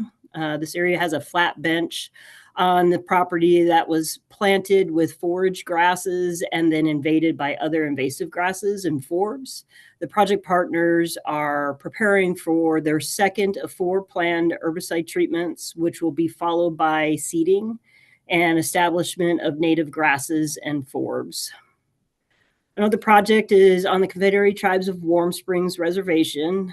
The work underway is to release oak from conifer encroachment, masticating fuels in the understory, burn, and seed. The treatment methods were prioritized by the tribe for their avoidance of herbicides, which can compromise important gathering areas. This project site is one of 3 in the Oaks on the Trailing Edge Monitoring Project. Another project we have got off the ground when a dancer at the Brave Buffalo Memorial Sundance Camp located on the Mount Hood attended a WAMIC community event where ECOP partners spoke about the importance of fire readiness. Following a conversation with the dancing community at the Brave Buffalo site, the Forest Service and the Confederated Tribes of Warm Springs, along with ECOP's new partner, the Lomacotsi Restoration Project, they partnered to launch a 23-acre restoration project to restore a safe, healthy oak pine woodland in this culturally important place. This work was started by an Indian Youth Service Corps, a tribal workforce development program at the direction of the Lomacotsi and the Forest Service. These partners together hope to continue to build on that work as they progress into a larger treatment in the future FIP grants.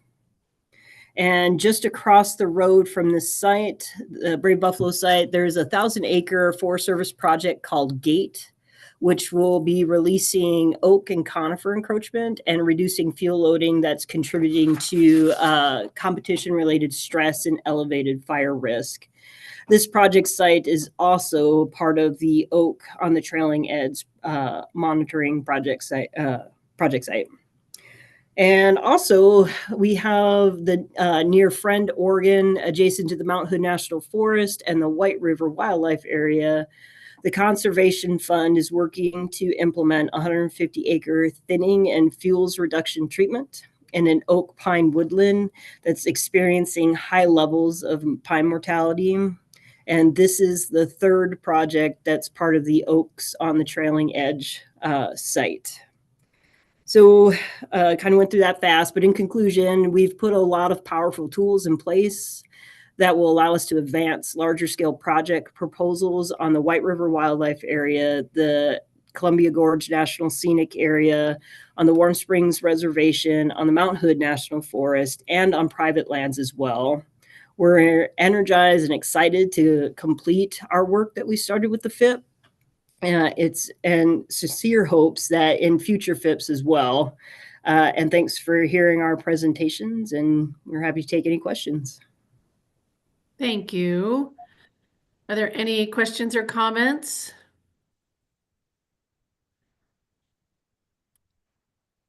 All right, I am not hearing. Oh, go ahead, Liz. Liz, you're muted. Thank you so much. It's nice to see something a little bit different in the Oregon white oak area. I just have a quick question for Max. You went through things kind of quickly, and you talked about monitoring tools and that you're um, taking that data and expecting that it's going to inform. You were saying it was going to inform how, and I think I missed this, how traditional knowledge is applied, or did I miss that? I'm not sure if I heard that right. So yeah, the condition assessment tool and the monitoring we were able to do won't specifically impact how we're planning to apply any traditional ecological knowledge. It's to be paired with that traditional ecological knowledge and what was known of what was done on those grounds in the past. So essentially, up to this point, the tribes have never had their own botanist.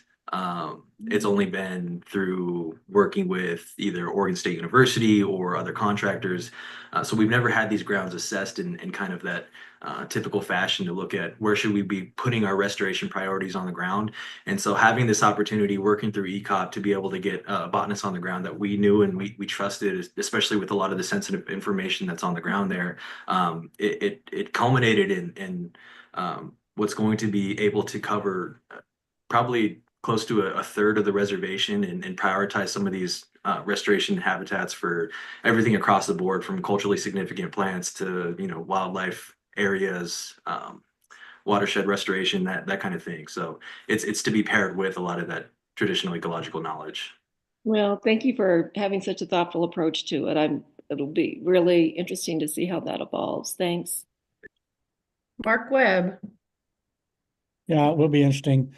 I'm interested in veg management. I'm curious if you could give me an example of a prescription that you implement in a place you're trying to restore white oaks that's been encroached by other tree species.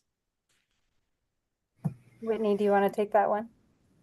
Yeah, so we can talk a lot like on forests. We have a larger area to work with. It's not confined like on private. And so we have actually tried several prescriptions to try to find that right area, that right thing that works for us best. When we first started thinning in the oak prior to even applying for the FIP, we weren't cutting any oak. We were just cutting conifers. We were only cutting, we've moved to trying cutting smaller oak. And so we tried cutting all of them. So we had the trees to release. And then of course that came with its own issues. And then along with the conifer encroachment, so we would favor any oak trees over a set diameter limit, usually 8 inches. And we would cut all the shrubby and small.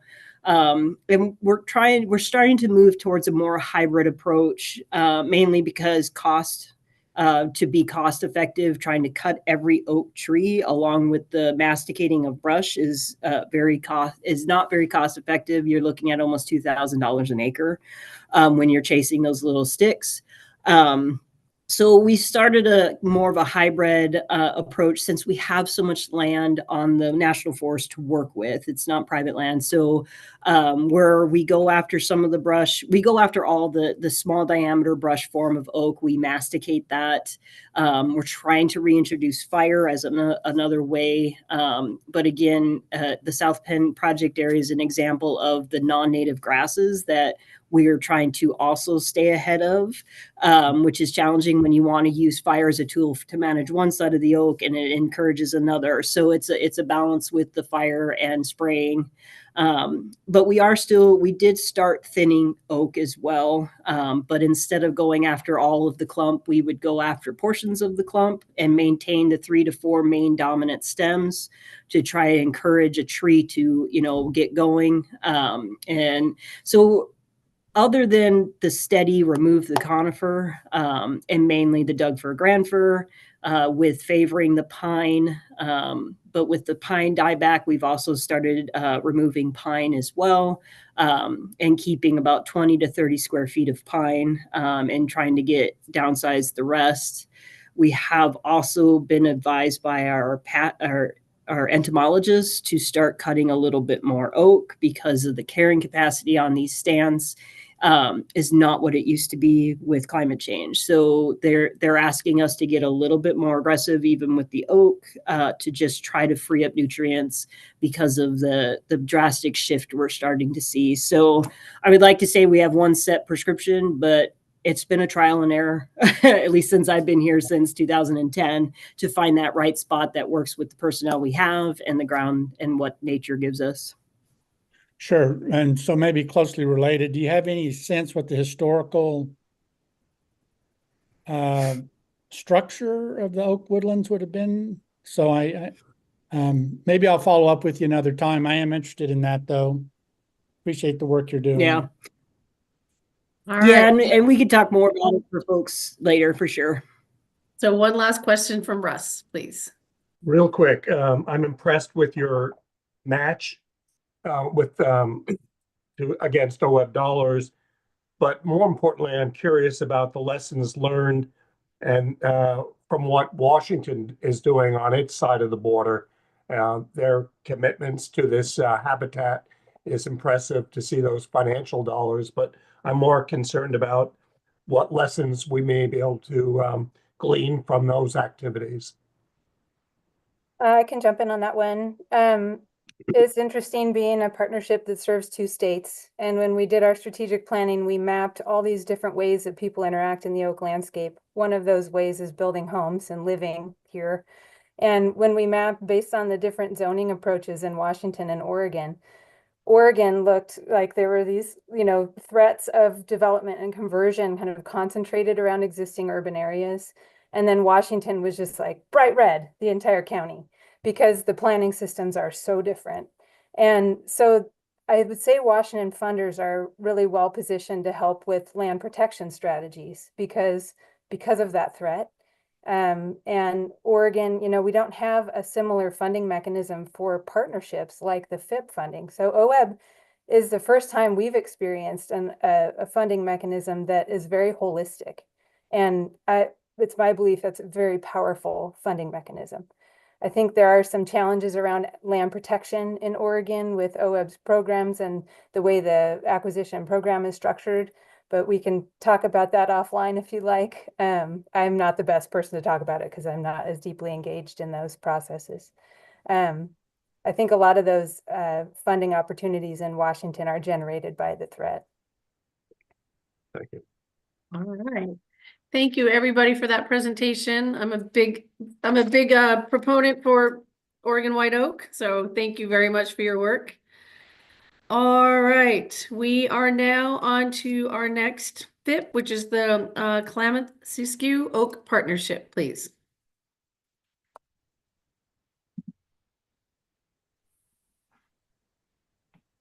All right, I'm just getting my screen up.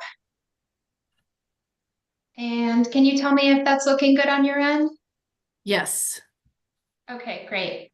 My name is Jamie Stevens. I am the Director of Conservation at Klamath Bird Observatory, and I serve as the coordinator for the Klamath-Siskiyou Oak Network. I'm here today with my colleague Rob Strahan from Lomacotsi Restoration Project. Rob, do you want to say hello? Hello. Thanks, Rob. So I'm going to be giving our presentation today, and then we're going to tag team the questions at the end. I'm going to be talking to you about our first 2 years of progress.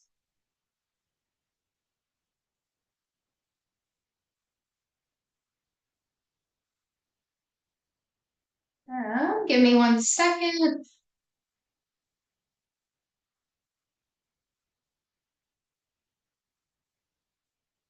Okay. So, Oak Initiative formed off of our KSON, Klamath-Siskiyou Oak Network Strategic Action Plan in order to address our 2 highest strike threats in a priority area. And to do that through restoration actions and to strengthen partnerships for future work. And you saw all those logos at the bottom of the screen. That includes our KSON steering committee, as well as a number of local partners who are best suited to do this work specifically in this geography. But I do want to give a shout out to the 5 entities that are really thinking about this on a daily basis. So Lomakatsu Restoration Project is administering the grants from the OWEB FIP for technical assistance and implementation. The Understory Initiative is involved in all components of the initiative, but also doing a really heavy lift on the understory implementation components of the restoration work. My organization, Klamath Bird Observatory, is administering the OWEB FIP grants for partnership technical assistance, monitoring, and engagement. And then we have two core federal partners, the Bureau of Land Management, where half of the restoration work is occurring, is integrated in all of the components of our work, and is also leading the compliance for the federal lands. And the Fish and Wildlife Service Partners for Fish and Wildlife Program is leading our compliance on private lands. For those of you who might be unfamiliar with this habitat type or our geography, I mentioned that this work is to address the two highest strength threats in our strategic plan. And those threats are due to the interruption with natural fire cycles.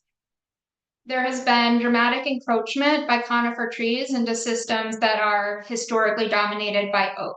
And so this is an aerial view of that, and you can see the oaks popping out with fall colors, but being crowded and encroached upon, and in many instances actually overtopped by those conifer trees.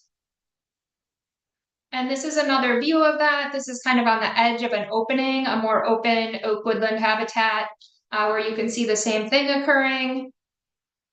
And then this one is a trunk of an oak tree in an oak conifer system. And you can see just the density of young conifers coming up around that oak trunk. So I know you guys are familiar with our FIP and our applications. I'm going to talk to you today about our restoration outcomes, including reducing threats, increasing climate resilience, and supporting biodiversity. But rather than spend time explaining those outcomes, I'm going to spend time later on our accomplishments. And then we also have a handful of social and socioeconomic outcomes, including with the community, tribal engagement, and workforce. Again, I'll be focusing on these later in the presentation. So here, just real quickly by the numbers, we have been able to really leverage this work already. And so we had an initial $7 million investment from the OWEB FIP. We had originally identified almost $3 million in matching funds in our original application. Matching funds coming from BLM, Fish and Wildlife Service, ODF&W, and many others. But we were pretty rapidly able to leverage that with an additional $4.4 million that we secured through NIFWIF America the Beautiful. And that grant is administering the same restoration actions with the same outcomes. So really excited to be able to put those additional dollars on the ground. We did expand our geography a little bit, which I'll show you on a map later in the presentation. And then more recently, we were able to leverage it with $300,000 from the Bureau of Indian Affairs. And I'll be talking about some of our tribal workforce work later in the presentation. So information, we are leveraging the OWEB FIP into something a little broader. And so you are going to hear me referring to the Upper Rogue Oak Initiative. And so we're operating all these leverage funds within the same initiative framework. So in combination with the leverage funds added in, we're going to be restoring 3,650 acres. And that's building on the original OWEB numbers that you can see on the screen there. Leveraging about 775 additional acres since the original application. And half of those acres are going to be on private lands and half on BLM. So with that, we structure our work in kind of 5 different categories. And so showcasing our accomplishments to date on those, we've had a lot of accomplishments with engagement, updating our oak landowner guide, doing landowner handouts. We worked together with folks across the Pacific Northwest on the development of the Prairie Oaks and People Investment Strategy. We had some specific web content developed for our initiative, which we are going to get launched in the next couple weeks, again, in association with some larger messaging. And we've had a number of community events. One of the things I want to talk about is our landowner outreach and how we're recruiting those landowners strategically. And then we have our tribal engagement strategy. We really immediately put together an ad hoc tribal advisory committee to provide some immediate kind of feedback to our initiative. The Quezon Strategic Action Plan has incorporated intertribal ecosystem restoration partnership into our planning throughout the strategic action plan. But one of the things we did in the first 2 years is think about a more structured engagement strategy. And that's going to allow us to think really specifically about engaging with tribal partners on a project by project basis.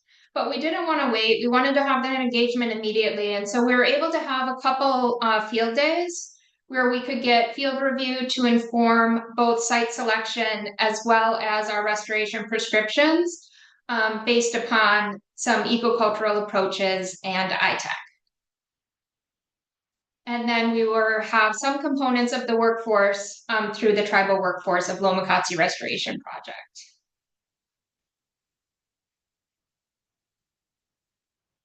May I ask the facilitator how many minutes I'm on? Because I'm almost confident my watch must be wrong. All right, let's see. 5, 6, 7. You've got about 12 minutes. So much. I appreciate it. Okay, that's good because I've got some more messaging.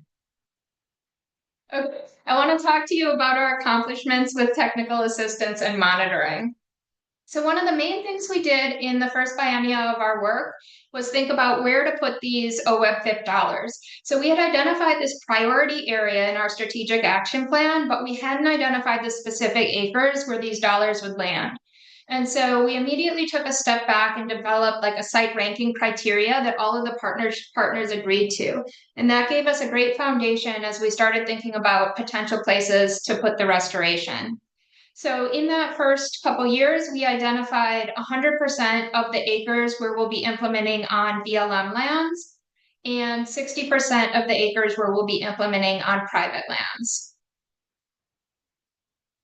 We finalized our Quezon ecological monitoring plan, which really builds upon a long partnership of monitoring that's we've been doing together for a decade, but we were able to formalize that into a written ecological monitoring plan, think really strategically about study design and put that on the ground. So we implemented our 8 key ecological attributes across our pre-restoration acres on 463 acres. And we co-produced prescription 1.0. We were able to put that on the ground already, and through implementation review are continuing to refine that and have developed a prescription 2.0. So this is a zoom in of our geography. In the lower right, you can see the Upper Rogue Oak Initiative geography expanded a little bit from our Little Butte Oak Initiative OWEB FIP boundary, which is the southern half of this. All of the work you're seeing on the screen fits within the Little Butte Oak Initiative original FIP boundary. And so you can see that kind of red rectangle. So this is a zoom in of that. And I think one of our big accomplishments as we thought about where these restoration dollars would land is thinking about this opportunity to do this cross-boundary work between BLM and private lands. And so on here you can see the OWEB dollars are in light blue. The hash marks are BLM land. No hash marks is private. And so, as I mentioned, we reached out to 75 private landowners, and we did that really strategically, hoping to find landowners with not only our highest priority habitat, but this connectivity, which I could talk more about in the future. And then it also shows where our NIFWIF America the Beautiful dollars are landing, and then the additional kind of BLM lands that have been identified, yet to be determined which dollars are going to land on them. So a big part of getting this work done is compliance. And so you'll see in our progress tracking report some notes about how compliance has impacted our timelines in the first several years. For today, I just want to give a huge shout out to our partners at the BLM that are managing compliance on our public lands, as well as Fish and Wildlife Service Partners for Fish and Wildlife Program, again, helping us do that on private lands. So this is the implementation that has happened to date. And I smiled a little bit when somebody said earlier that a lot of the bar graphs show just a little bit of work done. But we do feel really on track. We are on track with our original proposal in that we wanted to be really intentional in those first 2 years about thinking about all the components of getting this work on the ground. And so we're pleased to say that we accomplished some ecological thinning on private lands, and we are on track to meet our benchmarks for progress on implementation in Biennia 2 as well. So I wanted to talk just a little bit about how we're getting that work done. And we've got some images from that work that was completed on private lands. The private landowner is Cascade Ranch. And Lomakatsi's in-house multicultural workforce completed the ecological thinning, hand piling, and controlled pile burning. This was a combination of over 40 crew members comprised of the seasoned Rogue Valley Latino workforce, an intertribal crew from Klamath and Jackson counties, Oregon Conservation Corps crews, and Intertribal Indian Youth Service Corps crew members. Additional piling was completed by Native American women-owned JD Forestry, hired by Lomakatsi to bolster capacity. And here's some more images. They were out doing the pile burning just over the last several weeks, and it is looking really good out there. And then we are, one of their workforce outcomes is to really build the restoration economy and supporting those local jobs. I mentioned that we have some leverage from Bureau of Indian Affairs funding, supporting some of the work from the Lomakatsi Intertribal Indian Youth Service Corps. And that crew is comprised of representatives from 7 tribal nations. So as you'll notice in our progress tracking report is that our socioeconomic metrics are not reported. And that's one of the things that we didn't have we had the outcomes identified in our original proposal, but we didn't have the monitoring in place to propose in Biennia 1. And so we've added that to our Biennia 2 monitoring, and we'll have some metrics for that in a couple years that are a little bit more quantitative in addition to the qualitative successes that I'm showing you today. So this is what that work looks like on the ground. That image on the left, you can see, well, you kind of can hardly see an oak tree. It is encroached by conifers in a very dense scenario. And then on the right-hand side, this is a photo point taken from the same point where you're standing, and you can see what that restoration prescription results in on the ground. Dramatically more open stand conditions, shifting that to both remove the immediate threat on that oak tree, but also to move the system into something that would support low to moderate fire, with goals of prescribed fire across many of our acres, but also goals that should a wildfire land in this area, that the future fire regime has been shifted. So I'm just giving you a little time check. You got about 3 minutes. Thank you, I appreciate that. One of the prompts in the email I got was whether or not we feel we're meeting our objectives, and hands down, absolutely yes. I had the opportunity to go out with our first landowner after the restoration work had been completed, and it was really fun to see what maybe were different incentives at the onset of the project came to a vision that was almost completely the same as far as the appreciation for the shift in the stand structure of the land. We also had the opportunity to work with OWEB and Bonneville Environmental to develop a field review design for adaptive management. We did that in partnership with another FIP from a different cohort, Rogue Forest Partners. And that allowed us to kind of think about some of the work the partnership had done over the last 10 to 15 years and really document what we were trying to do with our field reviews to make them really outcome-based. And with that, one of the things that is always at the forefront of our thinking is adaptive management, both within a funding cycle and sharing that knowledge after we complete projects. And so this FIP was really an example of immediate adaptive management happening in the partnership. Some of you might be aware we're having a dramatic Douglas fir die-off here in Southwest Oregon. That was unforeseen when we did our strategic action planning and unforeseen when we wrote our OWEB FIP proposal. And so when we went out for our initial field tours, we were looking at a very different ecosystem than we thought we were walking into. And so we had to do some immediate kind of adaptive management, both with site selection as well as that initial prescription 1.0. We've also had some amazing successes that the Understory Initiative has led using monitoring data immediately. So they were able to go out and collect monitoring data on the understory, present that to the partnership, and immediately think about shifting the seed mix for the understory restoration, as well as incorporating some of the first foods goals of our tribal partners that were site-specific and appropriate. Those implementation reviews also raise new topics, and so the partnership is really committed to continuing to challenge our knowledge of the systems and do our restoration to the best of our abilities. So we've formed some joint fact-finding as a result of our most recent field review. So with that, what's next? We are continuing to apply the Caisson Strategic Action Plan within the Caisson geography. One thing that we're doing is leveraging our Upper Rogue Oak initiative to share the successes and the knowledge growth with our Caisson partners, as well as with a lot of partners that are working in forest types that overlap oak systems, partners that aren't necessarily oak focused in their daily work, but are encountering oak habitats in the work that they're doing. So that's where we're sharing a lot of our knowledge locally.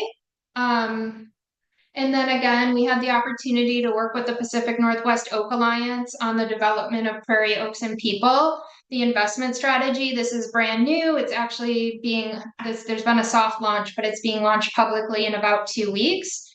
And so this is going to be a big part of how we look to leverage future funding.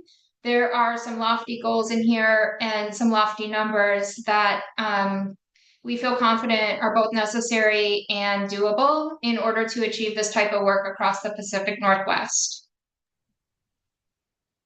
Thank you. Thank you. Are there any questions or comments? All right, Mark Labhart, please. Thanks, Jamie.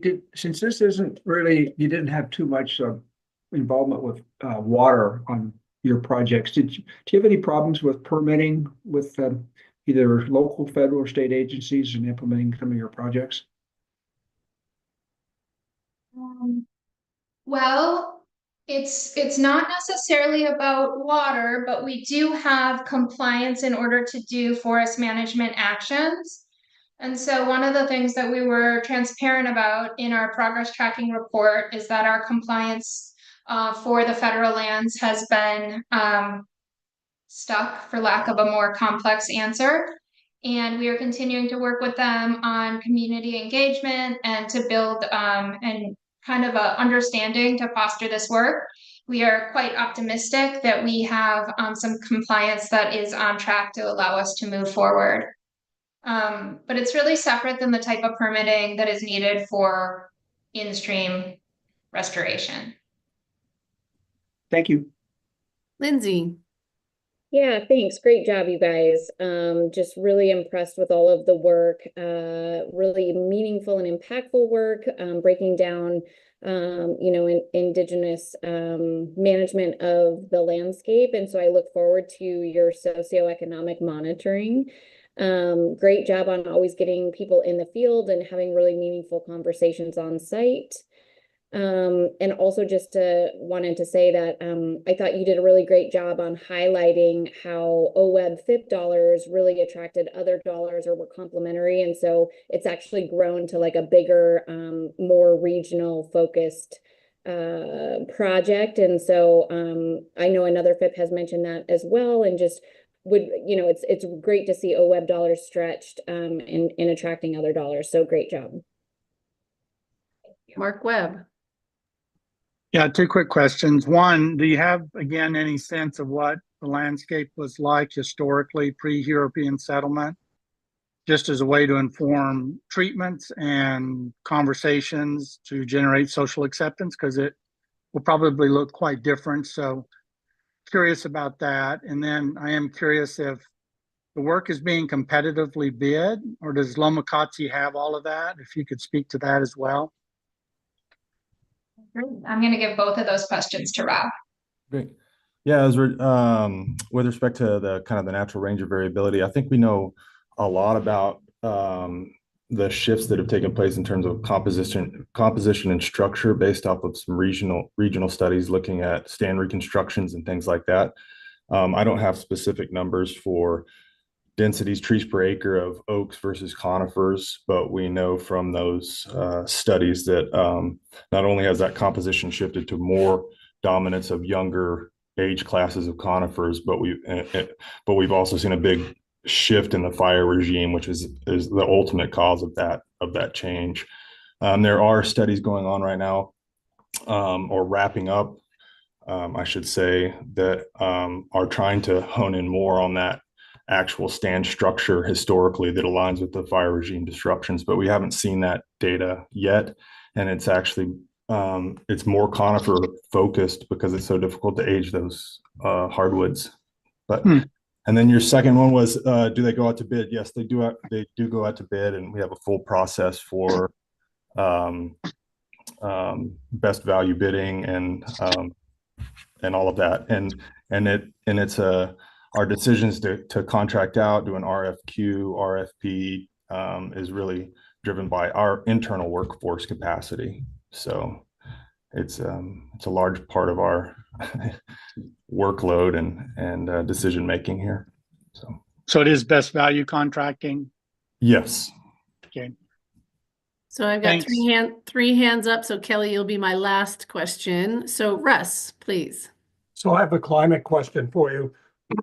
Is the seed mix that you are using and replanting considering a assisted migration strategy where you're getting more drought tolerant species from further south for replanting, or what's your consideration of assisted migration? Yep. You want to try that, Rob, or do you want me to take it? Well, I have some thoughts. This is really a great question for Sean Pry at the Understory Initiative, who's leading that effort. What I can say to that is I don't believe there's they're thinking specifically about climate migration, but they are thinking specifically about native versus indigenous culturally important foods and those type of things. And they're growing these seeds out locally to the degree possible, which is helping with that kind of climate adaptation component. So that's all I have to say about it. Aaron, you got your hand up. Thank you, Aaron Curtis, for the record. I don't have a question, but I did just want to chime in on behalf of the BLM and say thank you, everyone, for the great presentation and your commitment and perseverance to this partnership of how important it is. But I also just wanted to add a little, corroboration to it as well for the rest of the board in terms of the challenges this FIP is, facing. I think from our statewide perspective, all of the ecological changes and challenges that we're facing, this area is at the tip of the spear, right? Is the way that we're looking at it at the BLM. And I think some of the challenges we've discussed throughout the agenda over the last couple of days when it comes to communication challenges with folks who we want to engage in this type of work, that's also the tip of the spear and face many of the most acute challenges that we face as a bureau statewide here in Oregon. So keep up the great work. We appreciate you. Thank you. Thanks for chiming in, Aaron. It's great to get your perspective on this. Thank you. Kelly. Yeah, great presentation. Really appreciate it. Of course, I'm biased because I live in the area, so really appreciate all the work that you guys do down here. But the one thing that I wanted to comment on, and sorry, Kelly Coates for the record, I always forget to do that. I wanted to say that it sounds like the East Cascades Oak Partnership and the Klamath-Siskiyou Oak Partnership are sharing information back and forth. And I just really, I appreciated how you guys how you talked about that, because I know that we are very ecoregion specific, but I think so much of the knowledge can be shared and used so folks don't have to reinvent the wheel. And there's great partnerships, and some of the like cool science and monitoring that you guys are doing can help inform other locations, as well as the kind of some of the incorporation of the indigenous wisdom and the practices on the ground. And so I think that that's just really great and a really awesome showcase of, you know, that OWEB is a statewide agency. And so the work that folks are doing in different places helps to inform each other. And I think that that's awesome, especially for, you know, work that, you know, has just really kind of recently started to gain ground and get going, you know, full speed. So I just think that, you know, thanks for the work that you're doing, and that's great that you're sharing the information. Yeah, thank you for that. I've had the opportunity to work with the East Cascades Oak Partnership for a number of years, but having our FIPS in the same cohort has even kind of advanced that knowledge sharing even further, and being able to bring that back to the other oak partnerships. There's 9 or 11 oak partnerships across the Pacific Northwest. So it's really a great way to share information. All right, thank you very much. We are moving on down to Oregon Central Coast Estuary Collaborative. And you guys got 15 minutes, please.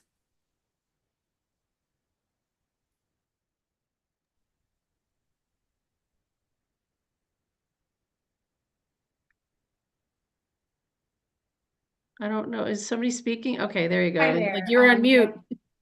Can everyone see my screen? Yes. Great. My name is Cheryl Horton, and this is Evan Haydup. Hello. We're with Midcoast Watersheds Council.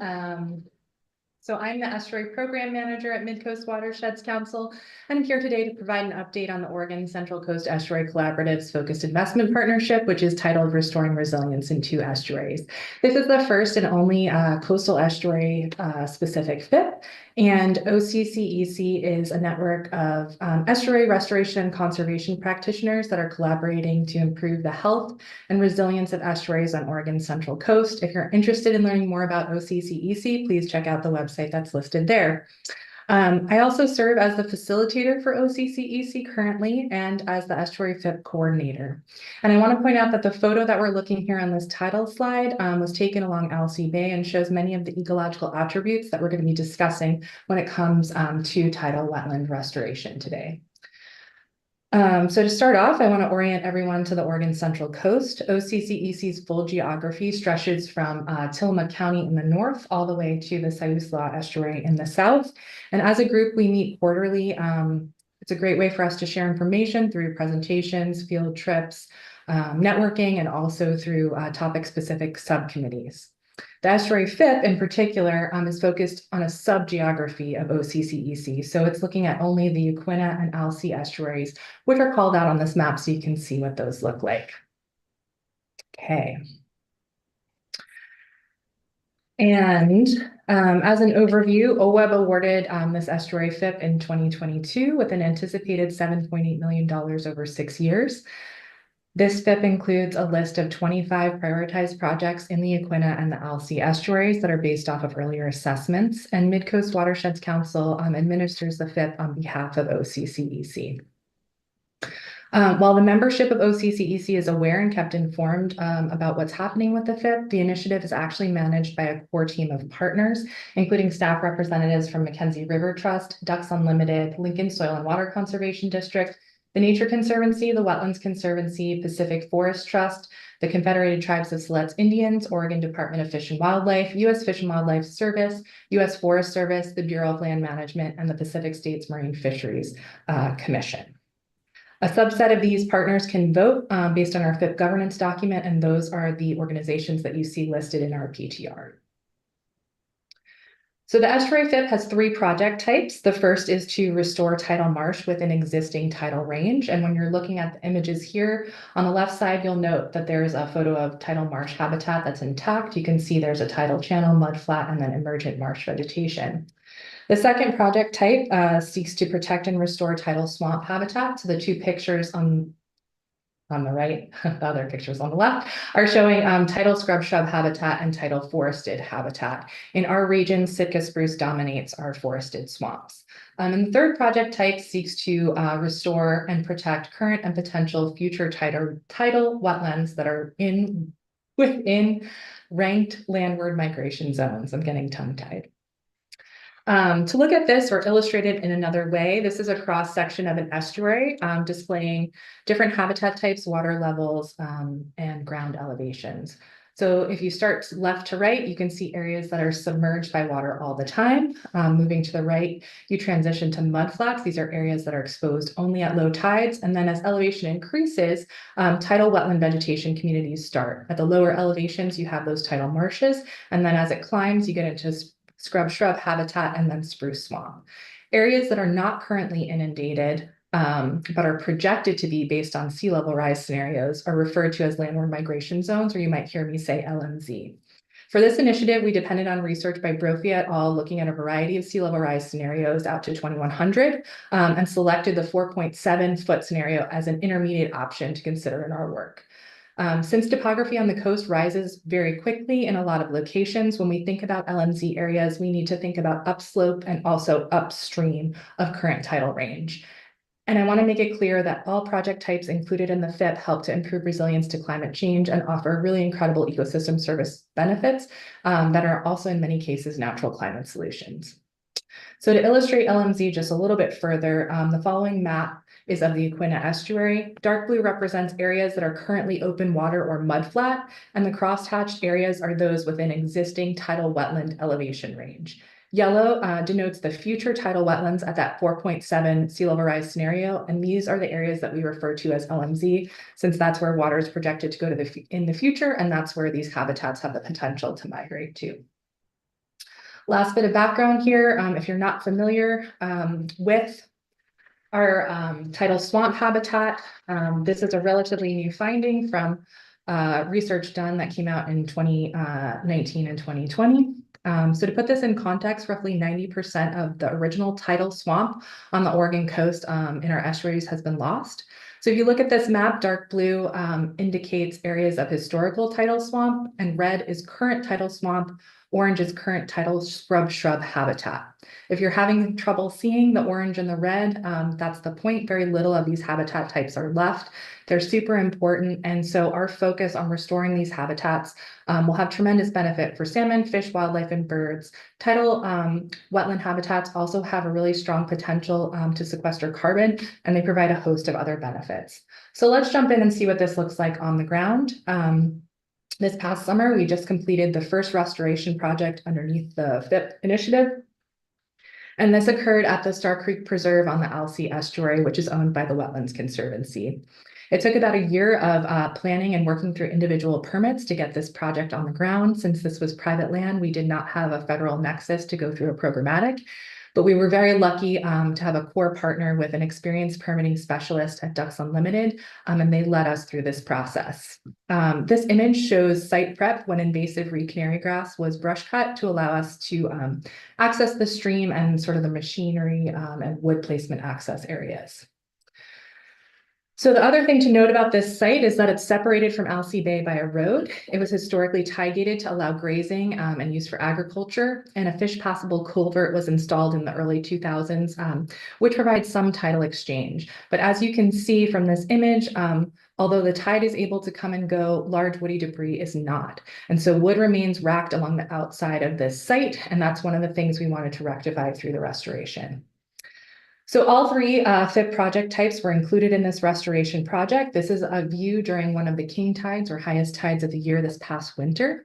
And what you're seeing here are mounds and wood placed out on the floodplain. So the mounds create topographic diversity that allows us to plan for future sea level rise, but also to create elevations where those scrub, shrub, and spruce plantings can establish and grow over time. And you'll notice there are spruce saplings that are planted in the top of these mounds.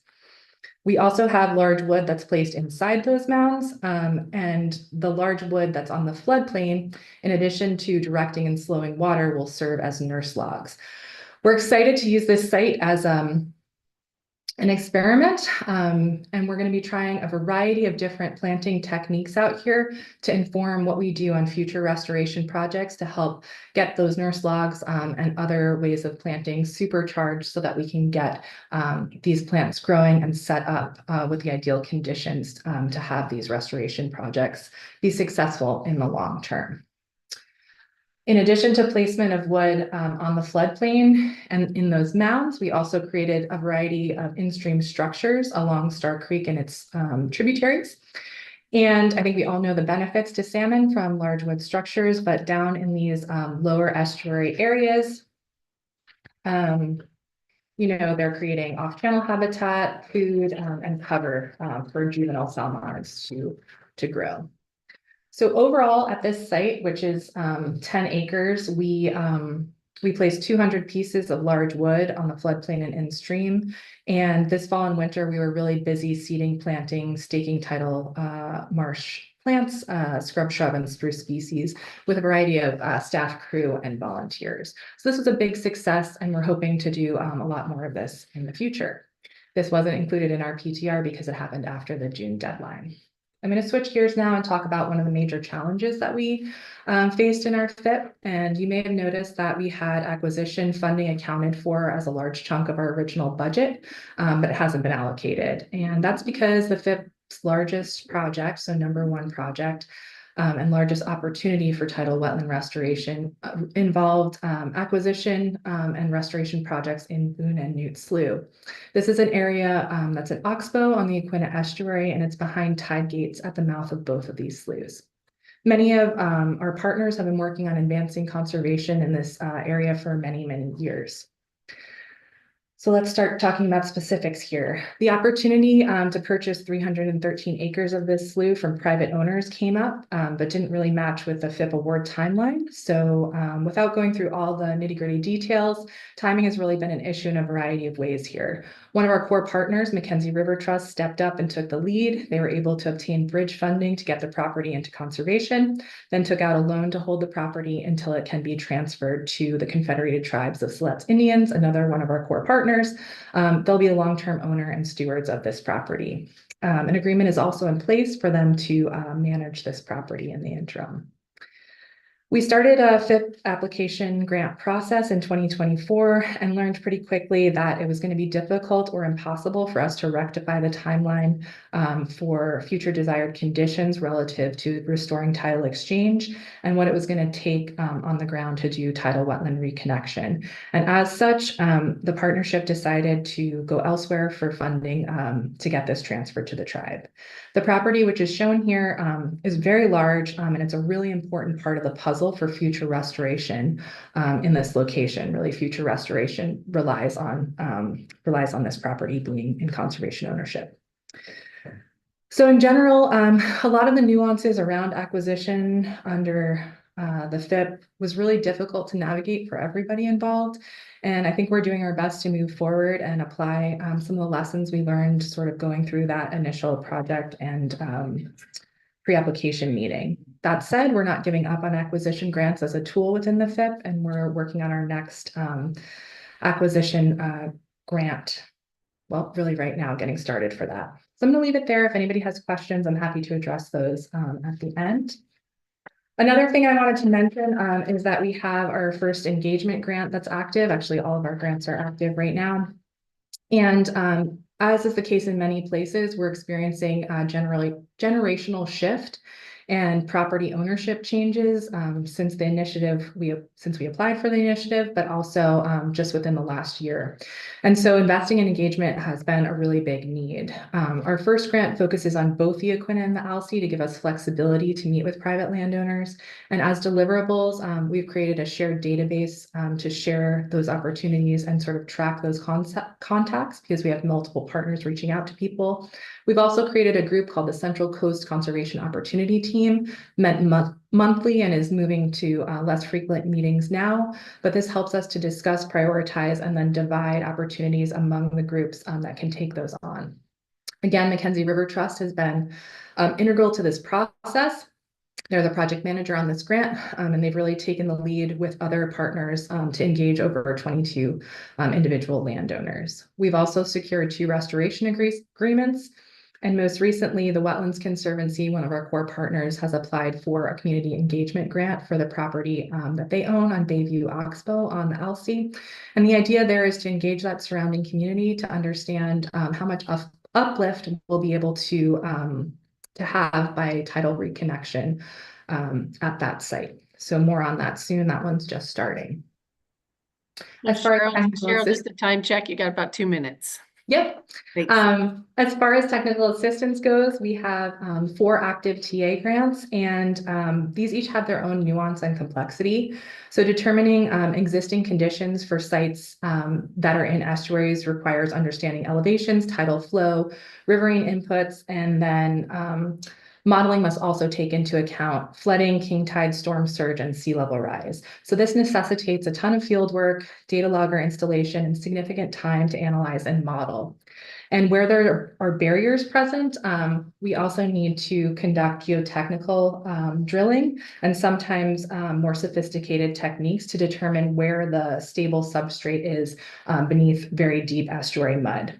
So a year for design grants is not uncommon. 2 years can even be required. And those design grants are really important for us to understand what's possible at individual sites and also to inform the complex permit process. With all of the TAs that we have, we're well on our way to moving projects towards restoration, and we're excited for that. Finally, we are really focused on learning as much as possible from everything that we're doing. So the Estuary FIPS first monitoring grant is going to finish up this year. So far, we've created our progress monitoring framework. Whoops, my slide didn't advance. There we go. Our partners at the Nature Conservancy led that, and it's being used as an example for other FIPS. We've also partnered with researchers from Oregon State University to develop our project effectiveness monitoring plan, which has 3 tiers. It's been shared with OCCEC and with other interested parties more broadly. Last summer, we conducted a bunch of initial pre-project data collection, and we'll finish that up this summer. So these images show RTK elevation surveys, wetland plant transects, and installing water level and salinity loggers. So with that, I just want to say that we're really pleased, despite some challenges, with the progress that we've made thus far on the FIP, and we're confident that we'll be able to achieve our goals for conservation and restoration of tidal wetland ecosystems and within landward migration zones. Our core team of partners is actually really engaged and effective, and they enjoy working together. And Jillian McCarthy, who's our OWEB coordinator, has also been wonderful to work with. We meet every other month to keep each other updated and in the loop. And I've been impressed by people's positive attitudes and ability to adaptively manage as things come up or change. And we look forward to, I look forward to working with this group throughout the lifetime of the FIP. So with that, I'd be happy to answer any questions. Thanks. Thank you very much. All right, do we have any questions or comments? Russ, please.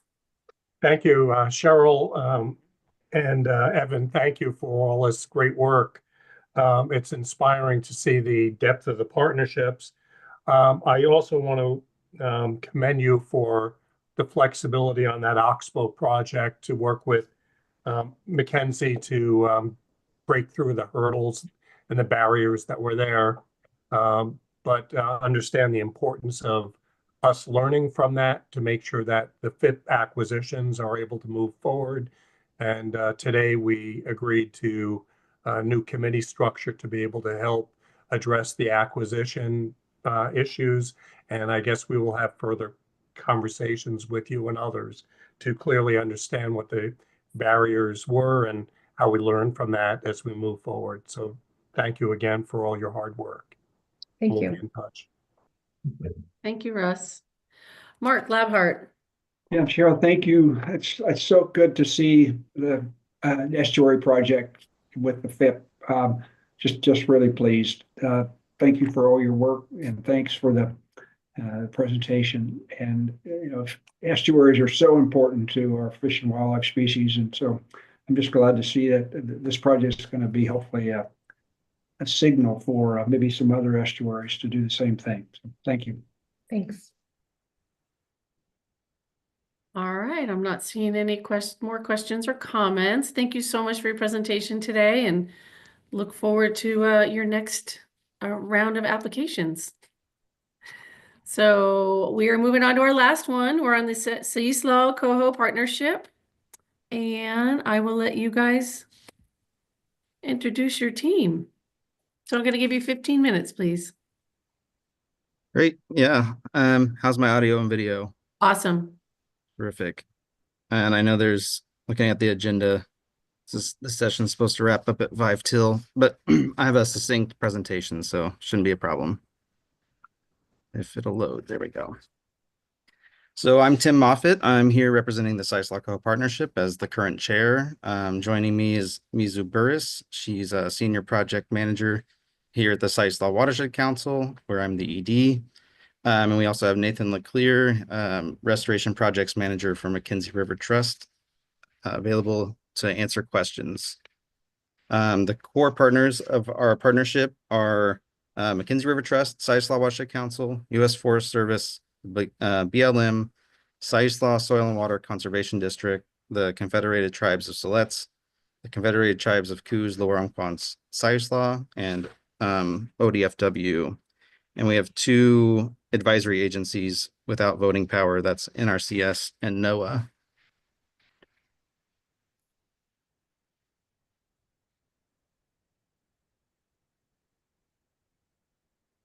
So giving you a little timeline, we are reporting on our first biennium. The award was made in 2022.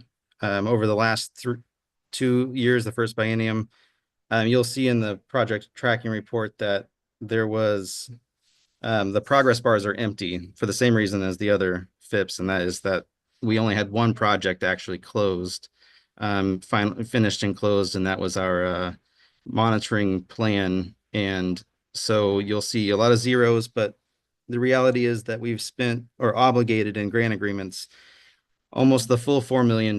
So we're a little over 3.9 million for that first biennium. And then I showed there that the project effectiveness monitoring plan has been fully developed. Looking ahead to this year, in the beginning of biennium 2, we have we're developing currently our project effectiveness monitoring program. We are in the process of hiring a monitoring coordinator for that. We have significant restoration projects in design and implementation at the moment. We have 11 restoration projects, including 2 TAs for design. We have an active engagement grant, and we have started our second monitoring grant. And then we are also in our second capacity TA.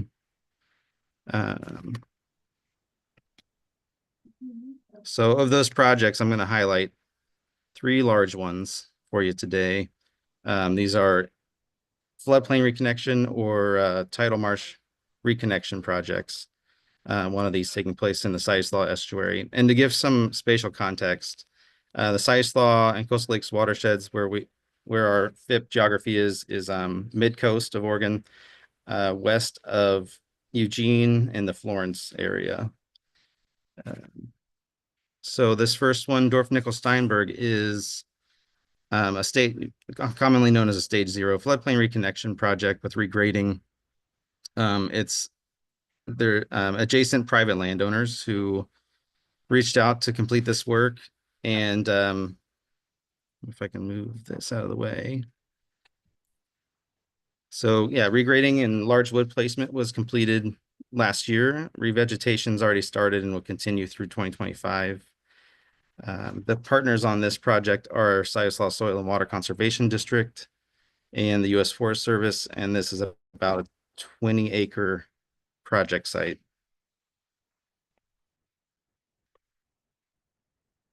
Okay, next one, another before and after photo for you. This one is, and I just wanted to highlight the different land ownership that we work with. So the first one was a private land ownership. This one is tribal land. And the next one you'll see is organization. It's a land trust land. So this one, Lower 5 Mile, is a floodplain reconnection stage 0. The partners are the Confederated Tribes of Siletz and the U.S. Forest Service. It's a continuation of upstream stage 0 projects, and we use the term a lot, beads on a string. So, it's not necessarily contiguous restoration lands, but they're within a single sub-watershed. We have multiple projects, and so we're providing that refuge and that sanctuary for salmonids and other wildlife at various stages of navigating up and downstream. And this is a 90-acre project implemented since 2022 through 2024. There's still planting revegetation going on this year as well.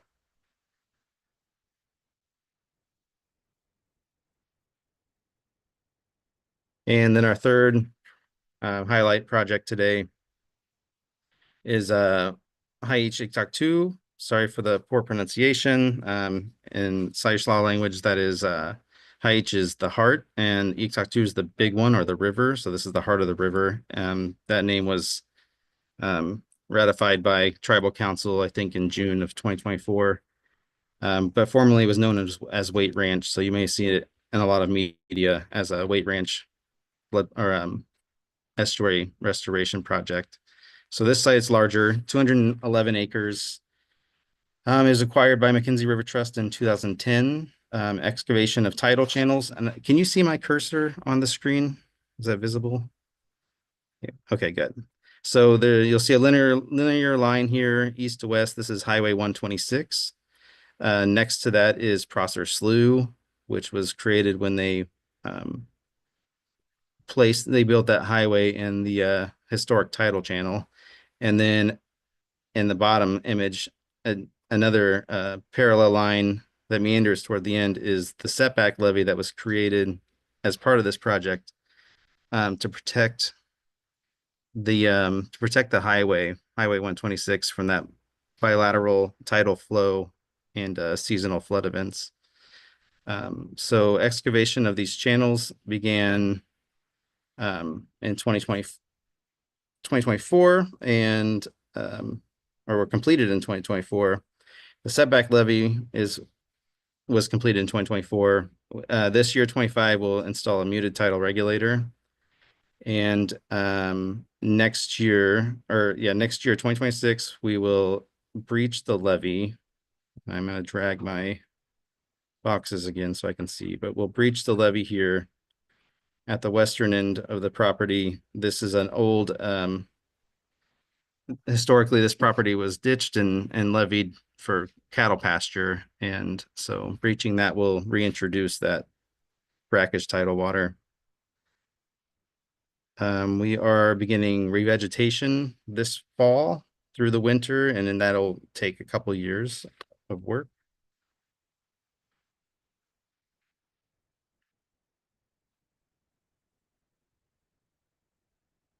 Okay, so here's some engagement highlights. The current engagement grant that we have is specific to the estuary.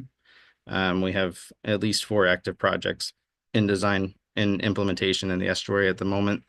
One highlight was a visit from CT Clusi, Confederate Tribes of Coos, Lower Umpqua, and Siuslaw Indians. Their tribal council attended with Governor Kotek and her partner, Amy. And they demanded that we invite them to return next year when we breach the levee. So hopefully they'll be back on site. We've produced 3 2-minute short films And there's 3 longer films in production. That is a clickable link there in the presentation if you'd like to view those later. There's a story map of the estuary restoration and production. We've had 2 presentations and panel discussions, town hall style at City Light Cinemas in Florence. There's been radio appearances and local and regional newspaper articles. Both of those are clickable links as well. Mackenzie River Trust has delivered direct mailers to all the addresses and local zip codes. And we currently have interpretive signage for the site in design. And we've had multiple school groups on site. The Watershed Watershed Council runs a watershed camp, which is 50 elementary and middle school students who come out every summer for experiential ecology, Monday through Friday, and they've visited for some hands-on experience this site last summer. And we've had the Mapleton High School engineering class on site to learn about restoration design. And the U of O Environmental Leaders ARC, they came out the last 2 years, their first week before classes started, and they intend to return every year. And then we've had a research group from Crescent out to do dendrochronology and to age the buried Sitka spruce. This was historically Sitka spruce in a crabapple swamp, and they've aged those buried trees to about 1700 from the last major Cascadia event. Should have one more slide.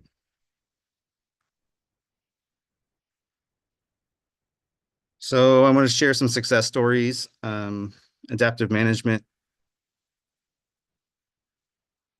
So we have had, I'm kind of new to this position, just a year now. In the life of the FIP, since the original application was submitted, we've had 4 chairs, and that's 4 EDs for the Sileslaw Watershed Council. So I relied heavily on governance documents, the MOU that we had in place as a partnership. The partnership has been collaborating for a long time, over 25 years, I think. And there's strong connections. The FIP has galvanized that, and I think post FIP, we expect to continue the same work we've been doing for decades together. But that was really helpful to have that document, those governance documents to guide me, and also collaboration with the other coastal FIPs has been really helpful. And then capitalizing on community connections to facilitate engagement. We are local people. We have a lot of local connections in Florence and throughout the watershed. For example, the town halls at the cinema were offered for free. They are very supportive of our work, and that kind of connection produces fruit pretty regularly around here. We started a regularly scheduled review of our work plan to address increasing project costs. We haven't yet reached that point, biennium 3 spending, where we have to start prioritizing and cutting some projects off, but we do want to look ahead to that, and knowing that costs will continue to increase every year. We had some trouble previously recruiting for a monitoring coordinator, because we intended to have them write our monitoring plan as well. We instead contracted that out, and now we've reposted our monitoring coordinator position just last week, and we've simplified that role to broaden our pool that we're pulling from there. And then leveraging funds, last item here on our presentation. We've had I gave myself an allowance of 1 exclamation mark on my presentation. I used it here. So we've leveraged more than $16 million from non-OWEB sources in just the first 1.5 biennia. So 12 million was originally committed in the original FIP proposal for the life of the FIP. And so we're not all of the 16 million will be used as match. There's a big chunk that will be used as match to tertiary funding, but you can see that we're well on our way to meeting that commitment of $12 million. And that's repeating that theme that you've heard throughout these presentations today, I think. I think that's all I have. All right, thank you, Tim. Are there any questions or comments on this particular cohort?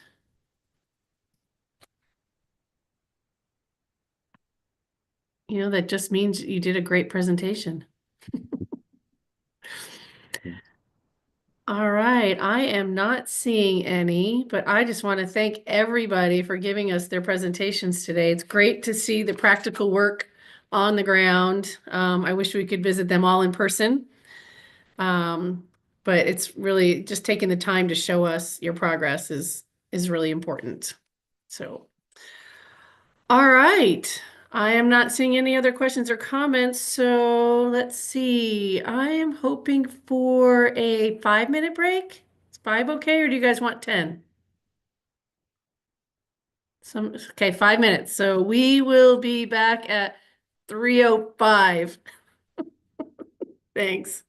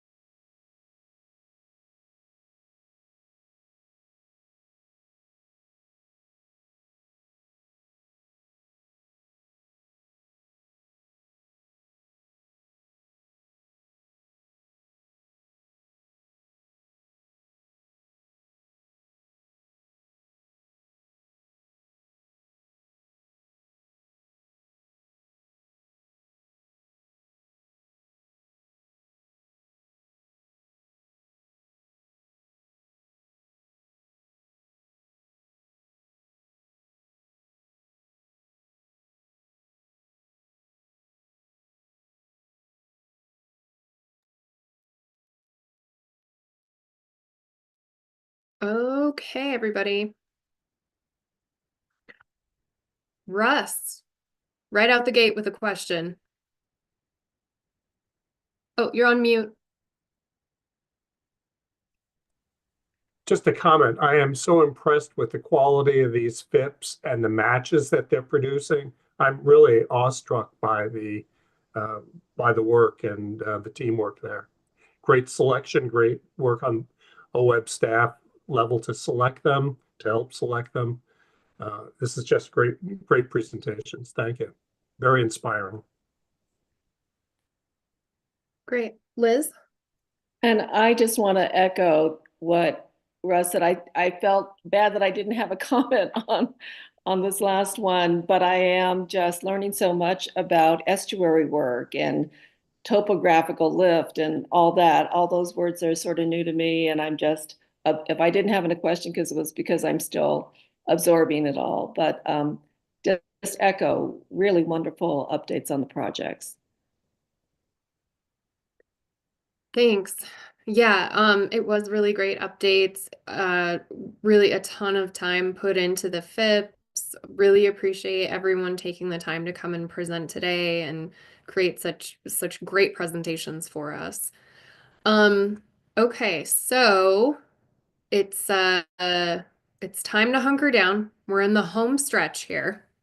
So I hope everybody was able to refuel, maybe grab your afternoon cup of tea, coffee, whatever you need, to relieve that 307 feeling. And let's get moving on to agenda item R, rule revisions for FIP. So we have Eric Williams, Eric Hartstein, Jillian, and Denise. Great, thanks. I'll kick things off. For the record, Eric Hartstein, Senior Policy Coordinator.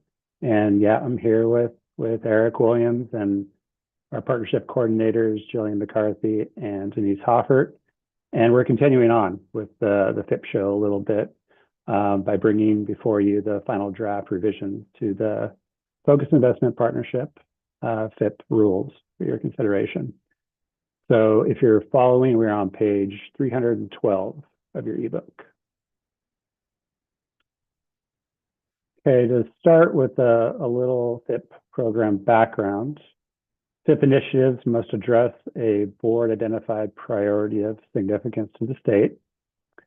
As noted yesterday during the Grants Committee overview, the board is kicking off reviewing the current ecological priorities this year for the FIP program, and this is a little bit independent of the rulemaking process. FIP initiatives are designed to achieve clear and measurable ecological outcomes and use an integrated and results-oriented approach as identified through a strategic action plan. And finally, we're looking for FIP initiatives to be implemented by high-performing partnerships. And I'll just note that the terms highlighted in light blue are identified in the rules.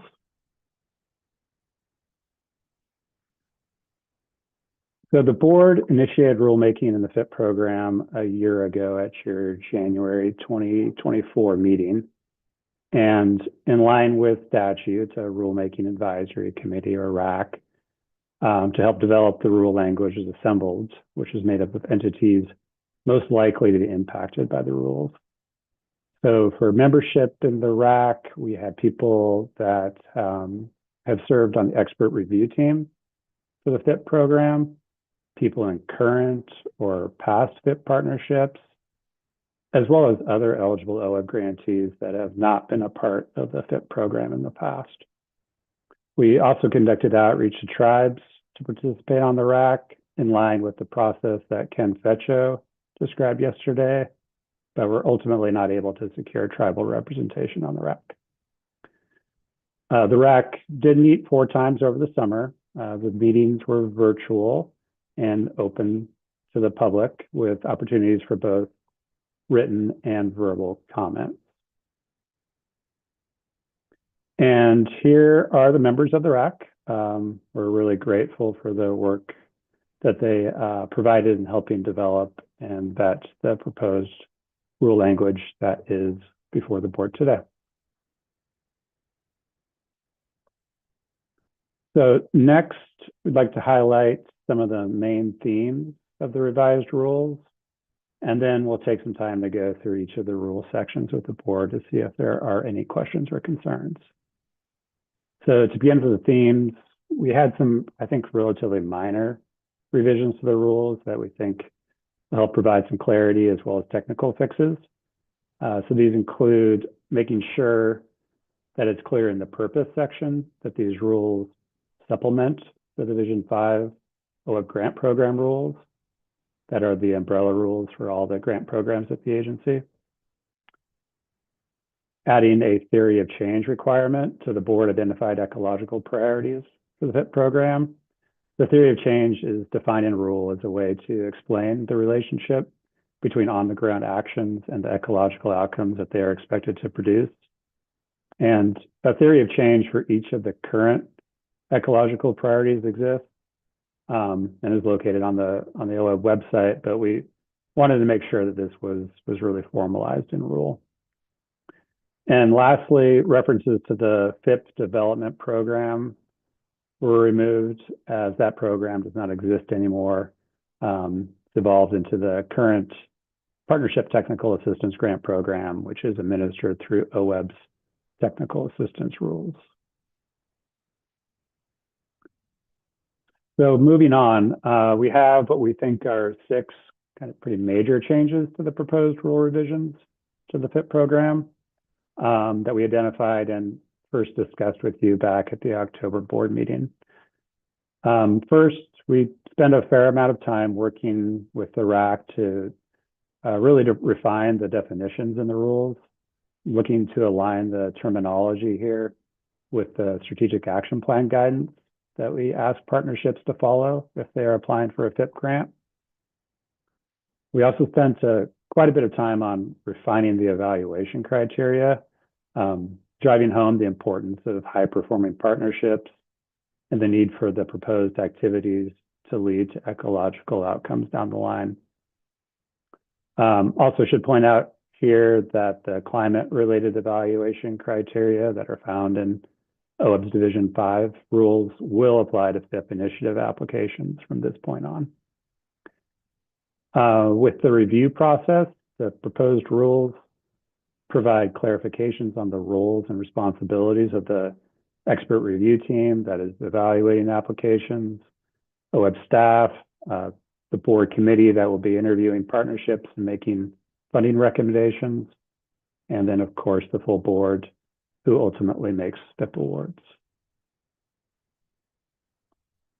The fourth major change is removing the $4 million cap on maximum award per biennium, as having the static dollar amounts in rule can be tricky given yearly inflation.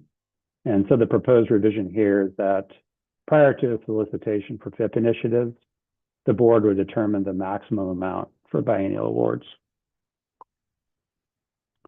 The next major change is the proposed removal of what we call the overlap rule, which currently prevents projects that are focused on the programs and actions of a FIP initiative that are also within the geography of a FIP initiative from being eligible for OWEB's open solicitation and acquisitions programs.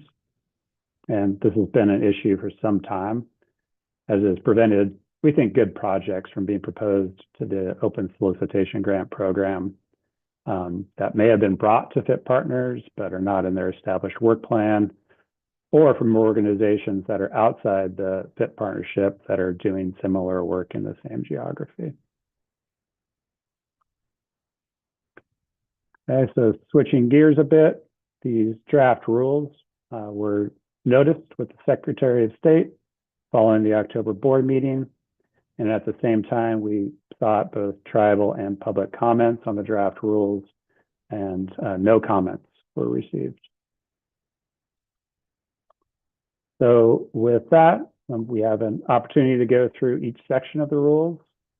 And kind of like what we've done in the past, we'll ask board members to raise your hand if you have any questions or comments on that section, and we'll mark who has their hands raised in each section as we go through the rules, and then we'll go back to the top, starting at the purpose, and call on board members who have raised hands during each of the sections. So again, attachment B1 to the staff report are the program rules with the red line edits, and attachment B2 are the clean version of the rules with edits accepted. So we'll start at the top with the purpose section. Do any board members have questions or comments in purpose?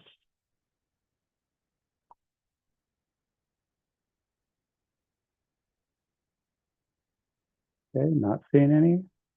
Definitions.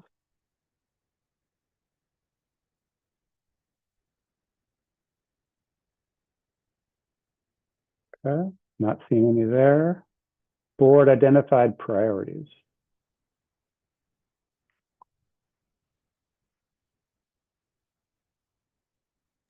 Okay. We're only seeing the purpose, Barry. So unless I'm missing something there on the screen. All right. Okay. Is it helpful if I share the screen? Yes, please. Okay. Okay, I'll scroll down. I'll go slow, so easy on your eyes.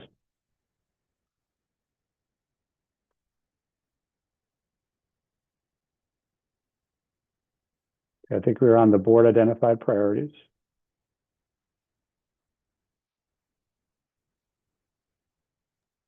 Okay. Mark Webb. How will you be thinking about or evaluating theory of change?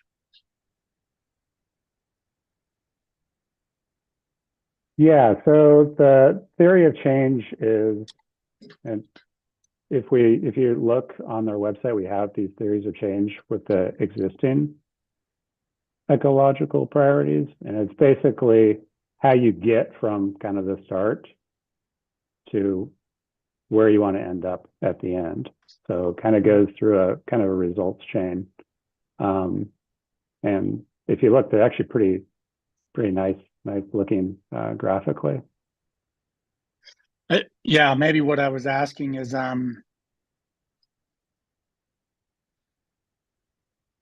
what if you had a similar project, say veg management in a fire adapted landscape, say on the Malheur National Forest, and somebody was proposing desired outcomes, described existing conditions, and described how they were going to move from existing to desired. But there were two different fit proposals, let's say, and they differed in that. I wondered, how do you compare those? Or do you compare those?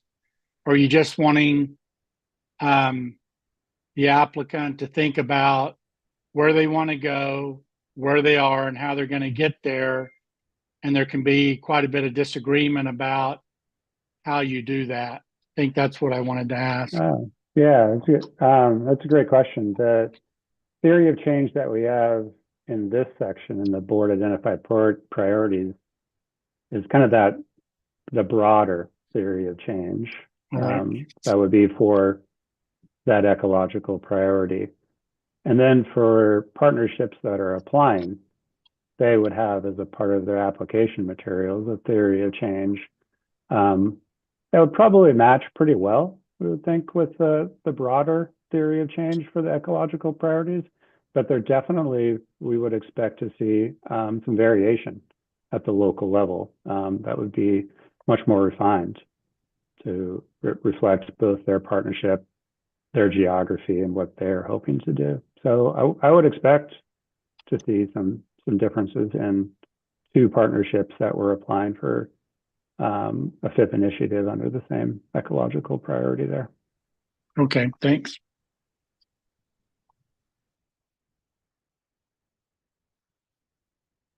Okay, so moving on, in the eligibility, section.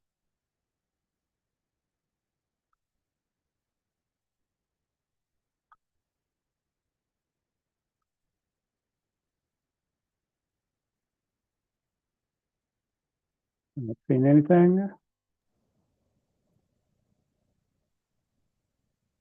Eric, I'm watching for hands for you so I can Okay. call on folks. Yeah. Thanks, Kelly. Evaluation criteria.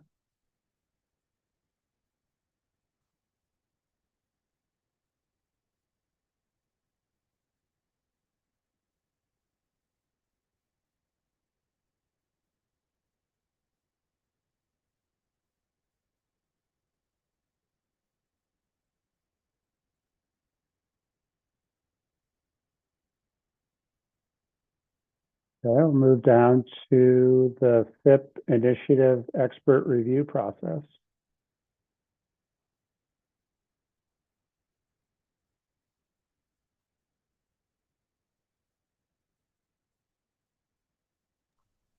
Dan Brown.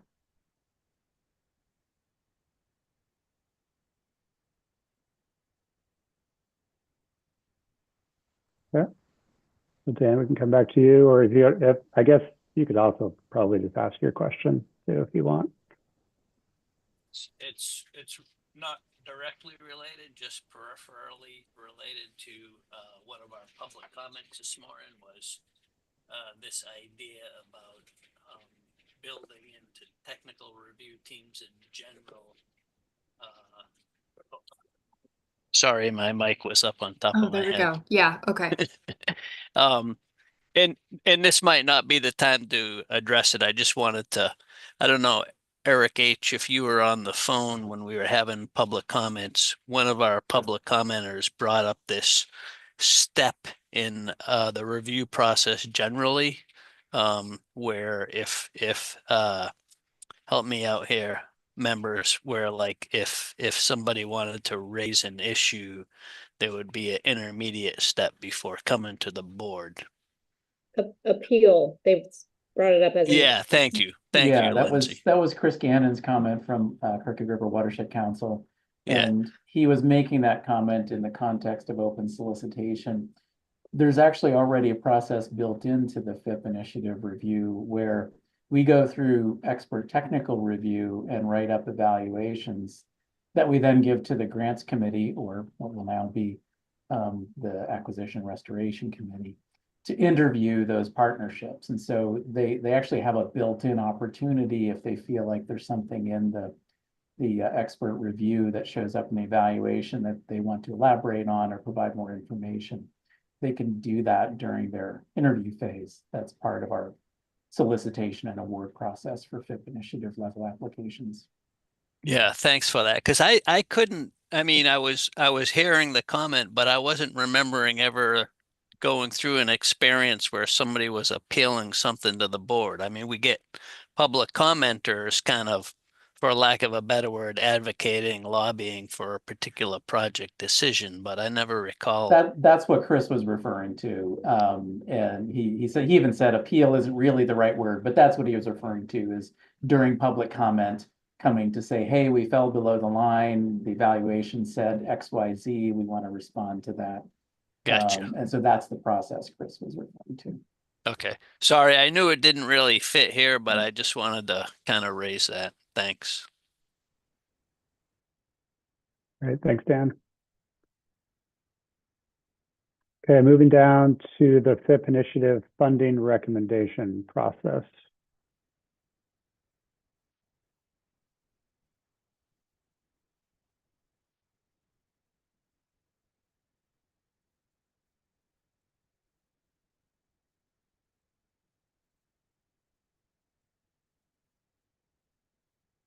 All right.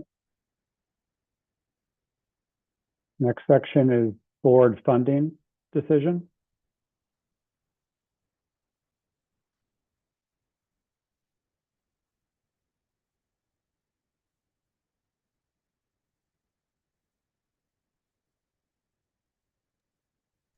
I have a question on that one, Eric. Yeah. Just as a reminder for me. So with the prior to soliciting for initiatives, the board shall determine the maximum amount for biennial awards. Just remind me, will we be looking at that during our July spending plan conversation? Or I'm forgetting about how things like line up. Yeah, for this upcoming biennium, no, because we would not be soliciting for new FIPs during that biennium. So that wouldn't be discussed in July, but we would be opening, let me go back. We would start the solicitation in the biennium. So we would open that solicitation in January of 2026. So that's when the boards would need to determine the maximum amount for the biennial awards. So it would be in advance of the next spending plan for the board. Okay. To Yeah. line up with when we would release the request for proposals then. Okay. Correct. Okay. Thank you.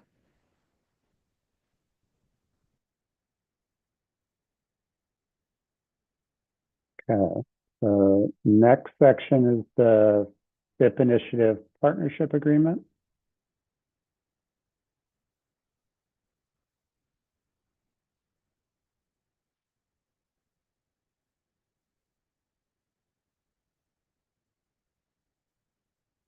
Not seeing any questions there. Next section is the FIP Initiative project level grant process. And just want to point out here, I think I kind of skated over the match. This is an important element of the rule revisions that currently there's 25% match requirement that is met at the programmatic level for FIP initiatives. But we found it's really challenging as all of our systems are set up to track match at the project level. So it's a little bit of a technical fix, but it's would be having match met at the project level with the requirements at the same levels as we have in open solicitation. So restoration and monitoring and acquisition would be 25% match. Engagement and technical assistance projects would be 5% match. And as you see here, the language, we're still trying to retain that flexibility so partnerships can easily mix and match for their match requirement within the FIP. So any questions in this section?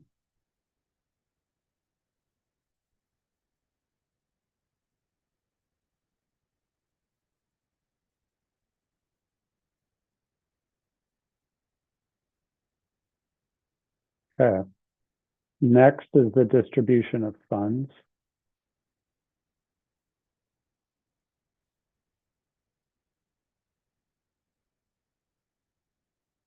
And then reporting.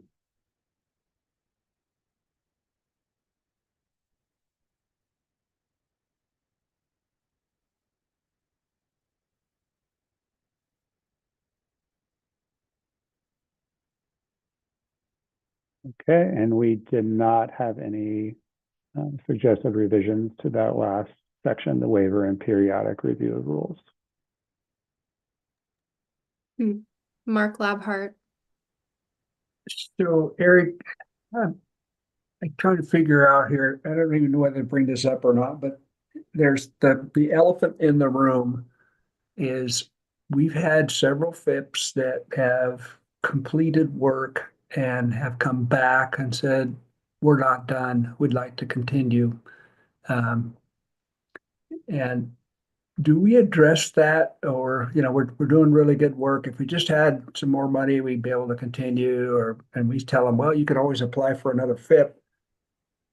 Do we address that anywhere in the rules about, when you're done, or, when you're done and you'd like to continue, here's the process. Did I miss any of that?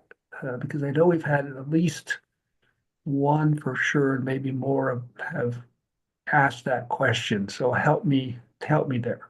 You're right, Mark. The rules are silent when it comes to repeat applications from partnerships. So it just leaves it up to the OWEB board to make that tough call when we have maybe people pleading with us. Or we say you can go for another FIP, or you can try for an open solicitation, or those kind of things. So is it, board members, is it worth our time to address this, or should we just leave it open and we address it as it comes forward to us, or how should we? Because I don't think it's going to go away, and we've had some board members go back and forth on it about, yeah, we should do it, or no, we shouldn't. So I'd be interested in everybody's thoughts on that. Lindsay? Yeah, I'm happy to weigh in on that. So I will speak from personal experience. I am not involved as a direct partner on any FIP, but I've sat on the OWEB board, and I've sat on the grants committee when the FIPs come in, and I am a technical review team member, and I am involved in on the very periph of one particular FIP. My personal opinion is that, there was a revision of the FIP rules. There was a RAC. There was both tribal and public comment solicited, and no one has, to my knowledge, brought this up. It's not in the rules, and 6 to even 8 years to move the needle on the ground is a really short time. I would love to see the board not to try to put sideboards on repeat FIPs and evaluate them as they come into the program for their competitiveness and ecological uplift.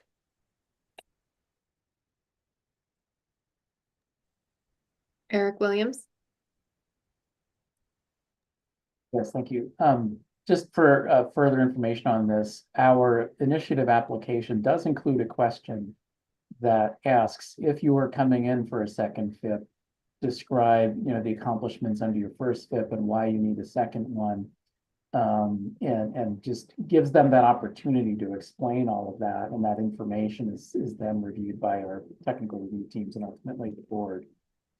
And then the other piece is that the strategic action plans that our partnerships develop, I think pretty much in every case, cover a time period much longer than the 6 years of investment, and a breadth of projects that are much bigger than one FIP. So just wanted to add that for additional context and how that all factors into our initiative level reviews. Yeah, the dilemma, if I can just respond to that, the dilemma for me, and I'll speak for myself here, is that if we say, well, yeah, you can go ahead and apply, and you'll be in the competition just like everybody else, so then we find out from another person that says, well, they had their shot, we'd like to be considered now, and how come we're just as important as they are, and it puts us in a tough position because he said, well, that's true, but we'll put you in the mix with everybody else. So it puts at least me in a hard position to say I'd like to spread FIPs out as much as we can, but also you feel bad for FIPs that say, well, if we just had some more money, this is what good things we could do. So just kind of a thought process here.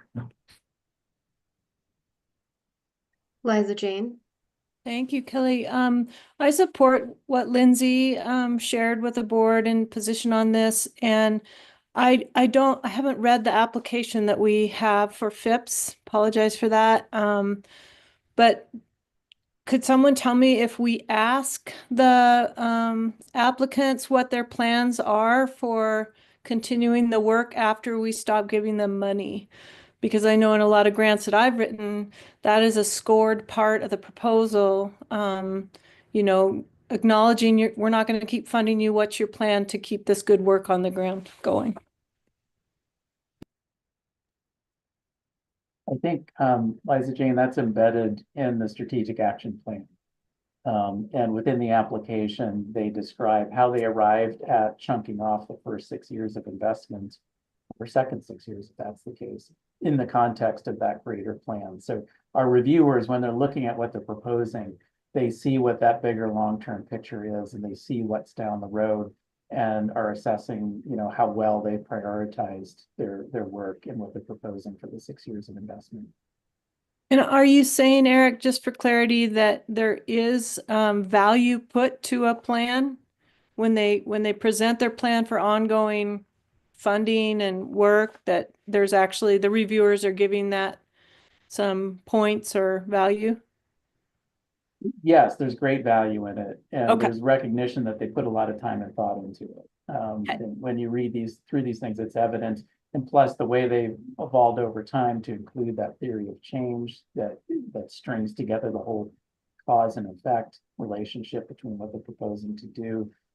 It's a pretty rigorous exercise, and it's one of the reasons that we started right out of the gate saying that FIPS have to go to what we call high-performing partnerships, because this isn't for everybody. And it's hard to do. It does take a lot of partnership capacity that I think Haley Lutz described really well earlier today.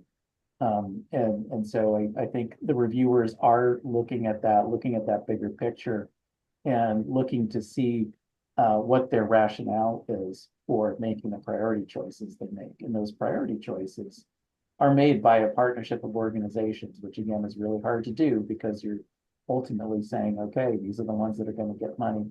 The ones that are maybe lesser priority are going to have to wait. And members of a partnership have to have a governance process to arrive at those decisions. So it is a fairly rigorous process. Thank you. Bruce. I agree with Lindsay and Liza Jane as well. I mean, I would hate to put in rule or anything that precluded the decision-making or directed the decision-making ability of future boards. I'm going off shortly. I don't want to put something in because it's hard to say no, hard to say yes. High performing or high functioning partnerships, as we looked at the amount of how they are able to leverage for funding, they have a step up moving forward. There may come a time when the board is presented with an application that is so compelling that another FIP is awarded, or a third FIP, or they may decide the board to they want to spread it out. So it is difficult. I agree with Mark on that, but I think that's part of the job, and we shouldn't try and make a decision now for future boards.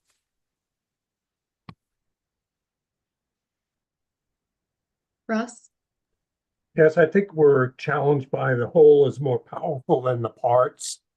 And if we look at scoring by dollars and conservation uplift, that is really going to need to be factored in as we make these decisions. But I agree with Lindsay's comments there overall. And I also agree with Bruce's that we don't want to bind ourselves into the future. Fundamentally, we have a challenge where we have watershed councils and districts that are under their capacity. We have great turnover of individuals. We want to see improvement there. And to the extent that we are not able to correct those problems, it appears that the unification of those bodies to be able to deliver great outcomes is getting us to the outcomes we need. And that's just our reality.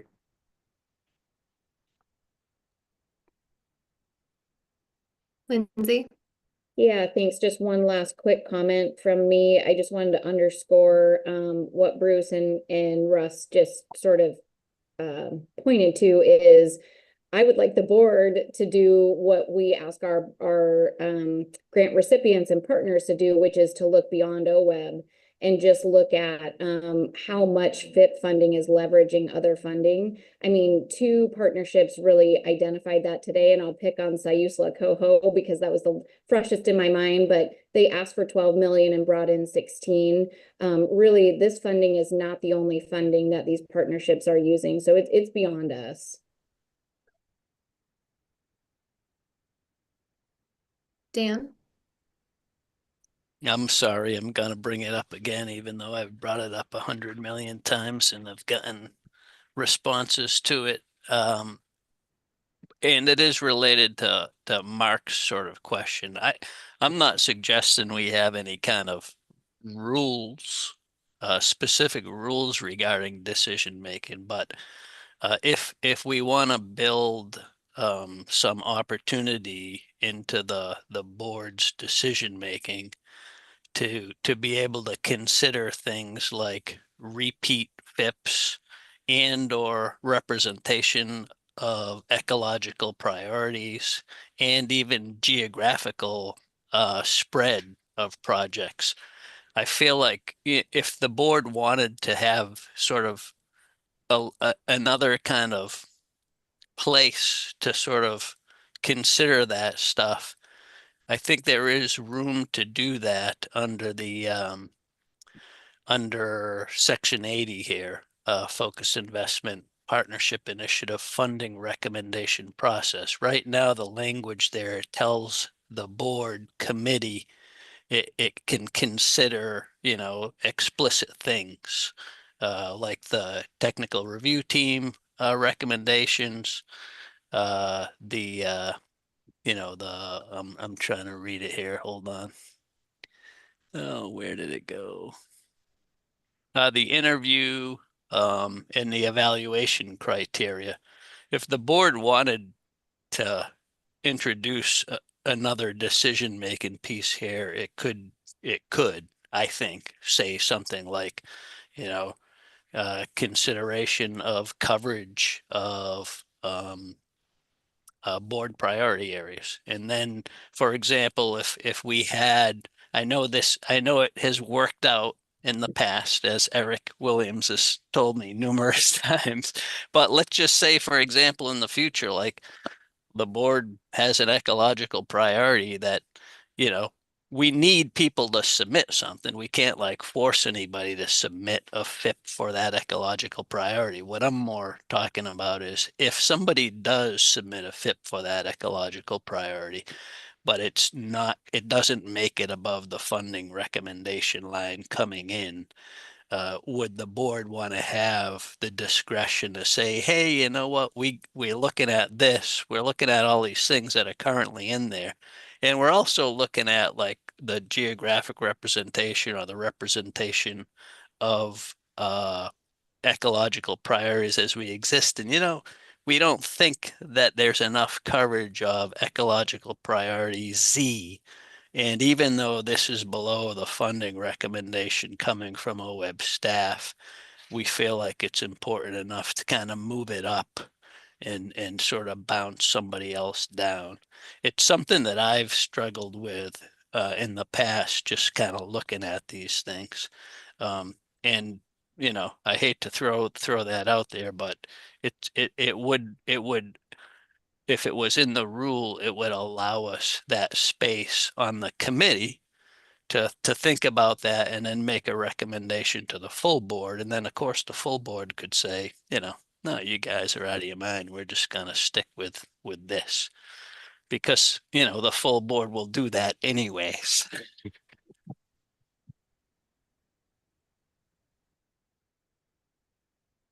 Mark? So I know it's the end of the day and we really want to get out of here.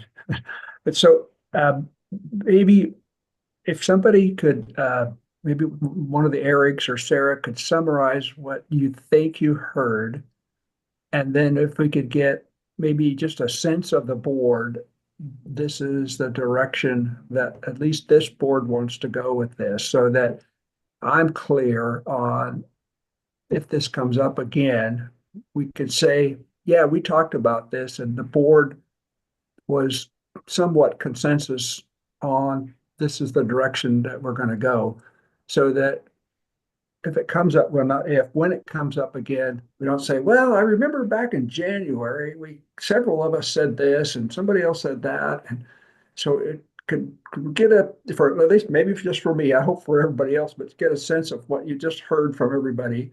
And if we could get a thumbs up or sideways or whatever on where we are with this question. So is that appropriate? Eric, do you want to do that or do you want me to do it? You understand it better. There's no doubt about that. Well, how about I'll start and then you can cut me off when I go off the rails. How about we try that? Probably better than vice versa. I think, I heard in what Dan said that he feels there might be room within the rules, the way they're written, for the board to make a choice like that. Now the choices need to be grounded in what's in the evaluation criteria that's in the rules. And if you find something in there that says to you, we really want to elevate priority Z for these reasons, I think you could do that.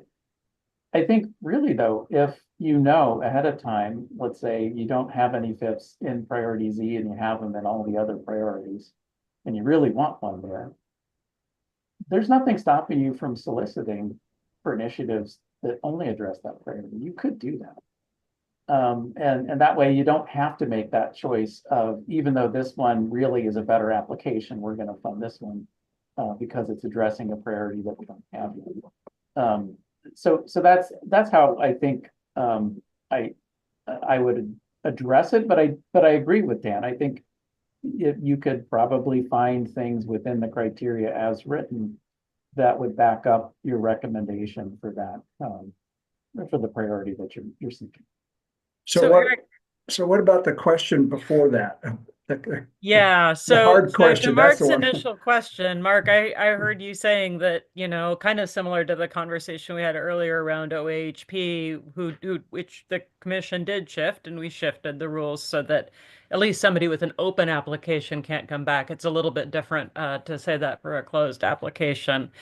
I think what I heard from the members who spoke, Mark, was that they recognized your concern and they have sympathy for the job that the board has to do here. But I did not get a sense of the board that this should be incorporated into rulemaking at this stage. To Lindsay's original point, it would be very procedurally complex to incorporate a new concept into rulemaking at this phase where it's already gone through Secretary of State notification, public and tribal review. So, but I think that's a little bit different than what you were describing, Mark, of just having a sense of the board in terms of whether that's a concern other folks share.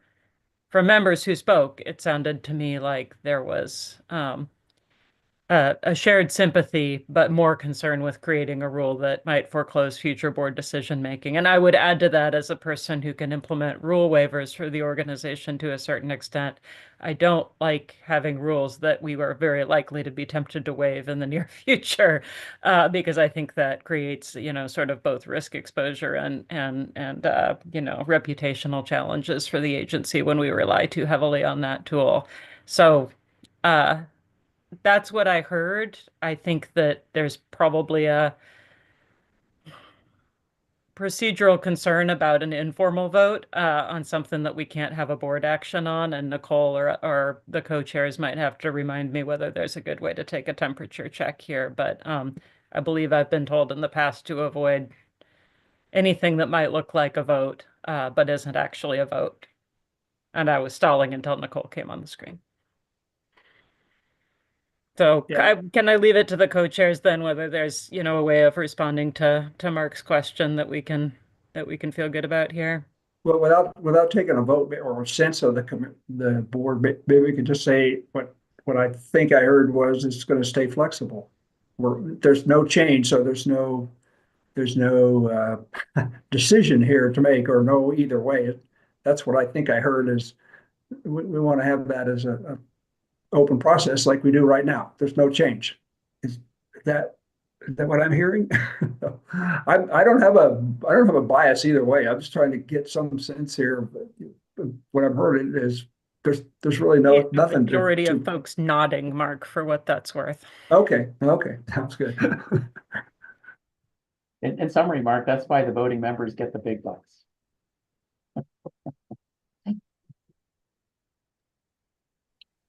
Lindsay. If it would help, I'm happy to make a motion and then open it up for discussion or vote.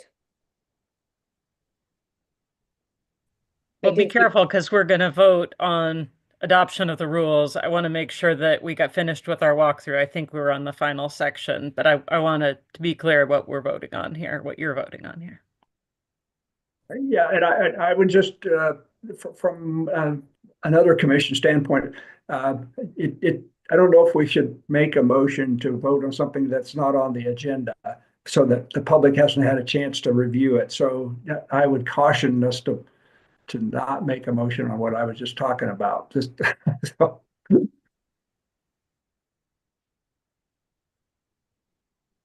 to be clear, we're done with the walkthrough as well. Well, I will make a motion though. I would make a motion that I move to adopt the revisions of OWEB's Focus Investment Program Grants Division 47 Administrative Rules found in Attachment B2 effective upon filing with the Secretary of State's office. I second.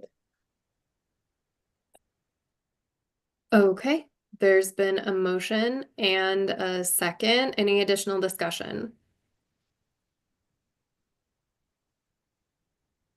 Okay, seeing none. All those in favor signify by saying aye. Aye.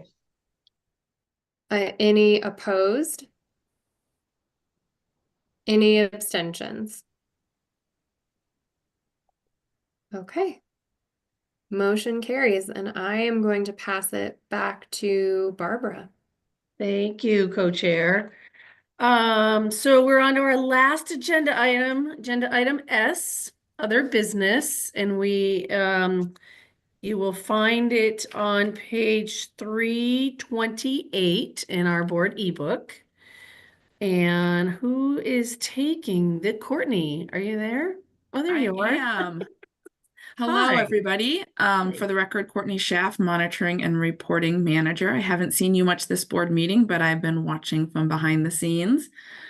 So this is agenda item S, other business, cultural resources funding from Natural Resources Conservation Service. I do want to acknowledge to all of you might have some questions considering all the movement over the last few days around the status of this. And you will see in this staff report that we are asking for proactive receipt. We are still in conversations with NRCS about how this will move forward. And I actually have been in conversations with folks today, and we are still planning on meeting tomorrow and are having conversations with the intent of this additional funding moving forward. Many of you might be aware of the challenges that are happening all across the state of our grantees and partners meeting cultural resources requirements within grants, whether those be OWEB grants, other partner grants. NRCS has a significant backlog of cultural resource work that needs to happen for their projects. Given that OWEB and NRCS already have an existing cooperative agreement that allows for cultural resources work associated with Farm Bill projects, NRCS approached us at the end of 2024 to see if we would consider receiving additional funds from them to help get this funding out on the ground to complete cultural resources work. We have done some outreach with our local partners and have a couple different plausible avenues for getting these funds out on the ground to help make that list smaller of cultural resources backlog across the state. This is an exciting opportunity that would kind of be a new avenue of collaboration between NRCS and OWEB and our local grantees. If this moves forward, I would definitely come back to the board and provide an update with more details. Right now, pretty much the details in the staff report are what I have. It's been constantly evolving situation over the last few months. But if the agreement is able to move forward, we want approval from the board to receive those funds and to deliver to Sarah the ability to enter into agreements. But I would come back to the board at a future opportunity and update you about how this opportunity is working. And I apologize if I'm a little cloudy. I have been sick the last couple days, so I will do my best to answer your questions. Liza Jane. You're never cloudy, Courtney, and I'm sorry you're feeling sick. Why did NRCS have a backlog? There's many different reasons. So the state of Oregon has there's two reasons. They received lots and lots of funding during the last administration to get grants out the door, to get projects done. With each one of those projects, depending on what those actions are, requires a cultural resources survey. So there's just this huge backlog of work. The state of Oregon also has different requirements for archaeologists than other states. And so it's hard to get people on staff to do the work. So it's kind of a twofold thing. And how would we do better?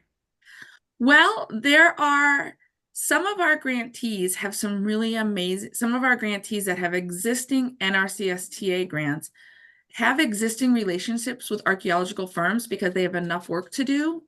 So in some rural parts of the states, I've talked with grantees already whom we could grant these funds to, and they could build it into their existing archaeological contracts, be super cost effective for those archaeological firms to go out there and do this work since they're already working in those rural communities. Okay. That's just one example. I understand. Thank you. Yep. Kelly. Thanks. Yeah. Hi, Courtney. Sorry you're not feeling good.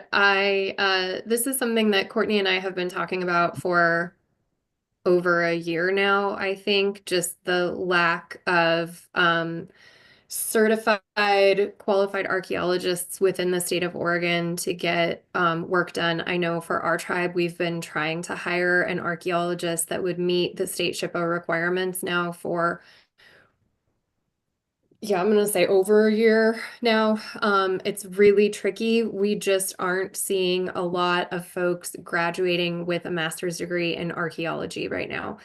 And so there is this kind of backlog, but there's also at the same time that we're getting this backlog of projects, we're seeing the need to do cultural resources surveys for these ground disturbing projects.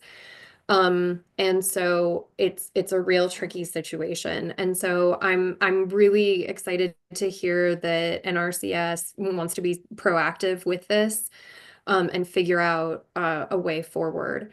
So it sounds like, and here's my question, it sounds like we would potentially, and I know you said you don't have a lot of details, so if you're like, I don't have this information, just say that, and that's fine. But would we potentially be contracting out with different archaeological firms to do the work? Or would we be contracting with like, the Watershed Council or whoever is doing the work and then them giving the money to the archaeological firms? Or would Shane also be doing some of this review? Or, there could be all of the above. So our preference is going to be granting it to our grantees that have existing partnerships with local firms. That would be our preference.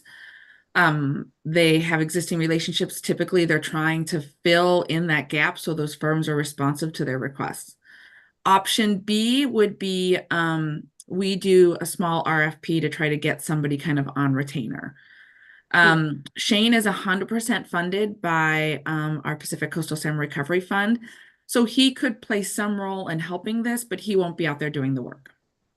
Okay, and that's what I thought. So I wanted to clarify that. Okay. Thank you. That's helpful. Aaron.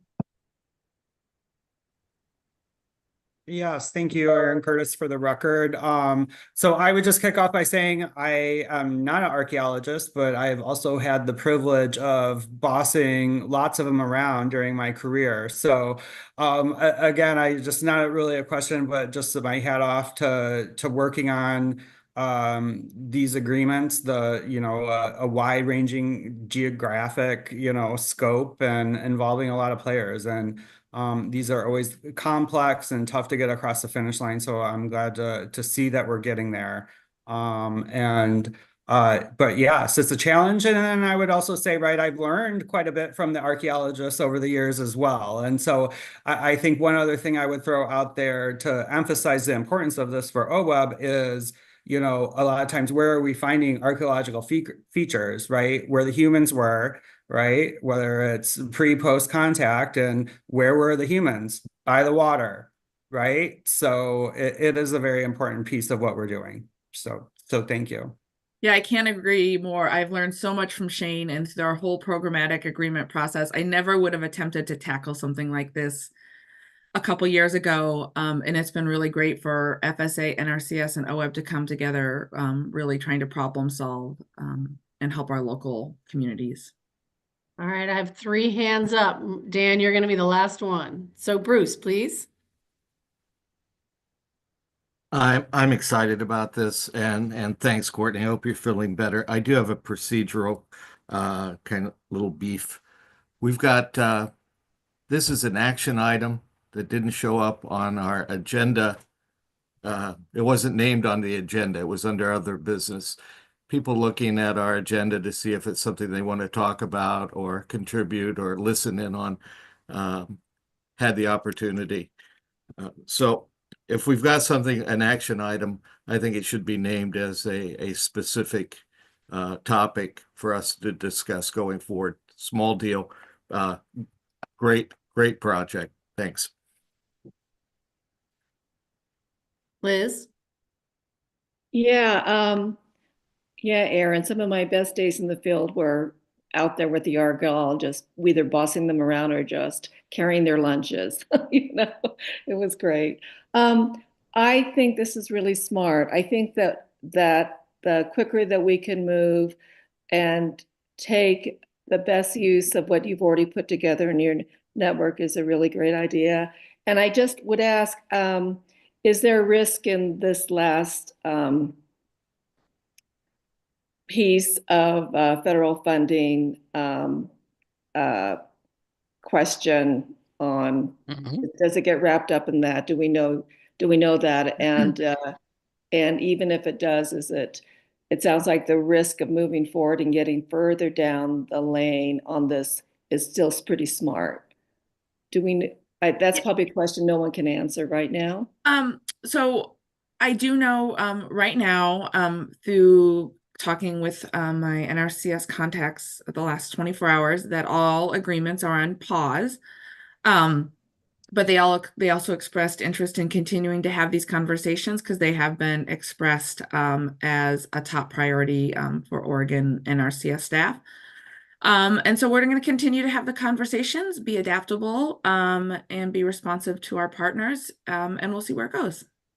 Liz, can I just... Yeah, did you want to add something? I just said, I think that's very smart. Liz, I just want to quickly add, I shared the update on the OMB memo at the beginning of the board meeting. I think folks who have been tracking the news will see that there's been, the memo has been rescinded. We know that new agreements are likely to be on hold. To the best of our knowledge, OWEB has not lost access to any funding through this period. I know that's been a different experience for some of our other state agency partners. And I want to say, I think this is partially, not because of the memo, but this is partially why we put it in as other business. That's, I think, kind of our longstanding tradition when we don't know whether we're going to give you an action because the materials have to be released so far in advance that we don't want to call out an agency that we might be having a partnership conversation with if it's not ripe, and yet we know we won't see you for another quarter. And so that was, Bruce, I agree in terms of transparency, and I think just the sensitivity of the moment and not wanting to force the hand of our federal partners or kind of put something in writing that would cause a problem for for someone is what caused that in this case. But I think, Liz, the states, I have my talking points finally. I can start to talk about these things. The state's assumption is that appropriated funds are appropriated. This agreement doesn't move forward, anytime in the immediate future. We just want to make sure that we don't need to call a special meeting if we have an opportunity to move it forward. So there's not an obligation to the state. So Jamie, you have a question on this agreement before us? Is that your? Just to say, I appreciate both Bruce's comment and Sarah, your response, and that totally makes sense. And then also, I was just going to follow up in terms of the timeliness, that given so much being in flux, I think it's really important that we go ahead and take this action so that staff has the flexibility as things happen, that you have the authority to step in and respond appropriately. So, but really appreciate that clarification, Sarah. Thanks. So I have a couple of questions on this agreement. Under the background, second paragraph, it talks about an agreement from 2023, receiving the $1 million. Is there anything left of that agreement? Is that what this second cycle is for, is to spend that down? Yes, there is funds left in that initial $1 million award. And we're working with those applicants to get another offering out there. It was, we did this NRCS Farm Bill cooperative agreement previously. That cooperative agreement was pretty broad in the scope. The second one was much more narrow. And so some of our applicants had a hard time meeting the objectives of the revised agreement. So we funded some applicants and we're working with folks to apply again to get the rest of those funds out the door. And then this $1 million would be on top of that. So the agreement would be for $2 million total. Well, we've already spent some of the original Yes. million. Okay. Yes. So it's not 2 million. Well, in total, Okay. what we would Gotcha. receive from NRCS would be Okay. 2 million. Yes. Quickly. So this is only for OWEB grantees.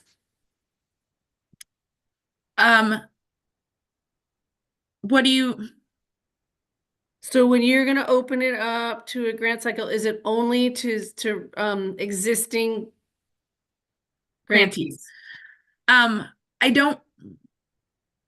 Not necessarily. Okay. We'll be working really closely with NRCS to find out where they need the cultural resources work done. We'll be looking for folks that have the infrastructure in place that they could do the cultural resources work, or we would be doing the RFP and be looking for a company to come in and do that cultural resources work. Okay, thank you. And as we heard today, permitting is, been a holdup for a lot of our grantees, and I know these cultural resources personally are a holdup, at least at Yamhill SWCD. So we, a couple of years ago, contracted just with NRCS Oregon they gave us money to do our cultural resources at the district level because of the backlog. So this is really creative thinking. And I think OWEB is the great spot for it. Kelly. I'm ready to propose a motion. I'm ready to go. Okay. I move the board proactively approve receipt of up to 1 million additional funding from the NRCS for cultural resources activities on Farm Bill projects and delegate authority to the executive director to distribute funds through the appropriate agreements with an effective date of January 29th, 2025. Second. Sorry. All right, it's been moved by Kelly, seconded by Mark Webb. Is there further discussion? Mark Labhart. Yes, just so we're on the record, this agenda item is included in the written agenda with a written report. So it is on our legal document that's been published. So I'm going to vote yes for it. All right, any further discussion? Hearing none, all those in favor say aye. Aye. Aye. Aye. All those opposed, nay. Any abstentions? All right, hearing none, motion passes unanimously. Thank you, everybody. So I know Nicole has got 3 things she would, Liza Jane? Oh, Liza Jane. I had one thing, if you would grant me the time, but maybe Nicole's should go first. No, she wants to wrap us up. Okay, I kind of do too, but regarding our agenda and our meetings and our I value the conversations very much, and I just want to ask if we could consider when we meet in person of taking advantage of the Monday afternoon. Another thing we used to meeting time to be able to cover these growing agenda items without having to shut down people's thinking process. And then we used to have a dinner that night where we would invite a local person to speak to us about their community, and I really valued that. And just that time with each other to talk about things that aren't board related, but that are happening in our areas or things we value or who the heck we are. I really want to, if possible, advocate for that. That's it. Thank you, Liza Jane. Dan. This is why I had my hand raised in the last discussion. And Barbara, you hit it at the very end of your comment, and it's the same capacity issue, right? So this is great.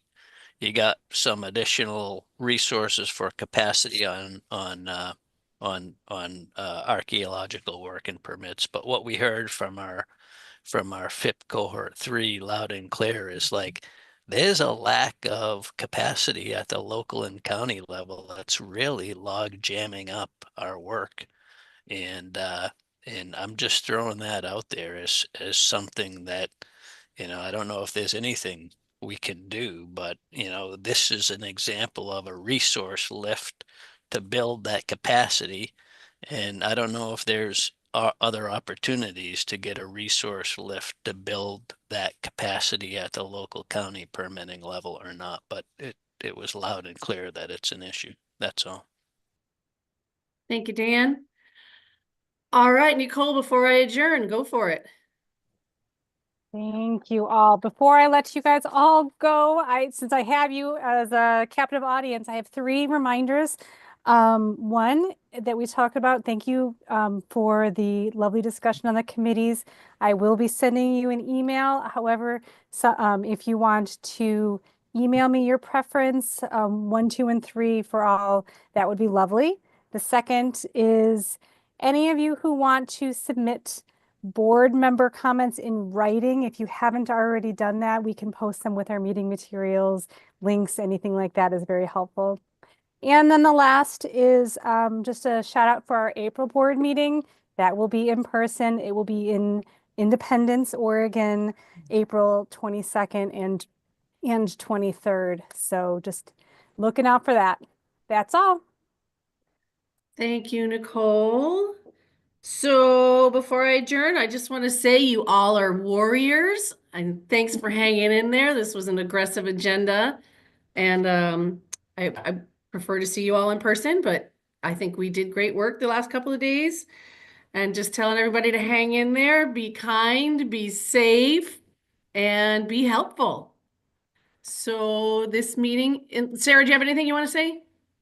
Okay. Nope, you said it best, Barbara. All right, this meeting is adjourned. Take care, everybody. Thanks so much. Bye-bye.